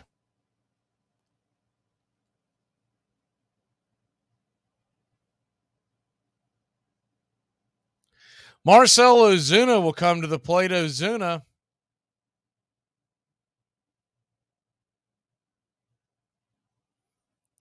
takes the first pitch high and out of the zone for a ball. It's 1-0. Ozuna 1 for 2. Fisted a single back in the 3rd inning over the third baseman's head. The 1-0 pitch off the plate wide. 2-0. If Marcell can keep it going, Eddie Rosario stands on deck. The 2-0 pitch swung on and grounded hard down the third base line. That ball is fair. It's going to go off the wall. Ozuna's lugging. He stands up at second base with a 2-out double. The hustle by the big muscle, and let's go.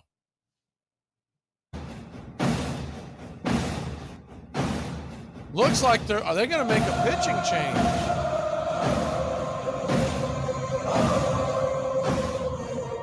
It appears that,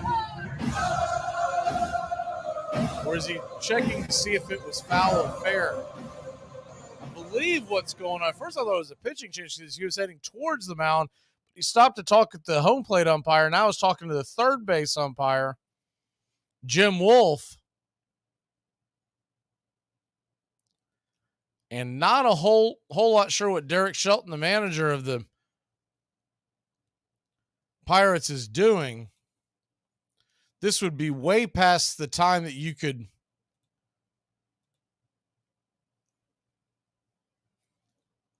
do any kind of challenge. Wolf was standing right there, trying to look to see if he's got an argument. I don't believe he does. Now, normally I would say the umpire standing right there, you got to go by him. But after what we saw by Jim Wolf last night behind home plate, I'm not all that. Is he calling it a foul ball now? What in the hell? The ball was hit in front of home plate, fair. It went over third base and he called it. Really confused by this. And the problem is we have Snicker arguing with Alan Porter, and Snicker, probably one of the worst managers that ever held an argument ever. And somehow they're going to send Ozuna back. I'm confused.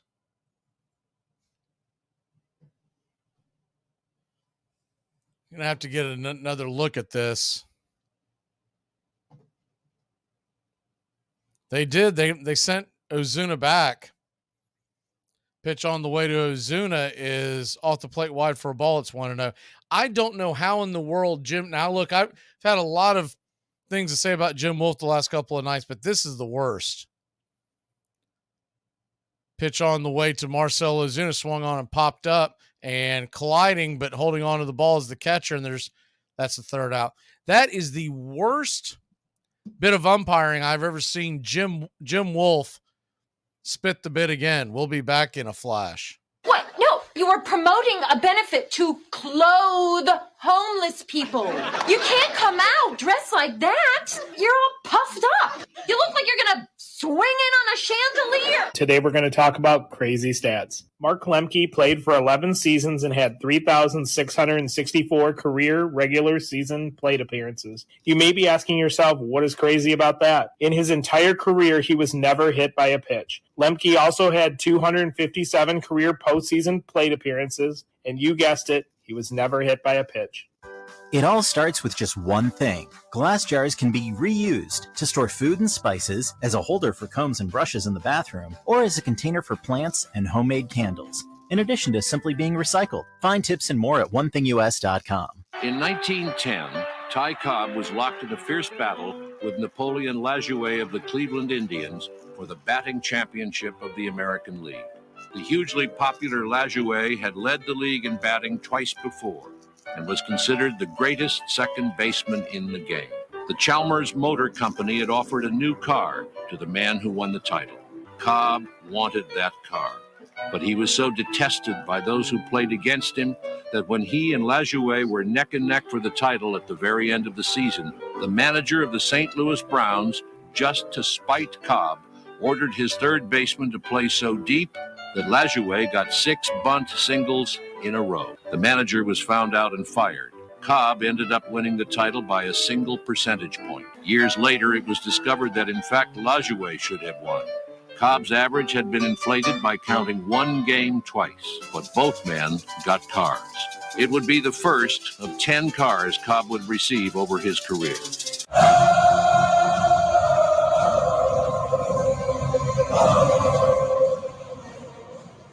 Welcome back to Braves Country Baseball. Braves trail by 1. They're going to send Yanni back out there. Pitch right down the middle for a strike. It's 0-1. I'm going to try to get some kind of a clarification of what in the world just happened, because the 0-1 pitch swung on and that ball's belted down towards right field. It's gone, and Yanni's given up his third home run of the game.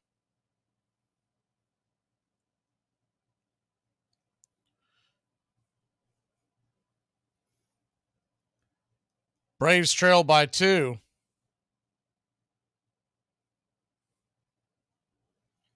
What's dumbfounding? Well, I don't know. It doesn't shock me anymore, but none of the Braves writers are tweeting anything about this. So, par for the course. Braves trail by 2 after Jim Wolf blew another call, and this time he wasn't even behind home plate. So 5-3 your score. You're going to keep running Yanni in there, and he throws another tater up there. That ball gets hammered, and that ball's gone. Yanni Cheerios, the Cheerios have sunk in the milk, and it's 6-3. He's just floating ones in there, and he's been doing it all game. Sorry, I thought the card was down. Only thing you've missed is 2 solo shots. The he's been floating them in there all game and catching quite a bit of the plate, but they're seeing him for the second time through the bottom of the no, I'm sorry, this is the top of the order, third time through the mix, and it looks like Snicker's just throwing in the towel.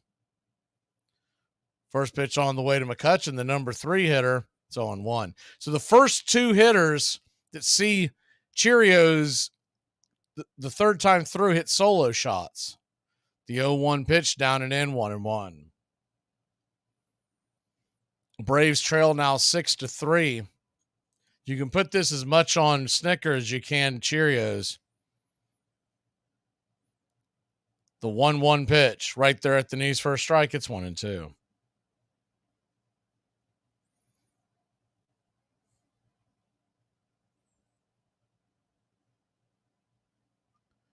Braves trail by 3. Nobody out. Bottom of the 5th. Cheerios, 73rd pitch of the night. Swing and a miss, and it's a strikeout. So the first out of the 5th inning, after giving up 2 jacks, pitches that were just floating over the plate. Now the cleanup hitter, Sawinski, who has 21 home runs on the year, is 0 for 2, but once again, this is his third time through the lineup. First pitch on the way to Sawinski is swung on and rattled foul off.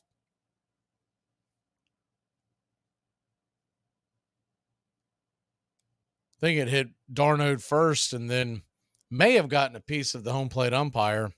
Either way.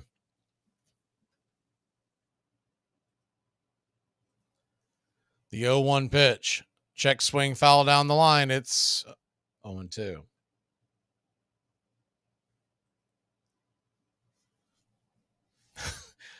The stat tracker froze because of that terrible call made by Jim Wolf in the last inning. I still don't understand. I've never seen that happen. The 0-2 pitch, down and in, 1-2.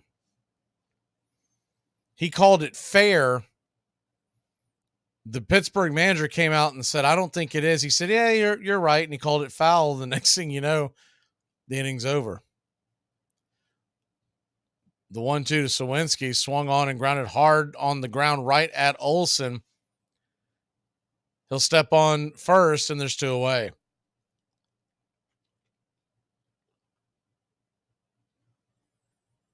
And whether that ball was fair or foul, I don't even understand how he comes out there and talks his way out of it, and then Snicker goes out there and just gets run over by Alan Porter. He basically tells him to go shut up and sit down, and that's what he did.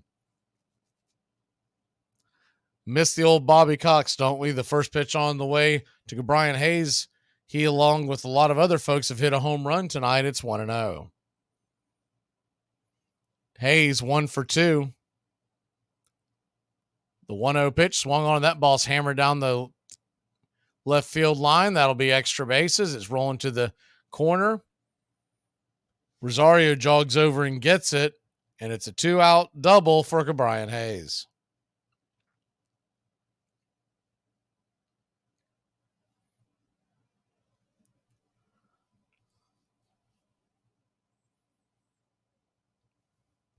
So 2 down and runner on second. The Braves still have plenty of time to get back in this, but they got to stop the bleeding.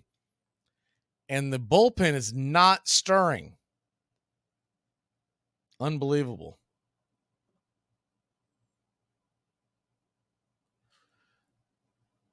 Pitch on the way to Rivas, who's 2 for 2. Takes one inside for a strike. It's 0-1.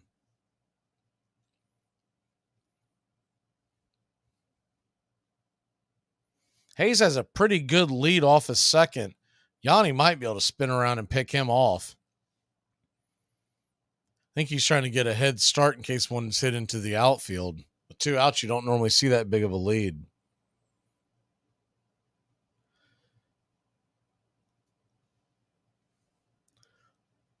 So a 1-1 count from Yanni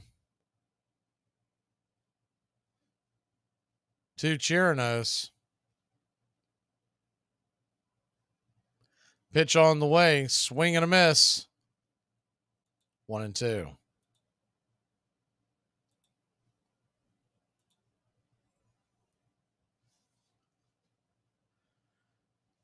Braves trail 6-3. Once again, the starting pitching giving up quite a few runs, putting the offense in a hole. The 1-2 pitch on the way, swung on and fouled down the line. We'll do it again at 1-2.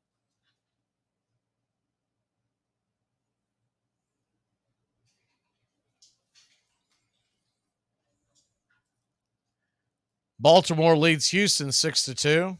That game is in the 6th.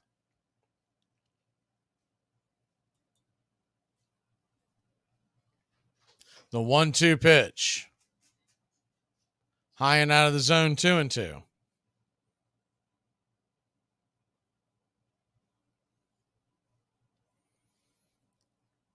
Chirinos about to throw his 85th pitch of the evening, trying to get him through the 5th. The 2-2 lets it go. Off the plate, up high, ball 3-2. He's in danger of walking Rivas. Standing on deck is Peguera, the second baseman. Brian Hayes stands on second. The base hit would score. The 3-2 pitch on the way from Chirinos. Righty-lefty matchup. Swung on and fouled out of play over the third base dugout. It's 3-2.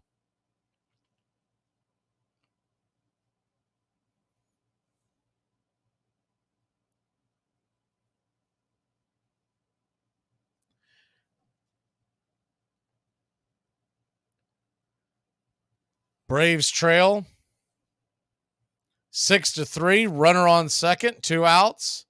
The wind up the pitch. Swing and a miss, strike 3.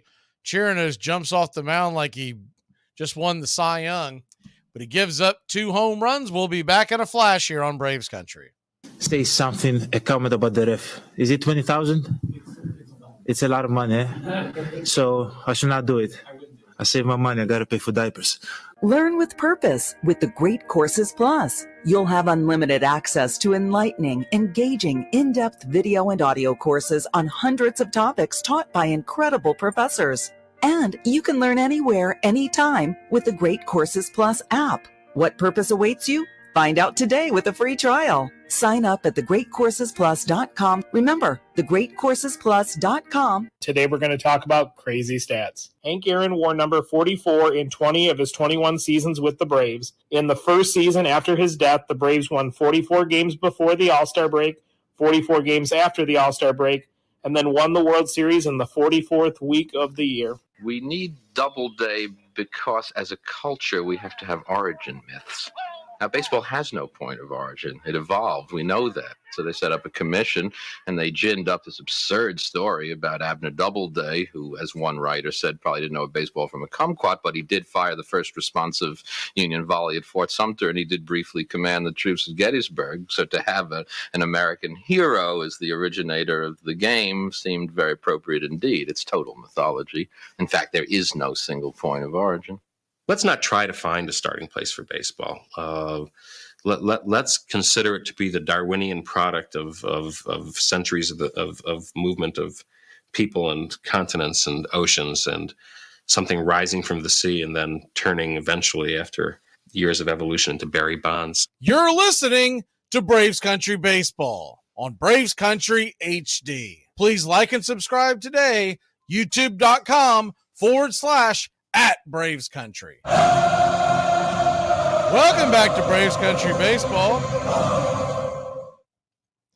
If anybody in the listening audience can pitch, you might want to send your resume to Atlanta, Georgia. If you can eat a few innings. Kevin Pillar comes in.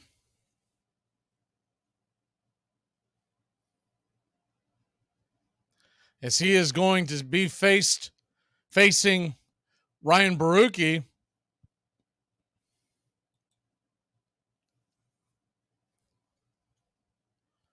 Ryan Barucki came in last night, the left-hander. So with Rosario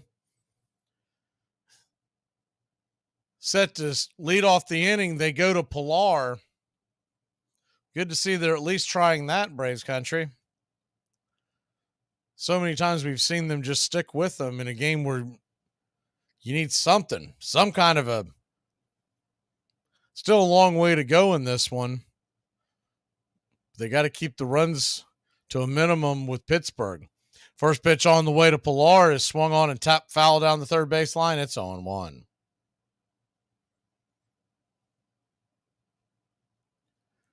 Kevin Pilar, 233, 6 home runs, 18 RBI. The pitch on the way just clips the outer edge. 0-2. Pilar used sparingly over the last several weeks, batting 233, 6 home runs. The 0-2 pitch. Swing, and that ball's lifted towards right field. Should be an out. Making the catch in right field is Palacio, and there's one away.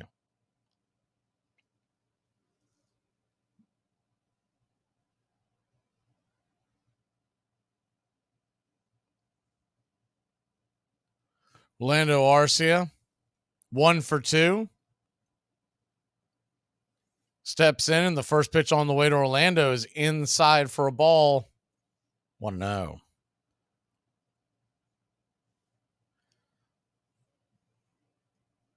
Baruchi's going to need a second. Looks like his necklace broke. He'll jam it in his pocket. Go back to work.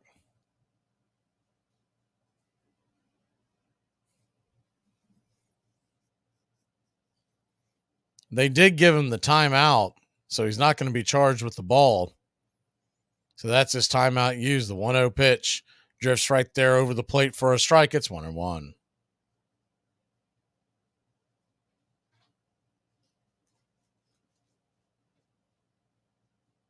The 1-1 pitch to Arcia. Swing, and that ball's belted high and deep. Going back on the track. Is it gone? Zip, boom, bam, it's gone. Ramalama, ding dong, a solo shot in your Atlanta Braves. 12th home run of the year, 426 happy feet, 106 miles an hour off the bat of Orlando Arcia, and the Magic Kingdom cuts it to 2. He absolutely belts that one. That was sitting belt high over the plate. Getting high fives in the dugout. Baruchi, you go back to pitch. Michael Harris II comes in. First pitch to Harris is right down the pipe for a strike. It's 0-1. The 0-1 pitch swung on, and that ball is roasted past the second baseman's glove. Underneath, gets into right field, and Michael Harris II has got himself a single, 1 on, 1 out, 104 miles an hour off the bat, and your Atlanta Braves got something cooking with Ronald Acuna Jr. coming to the plate.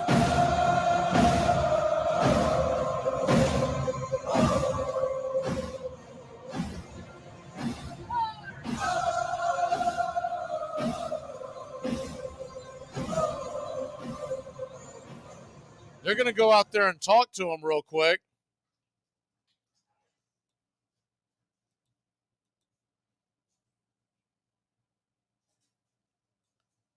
Braves trail 6-4. Ronald Acuna Jr. coming to the plate, and they're going to go ahead and take a quick break. Baruchi heading to the showers, and the right-hander coming in. We'll be back in a flash here on Braves Country. I can say that, there's been this news article about men that think that they could beat Serena Williams in tennis, right? That they think that they could actually score a point on her. And it's just not the case. She is stronger than that. Both Serena and Venus lost to the 203rd ranked male tennis player, which they're phenoms for women. My experience, my husband, he swam at University of Kentucky as well. In terms of accolades and in terms of national ranking, I was a much better swimmer than him. He could kick my butt any day of the week. We must protect women's sports at all costs. Armchair. This portion of the show is being brought to you by Ed's Almost Good Beer. Remember, Ed's Almost Good Beer was brewed in God's country when God wasn't looking.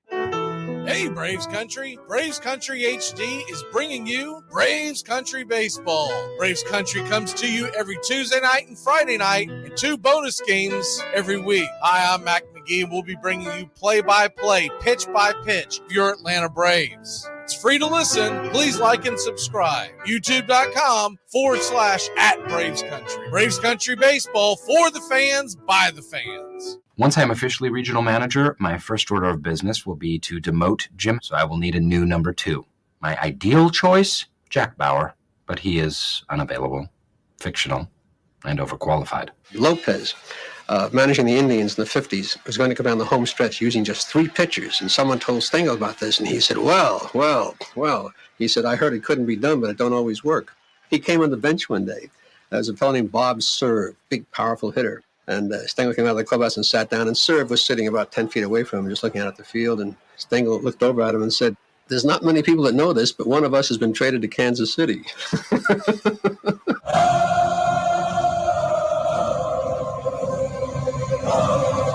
Welcome back to Braves Country Baseball. Colin Holderman will come into the game. 40th appearance with a 3.29 ERA. Ronald Acuna Jr. digs in. The first pitch on the way. 97 inside. Busts him off the plate. It's 1-0.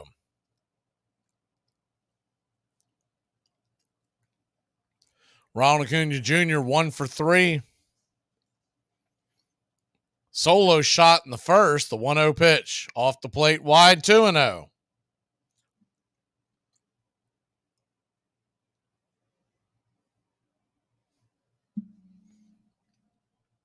Braves 4, Pirates 6. The 2-0 pitch. Lets it go inside, hits Acuna, and he slams the bat down. Second pitch that went inside on him. This one hits him. He should be okay. I think it hit him in the Iron Man, but still doesn't make it any easier. Let's see, double check. I have to see a slowed down version of it. Thankfully, he wears that stuff. Remember when Freddie used to get hit in the hand and he still wouldn't wear any stuff? And now Acuna's bending over. Oh, that's all we need.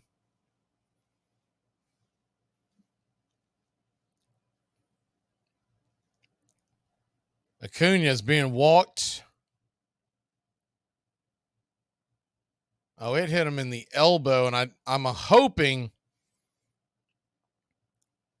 he's okay, but they got him bent over. I think they're taking him out of the game. He's slamming his helmet down.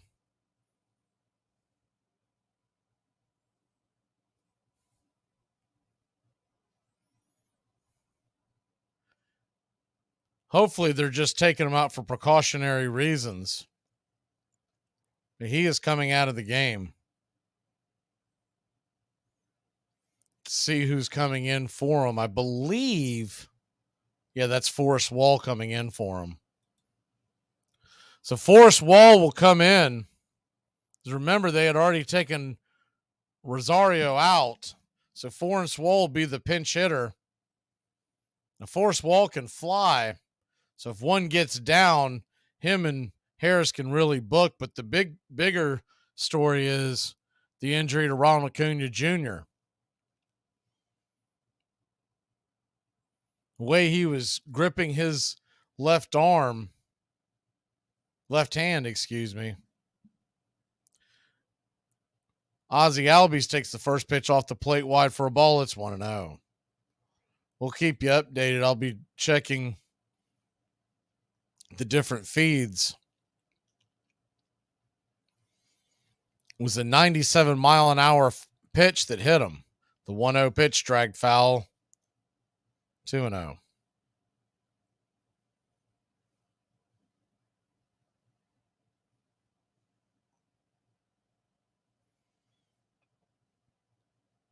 The 2-0 pitch. Oh, 1-1 pitch, excuse me. On the way. Swing and taps that foul. Chases that one a little out of the zone. 1-2.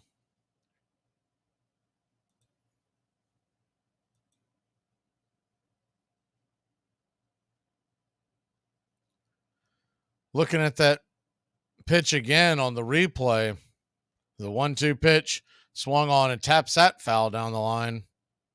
1-2.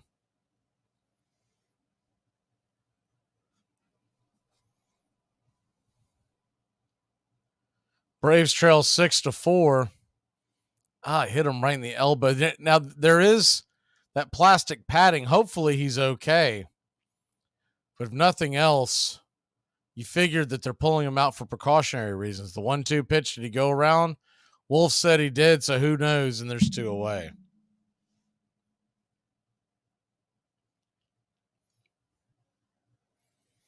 He was gripping, for those of y'all listening on radio, he was gripping his left hand, trying to make a fist.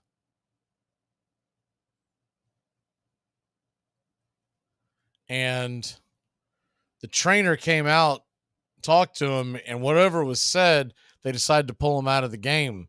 First pitch on the way to Austin Riley's inside for ball. It's 1-0. The Braves have had a lot of guys hit over the last few years. I'd like to see them make a trade for somebody that'll go rush the mound. The 1-0 pitch. Off the plate, it's 2-0. Can we make a trade for Jose Ramirez? Can we get that guy on the team? Make a Rognet Odor pickup. Is he out there on the scrap heap? The 2-0 pitch to Riley. Runners on first and second, 2 outs. Swing and fouls it back out of play. It's 2-1.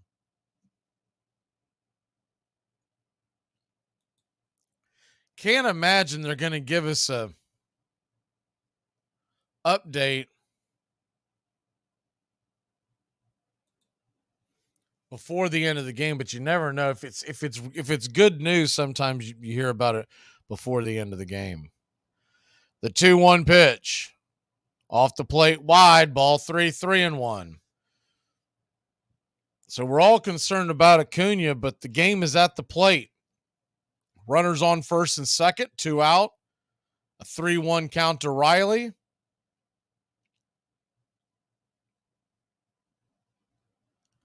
The wind up the pitch, down below the knees, ball 4. So the bases are now juiced. Nowhere to put Matt Olson. Pittsburgh Pirates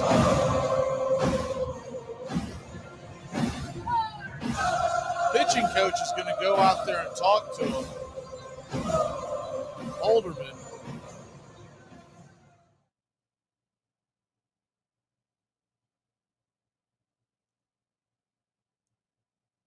Holderman, who's hit Ronald Acuna Jr., walked Riley.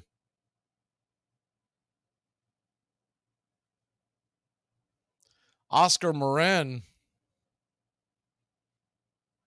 he wears number 47, but you can't see it because he's wearing a hoodie. Kind of a Bill Belichick type hoodie with the arms cut off. So he'll race back into the dugout, and the Braves trailed by 2. Matt Olson comes to the plate. Defense is back. They're playing him to pull. And the first pitch on the way. High and out of the zone. It's 1-0. Nowhere to put Olson. Standing on deck is Darnode. The 1-0 pitch. Down and in. 2-0. Matt Olson does have a base hit tonight. It's a single. In the third, he scored a run. A 2-run inning by the Braves. The 2-0 pitch. Off the plate, wide, ball 3. So a 3-0 count to Olson. A ball equals a run.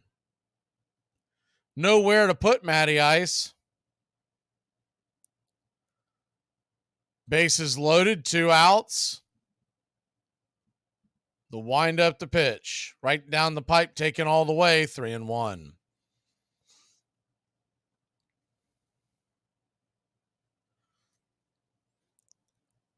3-1 count. The bases are loaded. There's 2 outs. The pitch on the way. Off the plate, wide. Ball 4. And your Atlanta Braves put a run on the board. It's now 5-6. The Braves are within 1.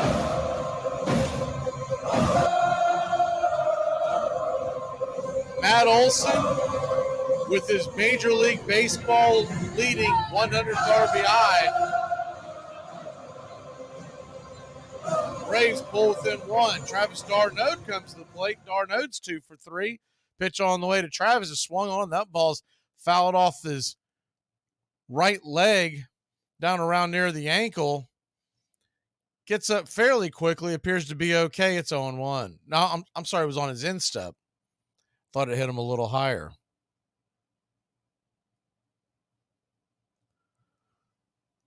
Base is still loaded, still 2 outs. The Braves now trail by 1. A base hit would probably score 2 with runners moving on the pitch. On contact, excuse me. The 0-1 lets it go. Swing and pops it up high in the sky. Can of corn, that'll be an easy out if they don't collide. They do not. Right fielder comes in and makes the play, and that'll end the inning. But not for your Atlanta Braves. Put a couple on the board. We'll be back in a flash. We'll try to get an update on Ronald Acuna Jr. Here are 5 Little Debbie snacks they no longer make that they need to bring back. Debbie, I hope you're watching this. Number 5 is orange cream cakes. This was like summertime in a box. Taking a bite of one of these was just like eating an orange creamsicle, except it didn't melt all over you and make you look like Garfield. Number 4 is the Little Debbie crackers. I don't think Debbie had anything to do with this one. I think Oreo knew that when she did this, and she did it really well, she was coming for them next. I'm on to you, Nabisco. Number 3 is the Boston cream rolls. These were delicious, but they suffered some branding issues. See, this is the South. Little Debbie's a Southern thing, and nobody wants Boston anything. So just change the name, Debbie. Bring them back and make them the Biloxi cream rolls. Oh no, that's a bad idea. Number 2 are the PBJ oatmeal pies. I don't have to explain this to you. Look at this. I don't know why this went away, but it needs to come back because I feel like we are so close to Little Debbie making a fried bologna cookie. Just trust me, it will be delicious. Number 1 hurts because the wound is still fresh. Banana Twins, I don't know where they went. I don't even want to ask because nothing makes sense anymore. I just know that one day I know they'll be reunited because all of the world's greatest foods are at the banquet table in heaven. And I know right by Jesus is probably a box of Banana Twins. Armchair. In 1907, Albert Goodwill Spaulding insisted that Abner Doubleday had invented baseball at Cooperstown, New York in 1839. It wasn't true. But on June 12, 1939, the game's dubious centennial, the National Baseball Hall of Fame officially opened its doors in Cooperstown. 12 great figures from the game's past, selected by the Baseball Writers of America, were to be inducted, including Christy Mathewson, who had died in 1925, and Ty Cobb, who refused to appear in the official photograph, just to spite his ancient enemy, Kennesaw Mountain Landis. Babe Ruth waited to make a grand entrance, sweeping in to huge applause just as the band began to play Take Me Out to the Ball Game. He had forgotten his time. Welcome back to Braves Country Baseball. So if you're just joining us and wondering why Kevin Pillar's in right field and Forrest Wall's in left field, Eddie Rosario was lifted for a pinch hitter, and then shortly after, Ronald Acuna Jr. was hit with a 97-mile-an-hour pitch on the padding, but on the elbow, and they took him out to look at him, so we'll see how that goes. Joe Jimenez comes into the game. So thankfully, the Cheerios experiment is over with for the night. Jimenez comes in. Face Peguero, the number 7 hitter. The first pitch on the way is a fastball inside for a ball. It's 1-0. If you wanted to send someone out there to right the wrong of hitting Acuna, Jimenez would be the guy. The 1-0 pitch. Swing and rattles that off the mask of the home plate umpire. 1-1. Man, he's gotten beat up tonight. Jeremy Riggs, that's got to be third or fourth time that he's gotten hit by a ball. The 1-1 from Jimenez lets it go in the dirt, 2-1. Bottom of the 6th inning, about that time to turn back time. We'll try to squeeze these in as we go along.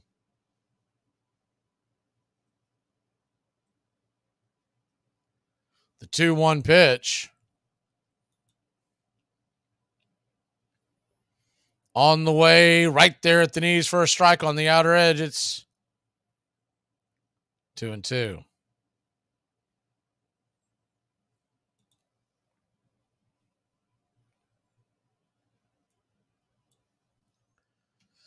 The 2-2 pitch. Off the plate, wide, ball 3-2. 98 just misses.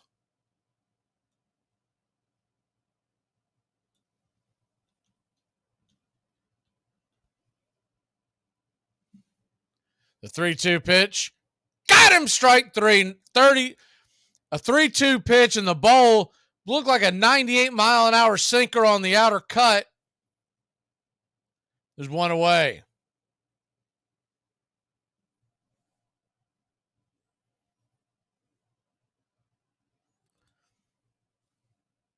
So one down. Bottom of the 6th inning. First pitch on the way to Williams, the number 8 hitter. Leaka Williams, fastball on the outer edge for a strike. It's 0-1. On this date, 1922, in Major League Baseball history, is the 0-1 pitch. Down and away, it's 1-1. The Pittsburgh Pirates bang out 19 hits in their 7-3 win after collecting 27 hits in their 19-8 win in the first game of the twin bill in 1922 versus Philadelphia Athletics. The 1-1 on the way just grabs the outer edge for a strike. It's 1-2. Pirates barrage at Philadelphia Shibe Park established the major league record with 46 hits in a doubleheader. The 1-2 pitch from Jimenez lets it go. Off the plate, 96. Outside wide, 2-2.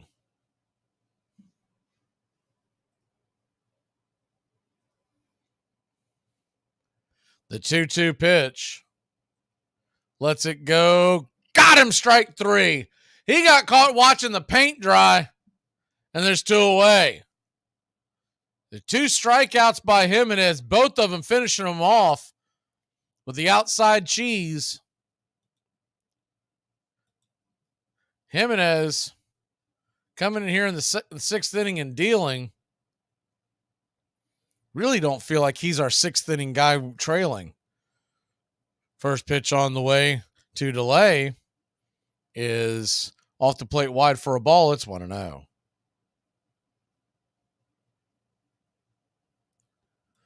The 1-0 pitch.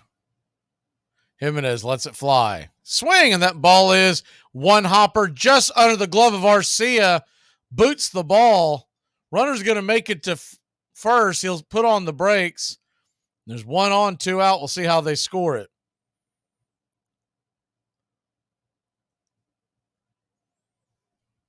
Looking at the replay, kind of a tough in-between hop. It just hit his glove. They'll probably give him a base hit.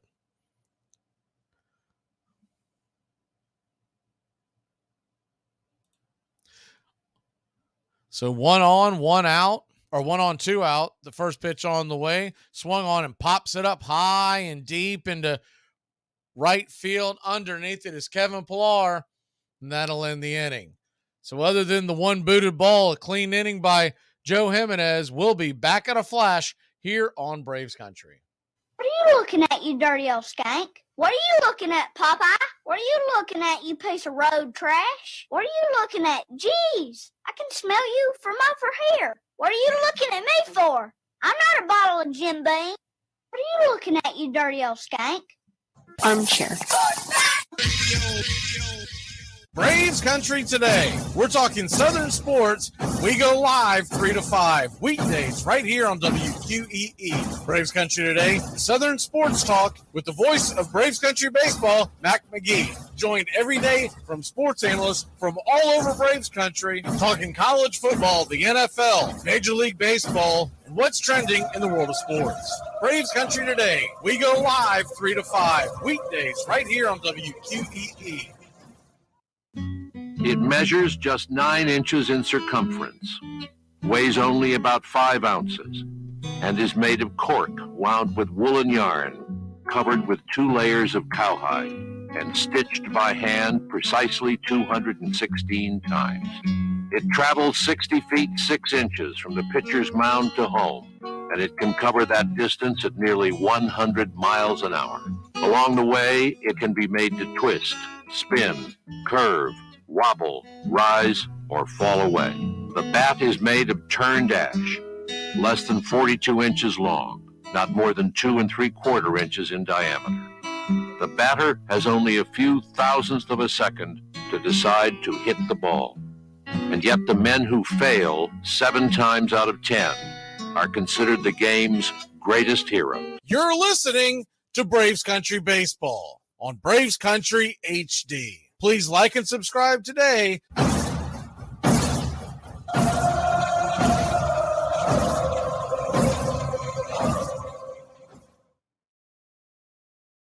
Welcome back to Braves Country Baseball. Atlanta Braves trail by just 1 heading to the top of the 7th inning.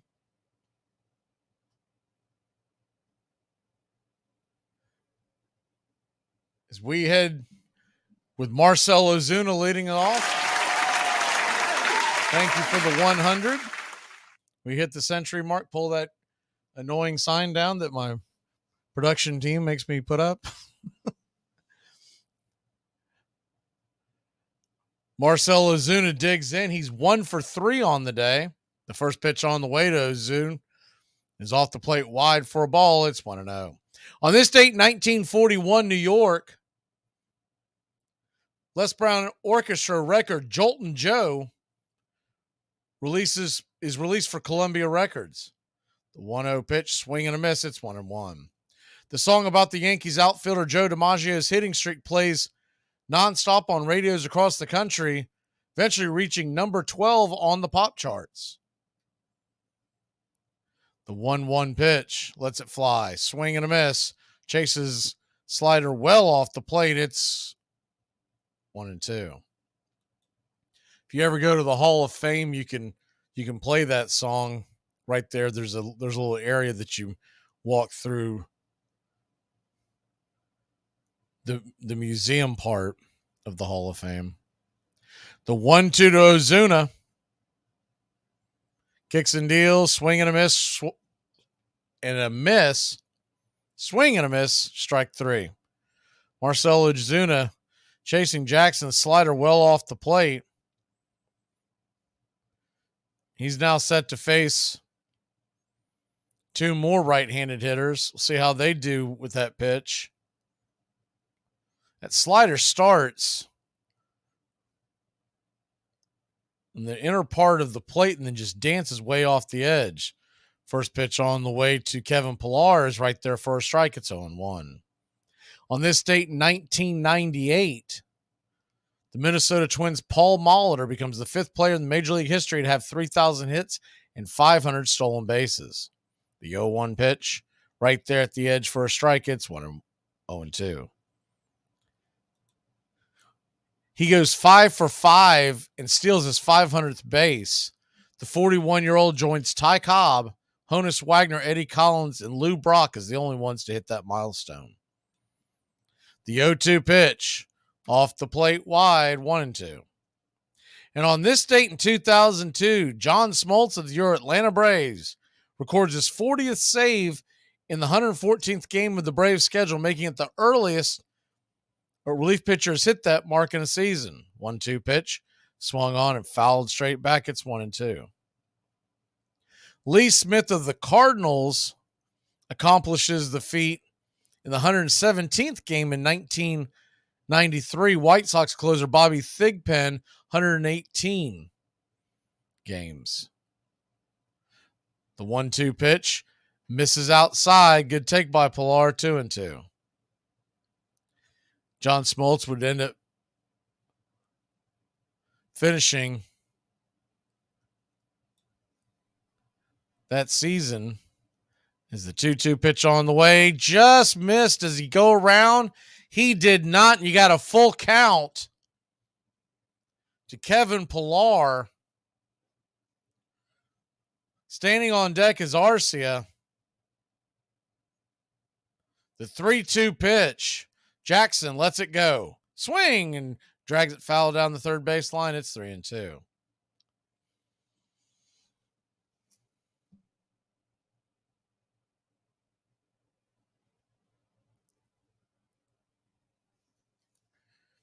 Braves 5, Pirates 6, top of the 7th inning. If you're just joining us, listening to us on radio, haven't heard, Ron Acuna Jr. left via the injury after a hit by pitch. The 3-2 pitch. Swing and a miss, strike 3. Good pitch by Jackson. He's got some pretty nasty stuff. And there's 2 away. Just about birthday time. We'll go ahead and knock these out real quick. Baseball birthdays today. Anthony Rizzo turns 34, former Cub, now with the New York Yankees.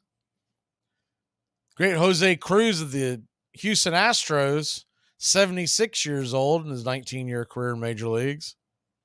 Lando Arcia steps in and swings at the first pitch and fouls it back out of play. It's 0-1. Yandy Diaz of Tampa Bay, he turns 32. Lando Arcia 2 for 3, a single, a solo shot. His 12th of the year. The 0-1 to Orlando. Lets it fly. Just grabs the outer part of the zone. It's 0-2.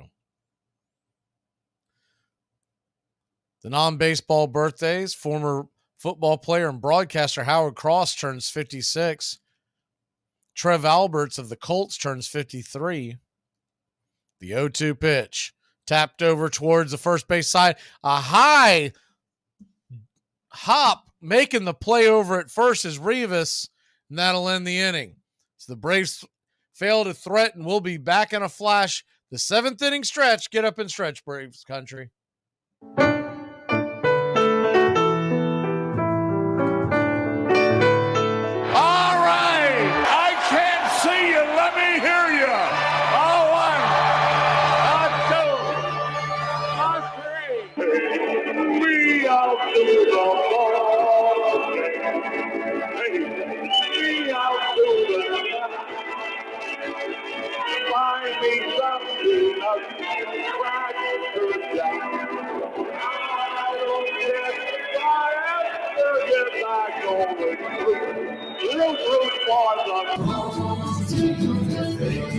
It's a shame, for it's 1, 2, 3, stretch around and be home again. Take me out to the ball game. Take me out with the crowd. Buy me some peanuts and cracker jacks. I don't care if I ever get back. Let me through.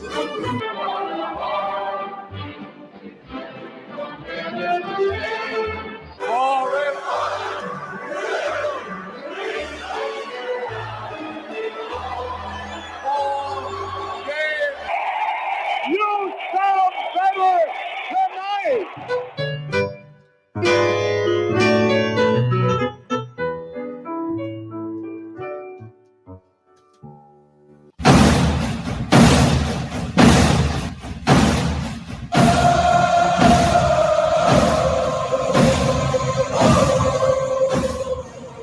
Well, the season's finally here, and the players hit. The Armchair Quarterbacks are back. Saturday, September 9th, 10 a.m. to 2 p.m., you'll be tailgating with the Armchair Quarterbacks. Mac Magee, Brian Snow, Joey Antones, and the rest of the Armchair Quarterbacks live, 10 a.m. to 2 p.m., Saturdays this fall. Talking college football, SEC, ACC, Big Ten, the NFL, fantasy football advice, and our picks against the spread. It all begins September 9th, right here on Braves Country HD, 99.1 FM, WQEE. Yeah, the Armchair Quarterback, the All-American man. Welcome back to Braves Country Baseball. The Atlanta Braves Trail by 1. Brad Handel come in here in the bottom of the 7th inning. First pitch on the way from Hand is a bender down around the ankles. Did he go around? Reynolds did not. Brian Reynolds, a switch hitter, goes over to the right-hand side, and it's 1-0. Finishing off those birthdays, Roger Federer turns 42. The 1-0 pitch. Swung on and bang foul down the third base line. 1-1. Dustin Hoffman turns 86. And Willie Hall, the drummer for the Blues Brothers band, he turns 73, and that's your birthdays.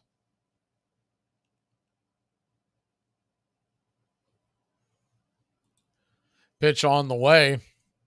Just misses outside wide. It's 2-1. Brian Reynolds 1 for 2 with a solo shot.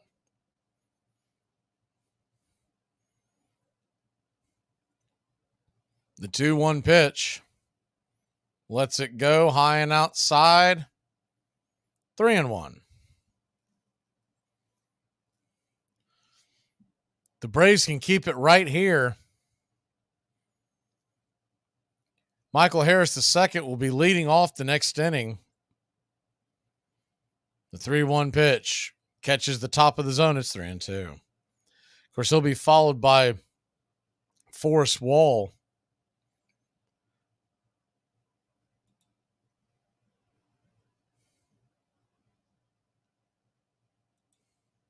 The 3-2 from Hand. Swung on, grounded hard on to the left-hand side.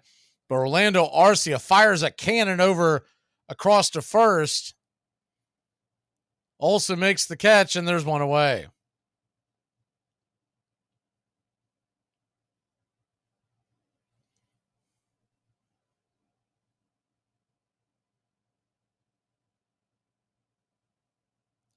Been searching to see if there's any kind of update. It doesn't look like that there has been.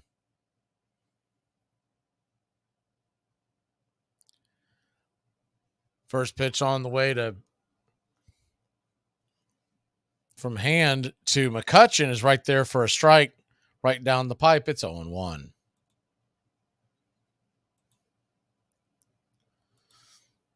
The 0-1 pitch misses wide, 1-1.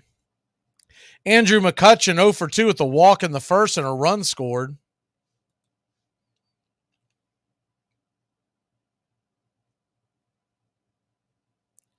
The 1-1 pitch. Down below the knees, just misses, 2-1.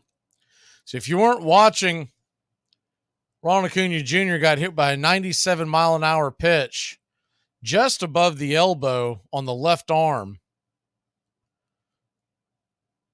The 2-1 pitch on the way. Swung on. That ball is rifled over to third. Nifty play by Riley. Spins, fires it over to first, and it's a 5-3 putout for out number 2. Hard hit ball by McCutchen. One hopper that sizzled into the glove of Riley, who was guarding the line. A couple of times he's had to go to the ground and make the stab and then jump up and sail it across the diamond. Nice play by Riley. There's 2 away, so that'll be a lefty-lefty matchup now with Sawinski. So back to the hit by pitch by Acuna. It was a 97-mile-an-hour fastball as the first pitch, a swing and a miss strike. It's 0-1. And the ball hit him just above the elbow area where he has padding, but when he started to walk down the line, started trying to make a fist with that arm, and the trainer came out as the 0-1 pitch misses wide. It's 1-1.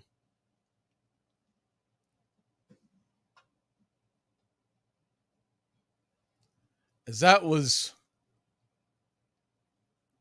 happening,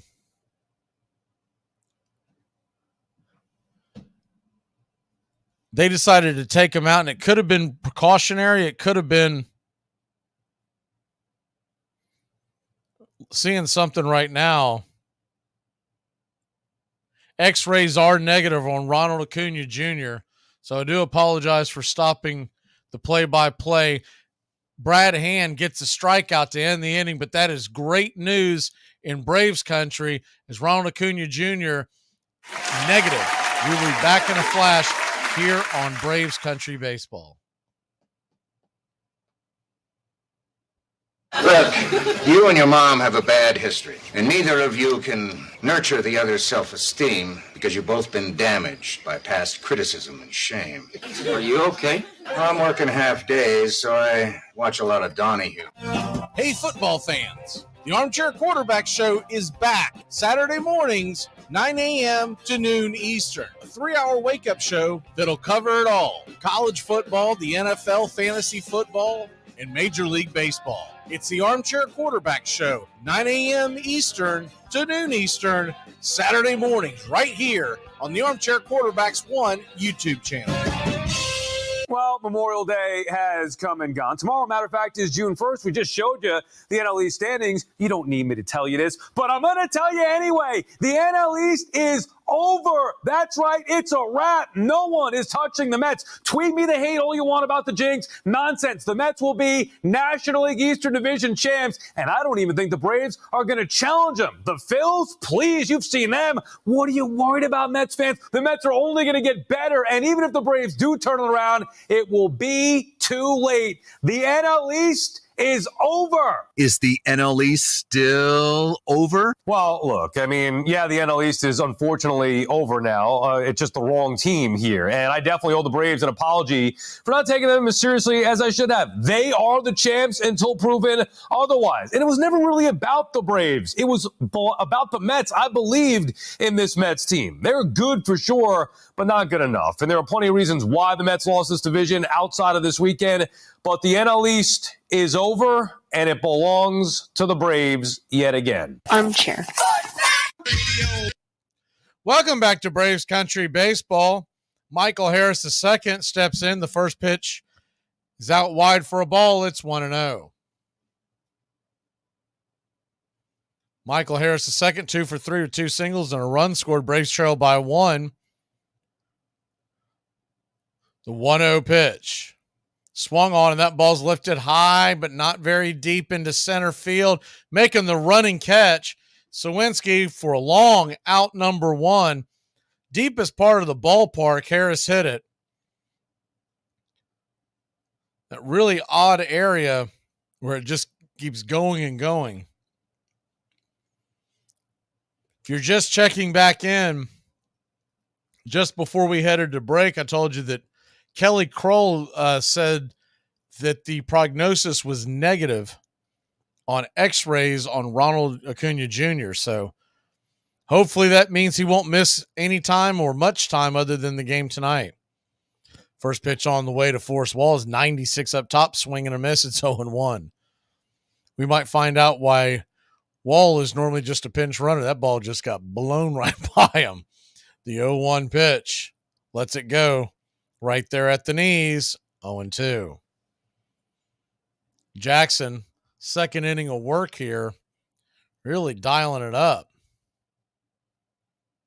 Standing on deck is Ozzie Albies. The 0-2 pitch. Swing and fouls that down the line. 97, just got a piece of it to stay alive.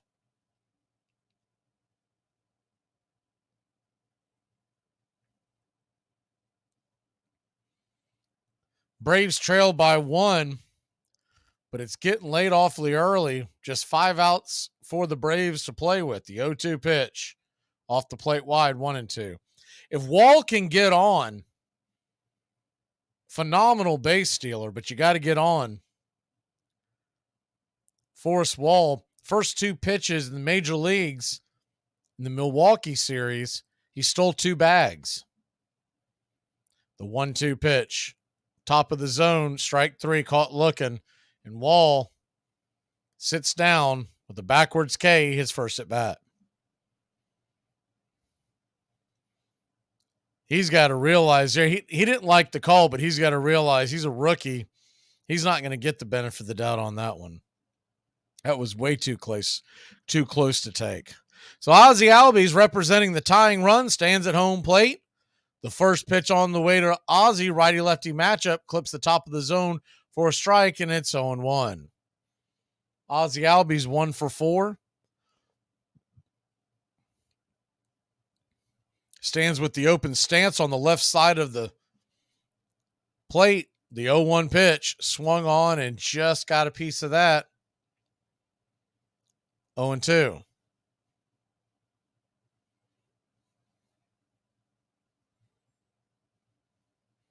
Ozzie trying to find any way to get on. Keep this inning going. Riley stands on deck. Olsen in the hole. So no matter how you look at it, they're going to have to face Riley and Olsen before the game ends. The 0-2 pitch in the dirt. Good block by Delay. 1-2.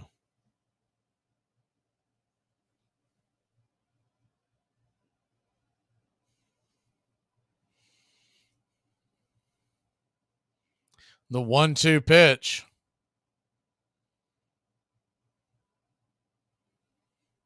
Whoa, inside. Fastball high over the head of Ozzie Albies. Ball came sizzling in there. May not have been quite as close as it realistically first appeared, but after Acuna getting hit, everybody's kind of on edge there. That ball was, if that ball hits Ozzie, I mean, it's up in the dome. The 2-2 pitch on the way. Swing, and that ball's fouled straight back. We'll do it again at 2-2. So he's gone slider, changeup, then the fastball, back to the changeup. So Ozzie has seen all three of his pitches. Question is, which one's he going to dial up here? He can bring it up to 96, 97. Righty-lefty matchup, the 2-2 pitch. Swing, and that ball's belted high and deep. Is it fair? Drifting down the line, just foul. I mean, just foul. By a few feet, it missed the foul pole, crossing over a hair in front of it, almost hitting the foul pole. My word, that close to a tie game. That was the 97-mile-an-hour fastball. The 2-2 pitch to Ozzie. See what they throw now. Swung on that ball is rifled down the first base line. Well foul. We'll do it again at 2-2. Pirates are guarding the lines. Eric Young, our first base coach, is guarding his life as the ball came sizzling right by him. The 2-2 pitch. Lets it go. Swung on and missed strike 3. Foul tipped it into the glove. And that'll end the inning. So the Braves 3 up, 3 down came so close to tying it. We'll be back in a flash. So, from now on, no more easygoing, devil-may-care, everybody's best friend dad. I'm cracking down. And I'm cracking down hard. Starting right now, fun time is over. So where was I for fun time? Braves Country today. We're talking Southern sports. We go live 3 to 5 weekdays right here on WQEE. Braves Country today, Southern sports talk with the voice of Braves Country baseball, Mac Magee. Joined every day from sports analysts from all over Braves Country, talking college football, the NFL, Major League Baseball, and what's trending in the world of sports. Braves Country today. We go live 3 to 5 weekdays right here on WQEE.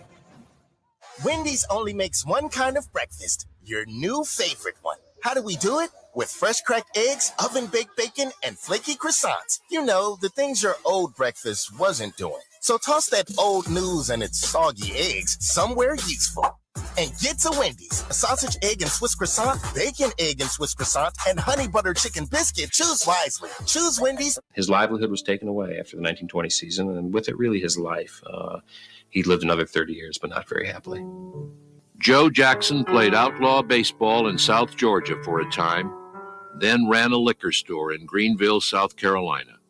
Ty Cobb once came in for a fifth of bourbon. Jackson did not seem to recognize his old rival. Cobb finally asked, "Don't you know me, Joe?" "Sure, I know you, Ty," Jackson answered. "I just didn't think anyone I used to know up there wanted to recognize me again. You're listening to Braves Country Baseball on Braves Country HD. Welcome back to Braves Country Baseball. We're heading to the bottom of the 8th inning here in Pittsburgh. Kirby Yates comes on.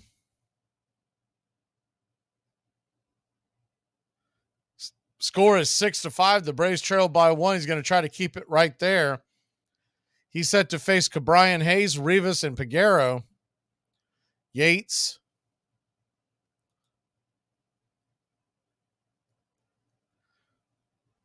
The right-hander will step in. The 3.21 ERA. 42 innings pitched, a 1.21 whip. 54 strikeouts over 42 innings.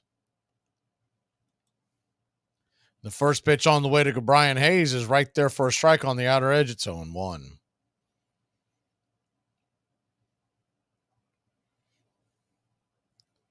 Kirby Yates, drafted by the Boston Red Sox way back in 2005. The 26th round, the 0-1 pitch. Swung on and fouled down the line. It's 0-2. Didn't know till just recently. Kirby Yates is from Hawaii.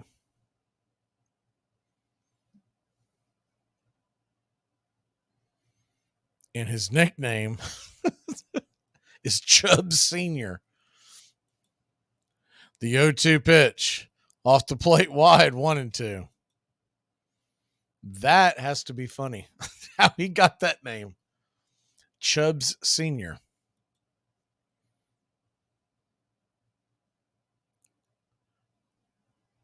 The 1-2 pitch. Yates lifts the glove and lets it go. Inside 2-2.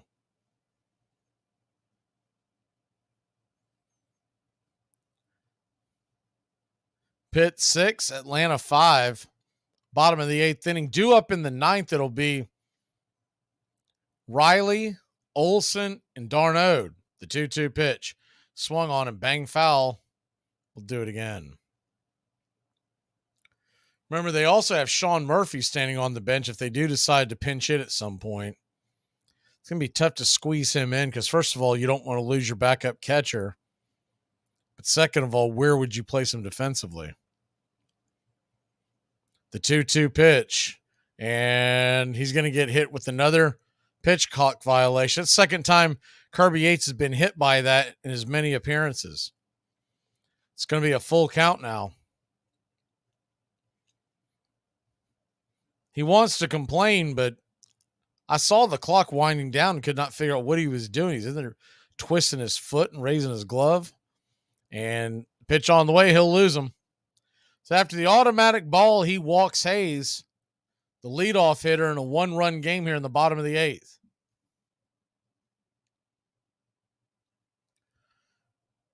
Braves trail by 1. Meanwhile, Baltimore 6-3 over Houston in the 9th. They win that game, and we lose this. We'll be in a tie with Baltimore for the best record in baseball.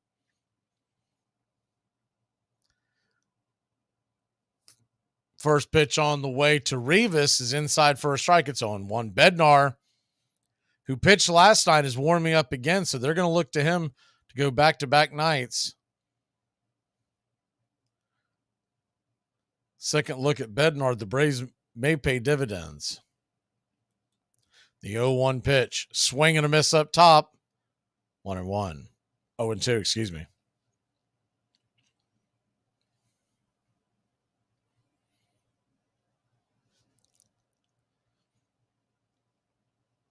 Got an 0-2 count. You wonder if he might go to the splitter to try to induce a double play. Righty-lefty matchup, turns and flips it over to first. Olson makes a catch but doesn't really apply the tag as Hayes was back in time, plenty of time.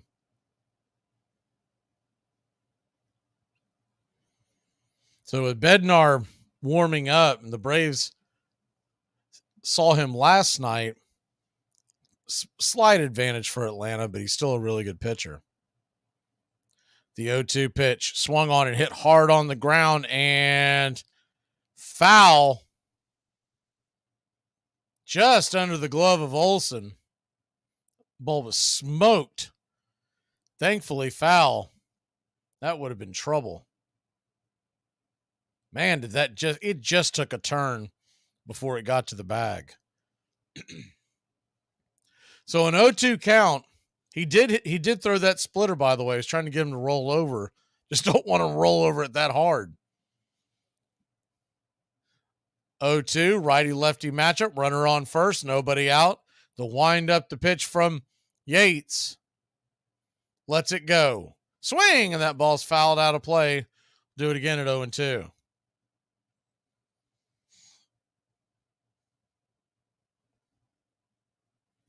Washington, by the way, has tied it up in Philadelphia. It's 4-4 in the 7th.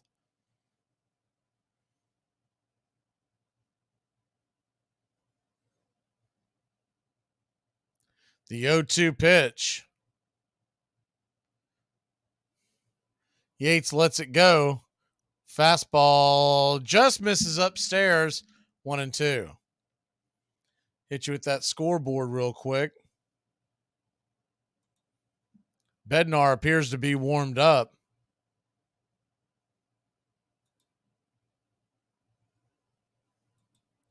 The 1-2 pitch lets it go right there at the knee. Strike 3. A bullet right there on the outer paint, and there's one away. Astros trail the Orioles 6-3, top of the 9th inning. It does appear that the Astros had the bases loaded. Cubs 3-2 over the Mets in the 9th. Red Sox trail the Royals 9-3 at home. Phillies 4-4 versus the Nationals in the 7th. First pitch on the way to Peguero. The number 7 hitter swung on and fouled back out of play. It's 0-1. Rockies 3-2 over the Brewers in the 7th. Yankees 4-1 over the White Sox. That game is in the 5th.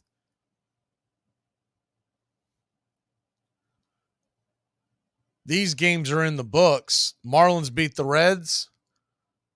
The 0-1 pitch, bunt is down. Yates jumps on top of it, flips it over to first. The runner does make it down to second, but there are 2 away. Tigers beat the Twins 6-0. Rays beat the Cardinals 4-2. And the Guardians blanked the Blue Jays 1-0. And that's your scoreboard.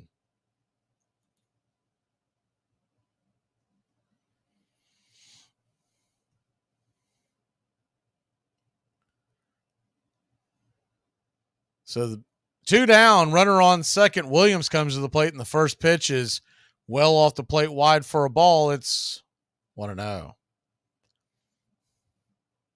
They may want to bring up this Alan Rangel from Double-A, Mississippi.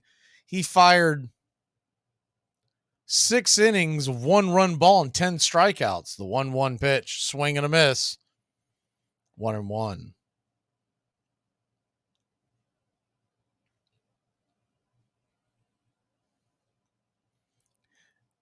According to one of the beat writers at the game tonight on the TBS telecast, this is funny, as Yates turns around to flip it over to second.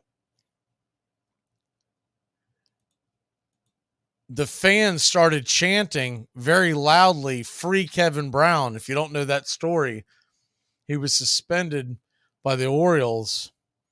Is the 1-1 pitch caught on the outside for a strike. It's 1-2. Fastball. He was suspended by the Orioles for laying out the fact that they had lost several series in a row on the road to the Tampa Bay Rays, which they had a graphic on the screen about. The 1-2 pitch. Swing and a miss, strike 3, 95 up top. That'll end the inning. So the Braves have one last chance to tie or win this game. We'll be back in a flash here on Braves Country. Are you ready to eat? Oh, right. Let's go. It's time to eat. We're going to dinner. Dinner? Well, what time is it? It's 4:30. 4:30. Who eats dinner at 4:30? We got to catch the early bird. It's only between 4:30 and 6. Yeah, they give you a tenderloin, a salad, and a baked potato for $4.95. You know what that costs you after 6? We eat at a decent hour. I'll treat, okay? You're not buying us dinner. I'm not force-feeding myself a steak at 4:30 to save a couple bucks, I'll tell you that. Lager, the beer that brought the forest down. I drive an exotic imported sports car. I eat exotic foreign food like frankfurters and pizza. But when it comes to numbing my mind, I'm a patriot. I drink the beer that brought the forest down. I'm a lager man. And with the new 80-bottle trunk pack, you've got enough for the evening. Hey, it's happy hour somewhere. Lager brings out the patriot in you.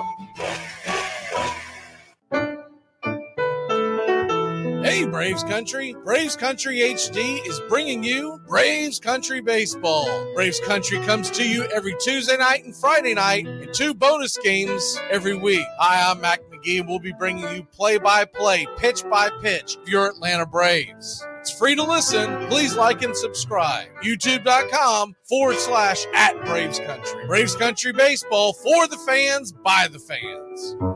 Companies of every kind promoted baseball for their workers. Management believed it encouraged teamwork, provided a healthy way to fill spare time that might otherwise be devoted to labor agitation, and taught immigrant workers how to be real Americans. Nearly every industry had a lead: railroads, steel, electricity, coal and iron, textiles, meat packing, automobiles, and thousands of workers came out for factory games on the weekends. Welcome back to Braves Country Baseball. David Bednar is going to come in and try to close the door for the Pirates. Good news in Baltimore. The Houston Astros just hit a grand slam the top of the 9th inning there to take a 1-run lead over the Orioles. So the Braves may come out of this unscathed if they can't come back.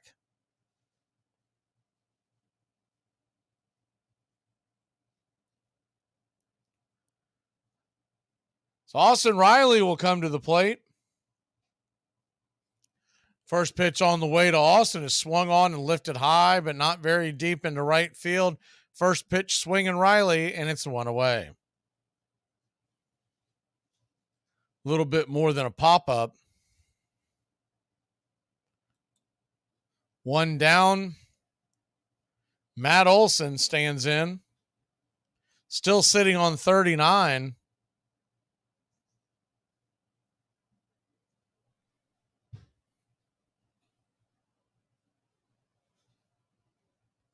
Righty-lefty matchup. The pitch on the way. Swing and a miss. Just over the top. It's 0-1.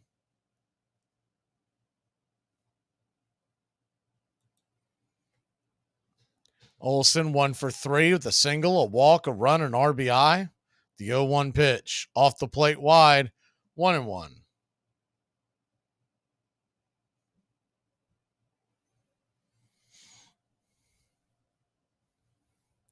The 1-1. Kicks and deals. Swing and fouls it back. It's 1-2. I believe that was Kyle Tucker that hit that home run for the Astros.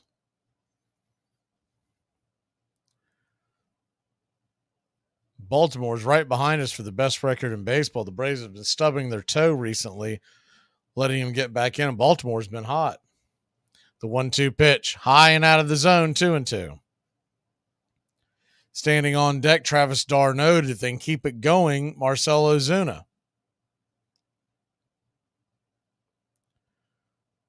The 2-2 pitch to Olson. Bednar lets it go. Off the plate wide, ball 3. So a full count.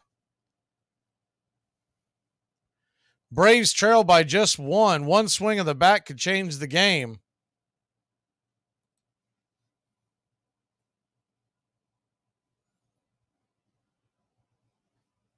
The 3-2 pitch. Bednar climbs back on the rubber, lifts the glove, leans and lets it fly. High and outside. Ball 4, and the tying run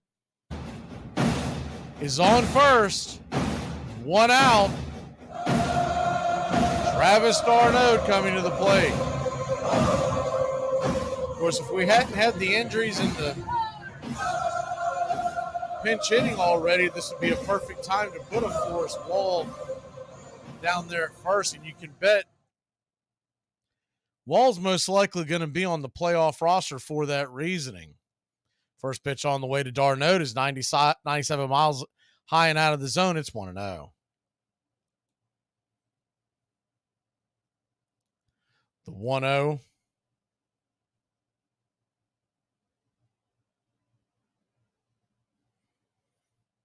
Bednar lets it go. Swing, and that ball is hit down the third base line. It is fair. That ball is rolling slow, and because of that, your Atlanta Braves are going to be standing on second and third, one out. Ball was smoked off the glove of the third baseman, Brian Hayes. By the time it trickled, we had someone with a little more speed. They may have sent him. But Olsen, with those long strides, still makes it down to third, just off his glove. Heck of a attempt by Brian Hayes. d'Arnaud is going to go take a seat, and he will be pinch ran for by Nicky Lopez, which means if the game goes further, we'll have Sean Murphy in the game. A little surprised you don't do that with the tying runner, but here we go. First pitch on the way to Ozuna is high and inside. 98 almost gets him. It's 1-0.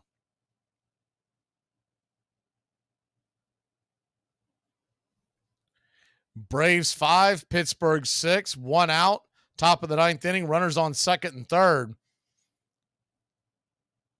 The 1-0 pitch. Swing, and that ball's hit hard on the ground, but right at third, and they've got Olsen in a rundown. He's going to go back and forth. He's going to be caught in the pickle. Runners will be at first and third now, and 2 away. Bad base running by Olsen, but he was kind of stuck in no man's land, really had nowhere else to go. He had such a big lead that when the ball was hit right at third base, there was really nowhere for him to go. Back in the golden days of baseball, Olsen could have just plowed over the catcher and taken his chances, but nowadays, catchers are bubble wrapped, so he had to just get tagged. So Kevin Pillar will come to the plate. The tying run is now at third. The only thing that you get the advantage of now is that if a ball is kicked away from home plate, any kind of a wild pitch or whatnot, Lopez the ball is swung on. That ball is hammered into left field. It's going to get down for a base hit, and the ball is roasted into left. Nicky Lopez comes home to score, and your Atlanta Braves have tied the ball game. Good piece of hitting by Pillar. Smoked the first pitch he sees over the defense and into left field.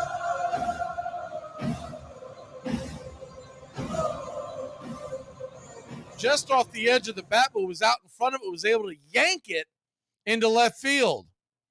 First pitch on the way to Orlando Arcia, swung on and missed. It's 0-1. So the Braves have climbed back into this. After coming back from down 6-3, it's now 6-6. The 0-1 pitch swung on and fouled back out of play. It's 0-2.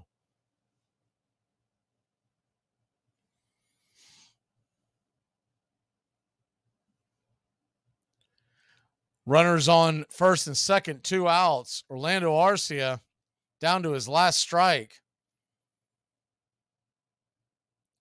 The 0-2 pitch, high and out of the zone, 98 up top. It's 1-2.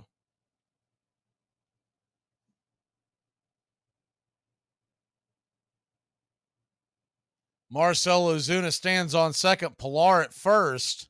Sean Murphy will be coming in to catch for d'Arnaud. The 1-2 pitch, inside, 2-2. If he loads the bases, Michael Harris II would come to the plate, and the thing you would love about that is win, lose, or draw, that would be your runner to start off a 10th inning if we got that far. Deuces are wild. 2 on, 2 out, the 2-2 pitch. Swing, and that ball's lifted high, deep down the right field line. Out of play. We'll do it again at 2-2. Braves 6, Pirates 6. Top of the 9th inning. They're playing RC at a pull in the outfield, but there is a gap in right center. The 2-2 pitch. Lets it go. Swing, and that ball is hit down the left field line. The run is going to score. Your Atlanta Braves have taken the lead, and they're going to send the second runner, and he is head first. Slide safe. The Atlanta Braves lead it 8-6. Good piece of hitting by Arcia. Roasted one down the third base line. They were not guarding the line, and Arcia, a bases clearing, 2 out, 2 RBI double, and Atlanta leads it by 2, and Eyeglasses is warmed up in the bullpen. How about that? Marcell Ozuna was trucking. Even if Washington tried to stop him, there was no stopping him. The momentum was heading towards the plate. And Kevin Pillar was hustling every damn bit, come flying around first, flying around second, flying around third. Head first slide, and your Atlanta Braves lead by 2. That'll bring Michael Harris, the second, to the plate. Michael Harris is 2 for 4.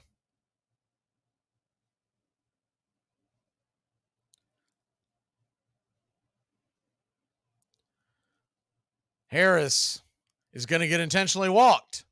So they're going to walk Harris to get to Forrest Wall. If you're just joining us, Ronald Acuna Jr. left the game with an apparent injury, hit by a pitch in the left arm. X-rays have come back negative, but no word yet if he'll miss any time. So Forrest Wall could help be a hero. His first at bat was a strikeout. The first pitch on the way is a bender right there at the knees, and it's 0-1. Runners on first and second. 2 outs. Righty-lefty matchup. Bednar lets it go. Right there at the knees on the outer edge, 0-2. So if you remember when he got called out on strikes, it was on a bender up high. He didn't like it. Long story short, he hasn't seen a fastball in this at bat. So he's got to wonder where they'll go on 0-2. The 0-2 pitch. Fastball swung on and fouled it off. It's 0-2. That was kind of expected. Pitch him backwards, lull him to sleep, and then try to jam one in on him. But now that they've shown him the hard stuff, you wonder if they might try to put him down with another bender. Will Wall be able to adjust? The 0-2 pitch, high and inside. Might have actually clipped the zone, but we'll take it. 1-2. Fastball was in. Wall had to kind of jump out of the way. It might have just missed the zone up top. It was close. But it had him frozen. It didn't matter if he thought it was a strike or not. The 1-2 pitch. Down and in, 2-2. Soft cheese down below near the left leg. You almost want Wall to go out there and just stick his foot out there and take the base. Not sure if the glove stopped that ball or if it was gravity that ball was going so slow. The 2-2 pitch. Down below the knees. Called for a low strike 3. Wall can't believe it, but that's the second time he's been caught looking. We'll be back on the flash. Braves have taken the lead. We'll be back. It's 8-6 heading to the bottom of the 9th. What does it take to break you? What does it take to break your focus because you get frustrated about what happened on the last play? What does it take to make you give in? What does it take to break you? It's going to be difficult because you're getting yourself ready to play an entire season at a high level.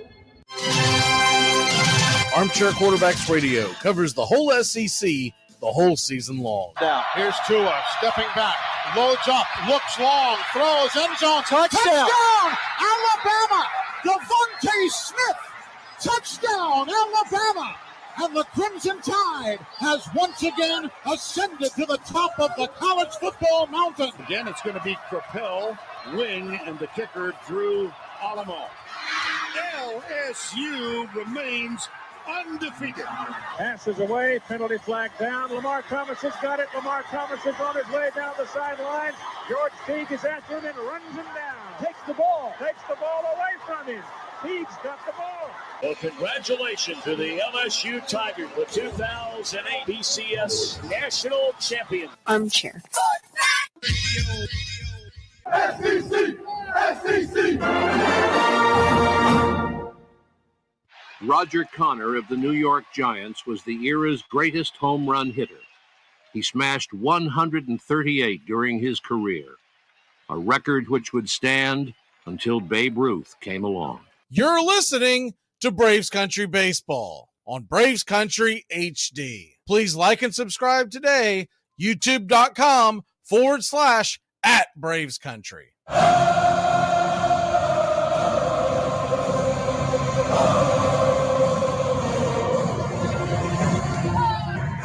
Welcome back, Braves Country Baseball.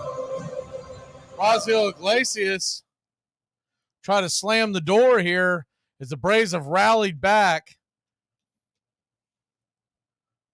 to get within two, to go up two after being down 3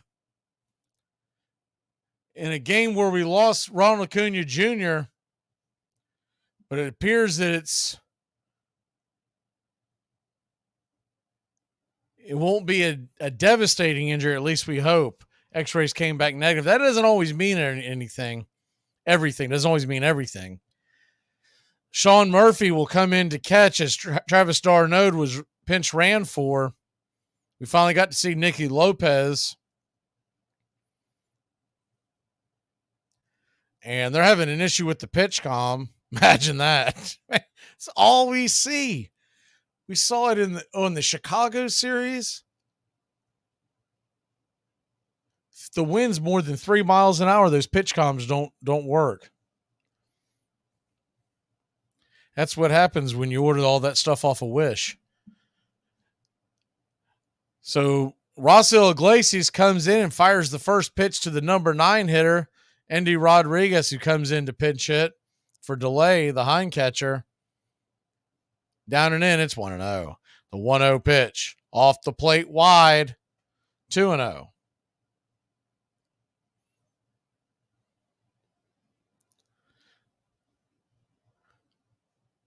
Iglesias, 2-0 pitch. Fastball swung on and fouled straight back. It's 2-1. Endy Rodriguez, for those who aren't familiar with him, first of all, had a good night last night, but he's only been up for a little bit, but he's kind of looked as the catcher of the future, 23-year-old for the Pittsburgh Pirates. The 2-1 pitch swung on, tapped in just back behind the mound, back behind home plate, 2-2. Has a good, solid swing. Obviously a long way to go, but I think the future's bright in Pittsburgh behind home plate. The 2-2 pitch. Swing and a miss, strike 3. And the changeup got him, and there's one away.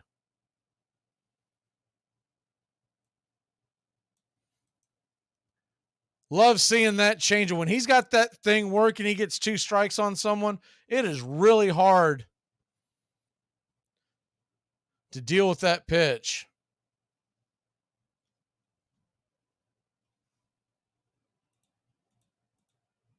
First pitch on the way to Palacios, who's 1 for 4. The jack is swung on and fouled back out of play. It's 0-1.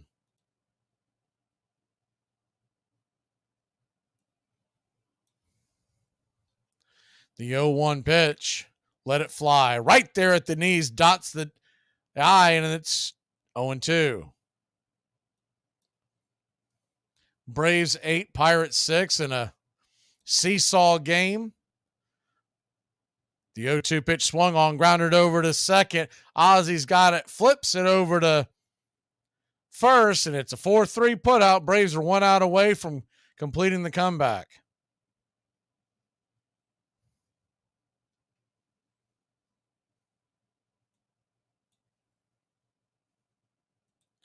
So 2 down, and Brian Reynolds comes to the plate. He's 1 for 3 with a solo shot. I mean, it was batting practice earlier for those of y'all that missed the game or beginning of the game. First pitch swung on. That ball's hit hard into right field, down for a base hit.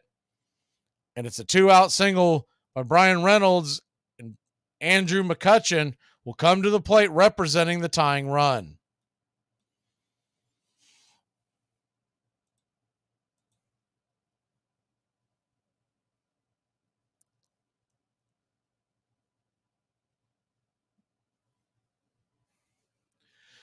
So 1 on, 2 out. Not out of the woods yet. Braves need that one last out. By the way, Baltimore did lose. First pitch on the way to McCutchen is inside for a ball. It's 1-0. Andrew McCutchen 0 for 3 with a walk. In the first, he did score a run. The 1-0 pitch. Misses inside again, 2-0. So he tried to start him off with the sinker, 2 sinkers. Both of them missed. Standing on deck is Sawinski. He's got 21 home runs on the year. The 2-0 pitch. Swing and a miss over the top of the changeup, and it's 2-1.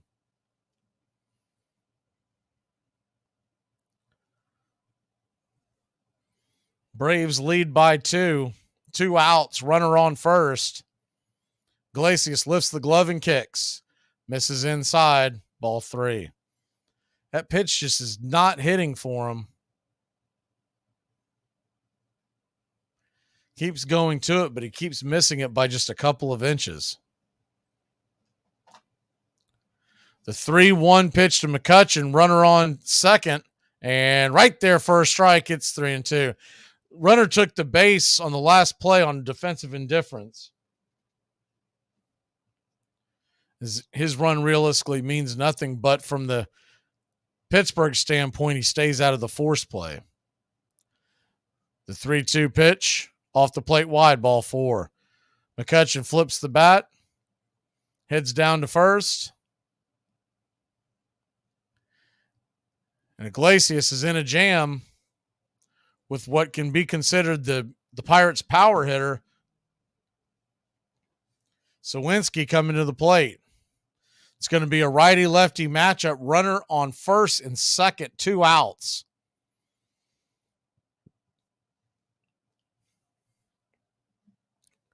Open stance, the pitch on the way, right below the knees, called for a low strike. We'll take it. It's 0-1. I don't know where it'll show up on your screen, but it definitely missed a touch low. The 0-1 pitch to Sawinski just misses off the plate. 1-1. That same pitch they keep going to on the outer edge, he's just not hitting his mark. Sometimes you just got to throw that one away and work on it tomorrow. The 1-1 pitch.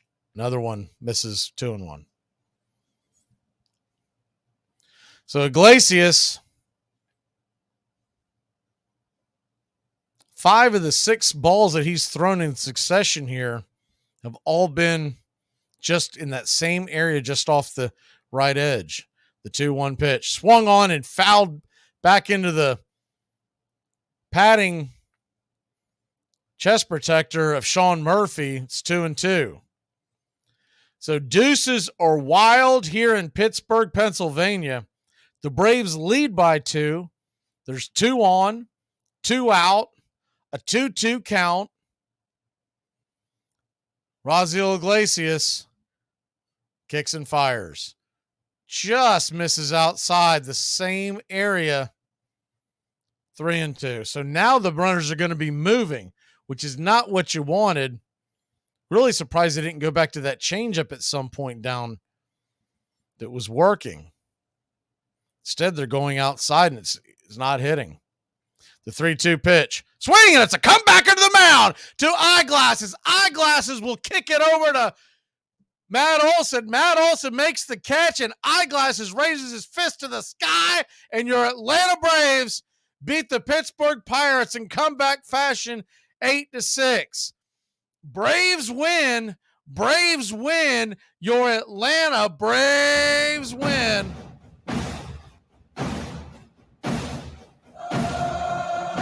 much needed victory for this Braves team. It's been kind of stumbling here on this road trip.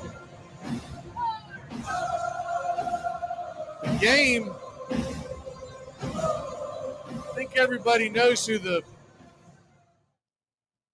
game ball is going to tonight. You got to give it to Orlando Arcia. Orlando led the team with 3 RBIs. He also went 3 for 5. And your Atlanta Braves get their 71st win of the year. Depending on what Philadelphia does right now, Atlanta magic number goes to 41 to win the NL East. And with the Baltimore loss, it goes to 49 to have the best record in baseball. But we're a long ways from that as we have a very small lead now on the Baltimore Orioles. With all that being said, Braves get a much-needed win. It ends up being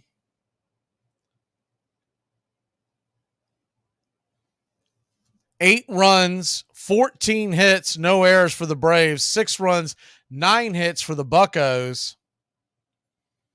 The Bravos, the win will go to Kirby Yates.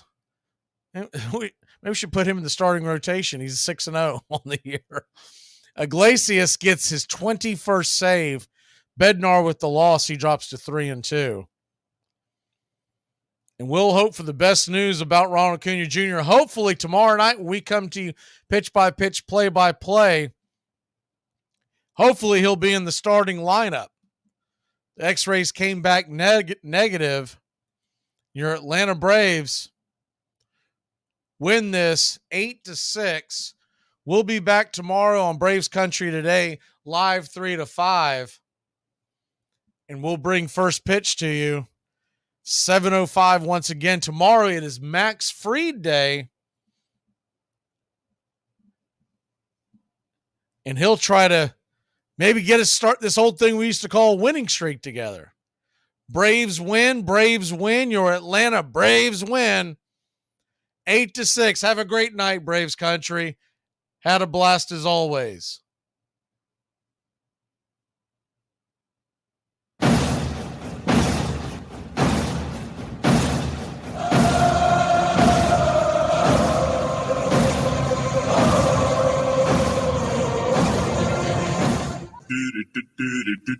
Goodbye, sweetheart. Well, it's time to go.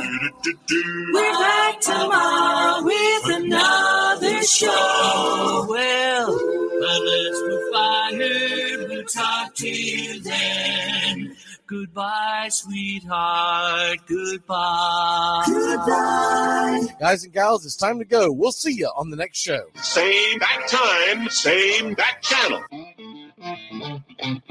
Thanks for listening to Braves Country Baseball. With Mac Magee, we're proud to bring you year number 3. Braves Country Baseball comes your way Tuesdays and Friday nights and 2 more bonus games for a total of 4 games a week. You can also catch Braves Country, our daily sports talk show. We go live 3 to 5, 99.1 FM WQEE, Metro Atlanta. Other CBS, ESPN, and independent affiliates nationwide, and simulcast on youtube.com/@BravesCountry. Find Braves Country HD today wherever you stream. Your first choice for Southern sports and the deepest bench in sports talk. Something of the 5th of September. Something of the 5th of September. She said a lot that I can't remember. Something of the 5th. Can I get another cigarette, please? Can I get another cigarette, please? Yeah, I know I live to regret it. Just give me another cigarette, please. Can I get another cigarette, please?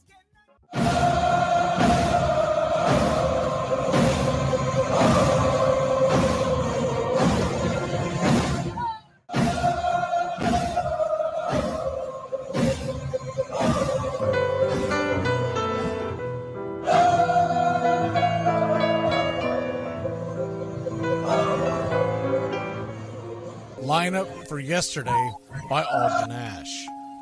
A is for Alex, the great Alexander.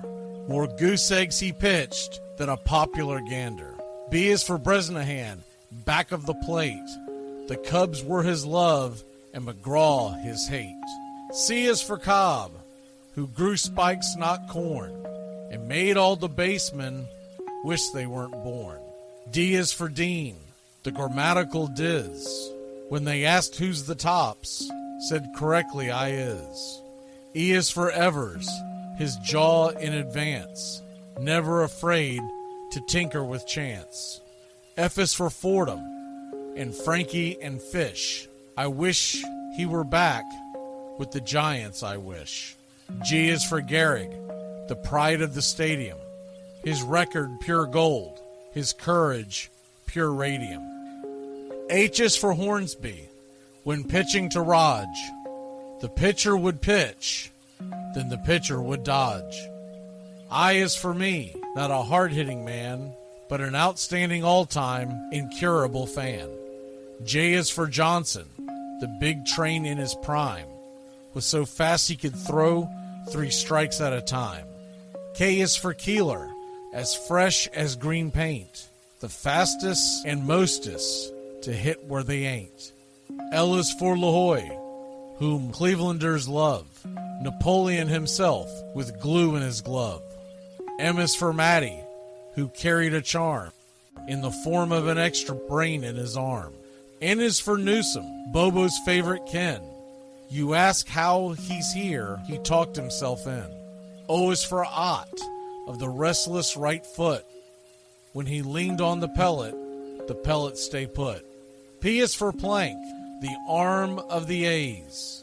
When he tangled with Matty, games lasted for days.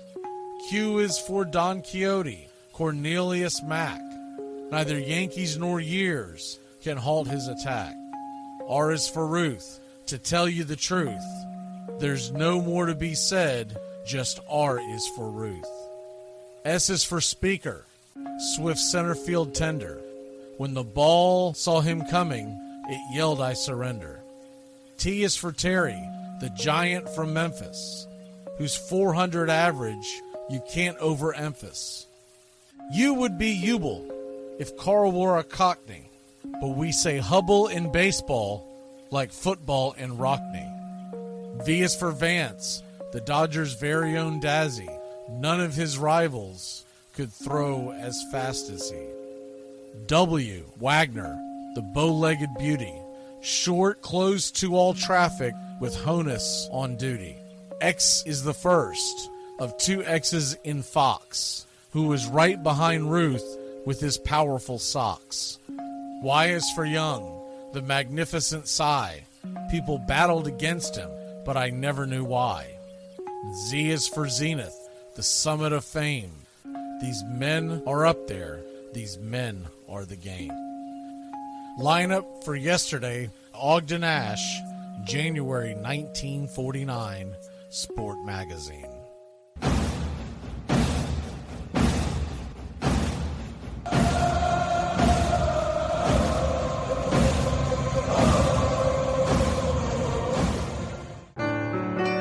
Hey Braves fans, I'm Mac Magee with Braves Country. We'll be right here on the key all year long giving you Braves Country baseball, pitch by pitch, inning by inning of your Atlanta Braves. Make sure to catch Braves Country right here on the key.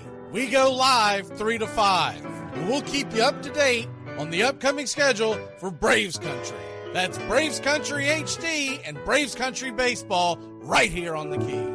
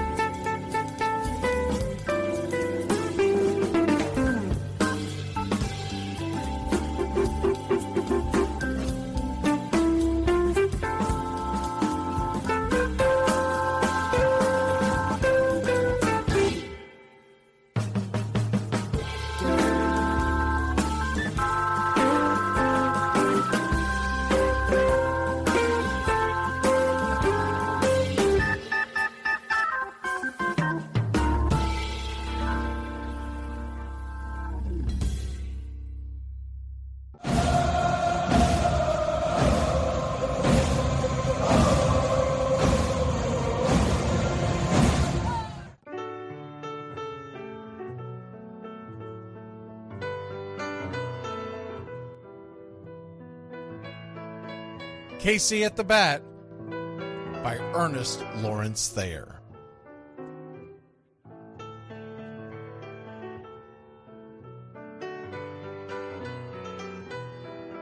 The outlook wasn't brilliant for the Mudville Nine that day.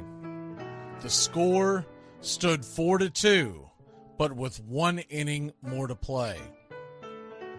And when Cooney died at first, and Barrows did the same, a pall-like silence fell upon the patrons of the game.